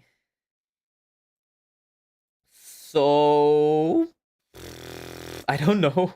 Honestly, I don't know. Where should I send this thing? I guess you will be bad? Or maybe mid, bad, good, fine. I have no fucking clue. I guess I will leave it in fine. Because it's not like I learned anything. And I don't think it will be mid, but people, if they watch it, people will remember there was a girls judo anime. Right? I think people would remember something like that, unless it's so mediocre. And ends up being excruciatingly mediocre. If girls in a tatami isn't the goat, I don't know what to say. I mean, man, probably, yeah, no, now that you think about it, probably this one will be the goat. No, stop trying to close. You. Oh, this is a 4th season of something, right? Nijoyo Animation. Short anime based on a 4-coma series illustration of daily lives of Nishigo High School girl idol club members. This is a short anime based on her own love life. Do I even rank this thing somewhere? Am I even supposed to rank this thing somewhere? I feel like this is designed for such a small amount of people that it would make no sense for me to even consider if this thing will be bad or good. This is refined to be this is designed to such a small amount of anime watchers. I don't know if I should consider ranking this thing. No, yeah, no, you know what? I think I will take the Pepe laugh. I think I will take the political opinion, the political opinion decision here. I keep saying opinion. The political decision here and just skip this one. I don't feel like this one should be ranking anywhere. I feel like this is way too specific. Now this one, D4DJ. Fuck right. This gacha also has anime. I forgot about that one. The 2nd season of this thing. Did people like the 1st season of this thing? Because it will basically be just the same thing. Okay, people actually like the 1st season of this thing. And I can't say it's mid because I remember this thing exists because of the memes I saw of it before. So I guess you are fine. I guess this thing will be fine. For those that don't know, this anime is basically based on a rhythm gacha game. Yeah, that's basically the plot. You don't need to think much into it because no rhythm gacha game has a decent story, so that you should worry about remembering or not. But yeah, we come here. Oh, I was showing you guys the wrong stuff. Okay, now you guys see. You guys see now what we're talking about. Oops. Forgot to change the screen. I'm sorry. Okay. GJ girls doing gotcha things. Man, I give a fuck, man. I will say I don't care. I will say it's bad. I don't really care. People like the first season, they were delusional. I don't fucking care. All right. Next, what in the actual fuck is this thing? Hold here. Boku to Roboko. I feel like we are going in places we should not go. I really feel like we are getting places we should probably not be. I feel like we are starting to see stuff that probably is not safe for the human eye to see. This still exists, Flavio. What do you mean this still exists? Please tell me you are talking about the idol anime, the DJ anime, and not this thing. This thing was a thing. Is this something that I should know? Bokuto Roboko. Feels like a manga from back in the 60s. No, it's something from the 2020. It's impossible to believe in that. No, I refuse to believe this art is from something from 2020. There is no way. This looks like a comic that would appear in Facebook in 2014. Yeah, no, right? I actually can agree with that. What the fuck? I thought it was so old. This thing is new. The worst part is that this thing is new. And it seems like a comedy manga from Shonen Jump, which the score for the manga is, yeah, it's a score definitely. Man, I don't know how to. I uh I don't want to watch a trailer of this thing. I really don't want to watch a trailer of this thing. I feel like I will lose something if I watch a trailer of this thing. It's, oh fucking god, what am I seeing?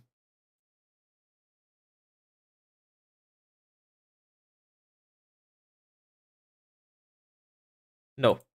No, no, no, no, no, no, no, no, no, no. I did not just see that. No, fucking no. Fuck you. No, no. Uh, trash bin, trash bin. Yes, yes, trash bin, trash bin. Right, trash bin. Okay, yeah, okay, yeah, trash, trash. Yeah, okay, bye, bye. Yeah, we all agree with the trash. We all agree with the trash. Thank you. Trash, yeah, trash. Bye, bye. Yes, trash. You go, trash. Yes, down here. Yeah, stay there. Bye. Hope to never see you again in my entire life.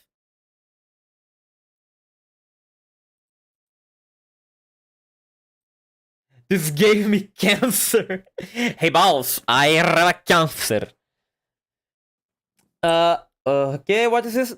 Unite Up. Okay, another idol guy group anime. Yep. Idol guy group anime. Forgettable to trash. Not much we need to think about. Always the same thing. It deserves a new category. I should make a new tier just for that. With the name of that anime. Below mid, that thing. That thing belongs in that area. This is my category, pronunciation, customization, English. This is my category. It was made for me. Idol anime, shit, whatever. Idol anime, always. Especially boys idol anime. Girls idol anime, they still deserve a little bit more of a score thanks to Love Live and stuff like that. But the boys ones, man, new boys ones, even forget it. No one cares about them.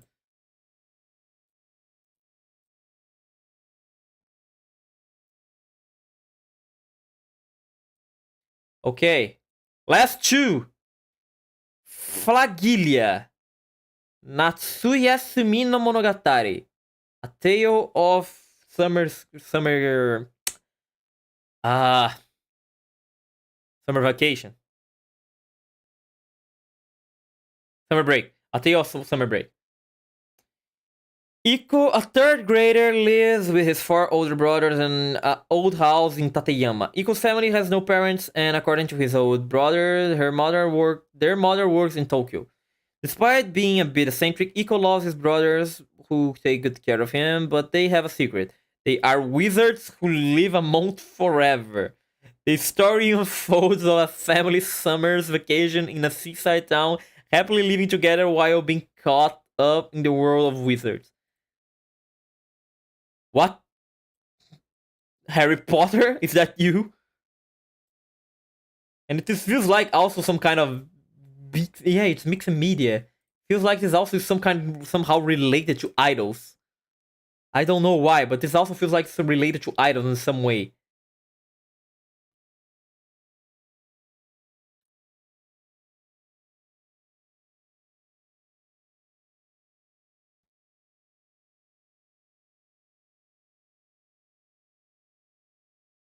Uh-huh. Yeah, the trailer also didn't really say anything. I guess I will say this one is... I don't know, man. We are way too low already. Oh, this thing is not even normal. We will have only 6 episodes. And we will air entirely during January? What?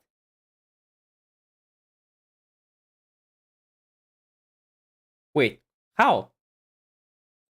We will like that horror anime from last season? Or I mean this season? That had only 4 episodes and was entirely made by Adult Swim. And god, that anime was bad. I saw only 2 episodes and I was not able to continue. Okay, Magician Boys. Don't know. Magician Boys, you don't have a lot of episodes. You don't look like a lot of anything. I will say you guys will be just bad. Because I don't want to throw more stuff in trash. But I feel like it will not be nothing. Actually, no, fucking. I can lie. This thing will most likely be mid. No one will remember this anime ever existed. And we are finally in the last one. The last of all we had for next season. A new Vanguard anime.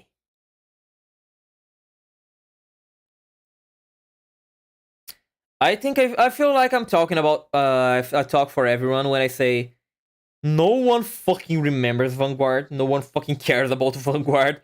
The only people that care about Vanguard are the small amount of people that actually play the card game in Japan.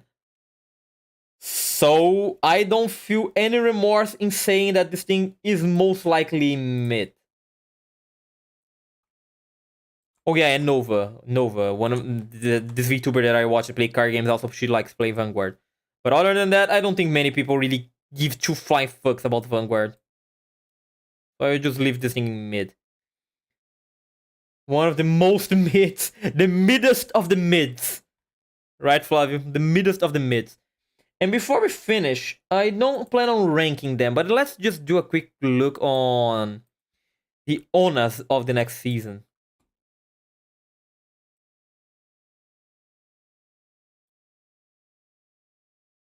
Here, let's see what we have for the onas.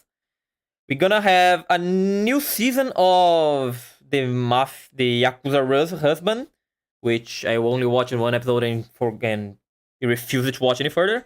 We have a 2nd season of Shumatsu no Valkyrie. Netflix clearly didn't learn from their mistakes.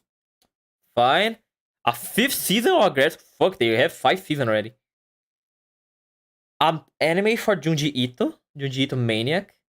The anime series will adapt 20 stories with a number of Ito mangas from the first time, including Tomie, Sochi, and Kobutsukyoko, the Hanging Balloons.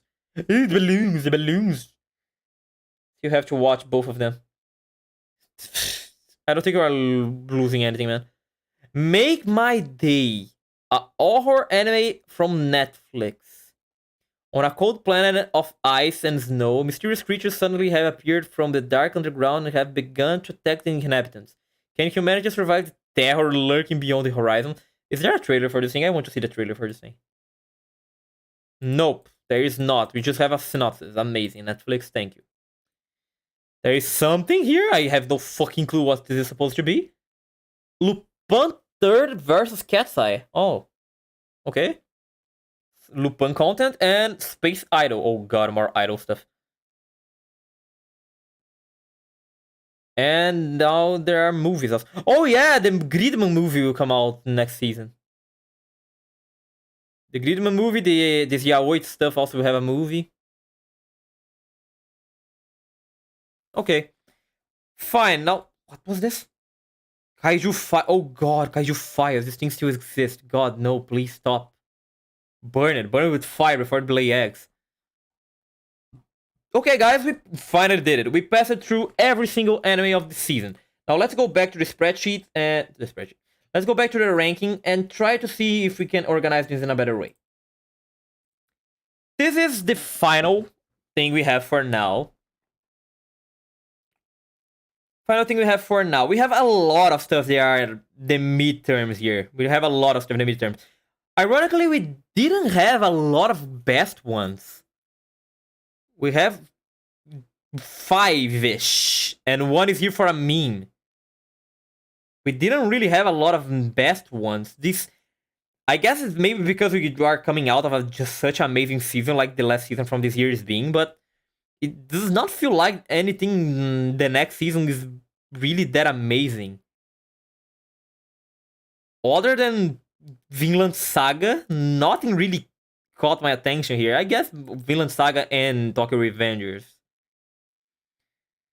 So for the sake of not leaving anything in the midterms, let's say that Tokyo Revengers will be one of the best because of the high score it had.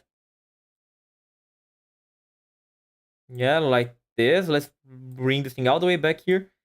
This one, I feel like it should be in the back of the good ones. I feel like Nagatoro should also be around back here. The good ones, we're gonna move them here, like this. Now, which ones are in the midterms for being good? This thing, and the romance one. I feel like this one, probably, it has a lot of potential, the spy school one. It has a lot of potential to be good, so I hope that it will be. This one, the historical one, detective historical shit with samurais, sounded interesting. Not my cup of tea, but I feel like it can be decent, but not in the top here. I feel like we probably wanna get the Shield Girl one here, Nagatoro here, the Devil Guy here, this romance one here, and then this thing as the last one. And yeah, I am basically saying the best of the good ones will be the generic romance one. I should probably organize this stuff up here also. Also, no, I think this is basically the order this thing will be.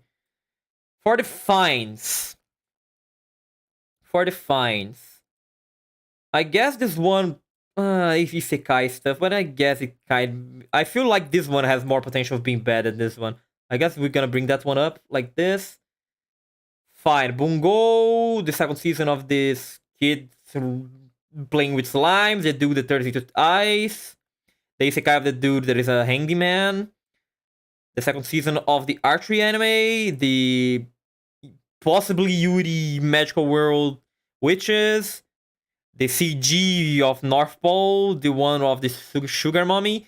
The monkey one is probably the worst of the finds, so go back all the way here. And given that this one was between fine and good, I guess this one deserves to be in the top one of the bad ones, right? Because it's almost decent. I hope. Yeah, let's say this one is the best one of the bad ones. For Nier. Nah, Nier. My expectations for Nier are really bad, man. My expectations for Nier are quite terrible, actually. So I think Nier stays right down here. We're almost in the trash bin. It's not going to the trash bin only because the animation will probably be good. And the trash tier... I guess this is okay as it is. The mid ones, yeah, I guess the mid ones are also okay as they are. So, let me just get rid of myself so that you guys can see the final result of this thing. Where am I? Discord here. Hi, here. As you guys can see, this is the final result of today's stream. having a quick look here. Everyone can see, right? Okay. This image will be obviously. I will keep this image. Save it so that we can revisit this thing by the ending of the season. So we're gonna revisit this thing in April to see what we got right, what we got wrong.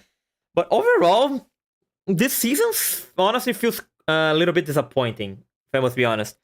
Not many things really hyping, a lot of stuff that look at median to fun. A lot of stuff that you look at it and think, yeah, this probably will be scored a 6 point something. I don't know, maybe we are coming out of a really heavy season. A lot of good stuff just is finishing airing. I guess it makes sense that the next one would not be as amazing. But it feels a little bit underwhelming, really. I think the only thing that people will be really hyped for this season will be Nagatoro, Vinland Saga, and Tokyo Revengers. I don't think any of the new ones will be initially hyped. Maybe after some episodes, people will see, oh god, yeah, no, actually this is good. But nothing here feels like it will be that much hyped, really. I don't see no top character of this. I don't see no top enemy of the season staring at this thing. I can say for certain, oh yeah, no, this one will be that one that everyone will be talking about every single week. I can say that for any of the enemies here. Quite the underwhelming season, honestly. But who knows? Maybe I am wrong. Maybe after this season starts, we can see that actually almost everything here is really amazing and will be really great shows. Only time can tell. But okay, this stream took 4 hours. 4 hours and 20 minutes, basically. 4 hours and 20 minutes of stream. A lot more than I usually do. My brain started to malfunction, honestly. I'm starting to forget how to speak English. I'm getting the Port English starting here in my brain. I'm forgetting words already. I need to get used to streaming more hours like this. I normally just stream 2, so my brain's really untrained for this. But thank you guys for coming to watch. This is the first time we did anything on YouTube. I kind of don't like streaming YouTube because I need to keep staring at the YouTube studio at all times. So I keep staring at the numbers, and that's quite depressive staring at the numbers like this. But it will be just for the anime streams. Tomorrow we're gonna still have the Pokemon stream like normal on Twitch, and the gaming will still continue on Twitch like normal. So remember to go check there. Oh no, the Brazilian is coming back. Yeah, the Brazilian está voltando. Oh no, I can't. Oh, speaking Portuguese. But anyway, now, for YouTube, I guess we're gonna have another stream in the beginning of the next month where we're gonna revisit the same thing here but for the last season, the season we are currently at. Revisit to rearrange stuff. We also might have a new YouTube video in the beginning of next week. My editor is about to finish, I think. So that thing might be done. That video will be the AMQ video, or the anime recommendation speedrun for those that watch the stream. I hope that video can come to YouTube because honestly, it's AMQ. And if you know AMQ, you know there is a lot of anime songs. And only God knows how much strikes YouTube will try to give me if I try to upload that thing. We're gonna see. But yeah, that's one expected to see in the YouTube channel in the future. Also, for other stuff here in the YouTube channel, since we are streaming the YouTube channel, I should talk about it. I am doing, at the moment, I am writing the script for the objectively worst anime of 2022. I already basically finished the spreadsheet and reading the script. That video will probably be done by the middle of January, so keep an eye out for that. And yeah, basically, that's everything I had to say. Now, if you guys excuse me, I really need to go grab my dinner because it's almost 1 a.m. and I am really hungry. Thank you guys for coming by. Thank you everyone that came to watch. If you are not subscribed to the channel, consider subscribing to the channel. Of course, why not? We do a lot of anime content here. And that's it. Thank you guys. Hope you all have a good end of your nights. Thank you for accompanying me during this long adventure. I'm Wiki, the Weeb. And I hope to see you guys in the next video I make or the next stream, depending on what you prefer to see. Bye guys. Bye bye.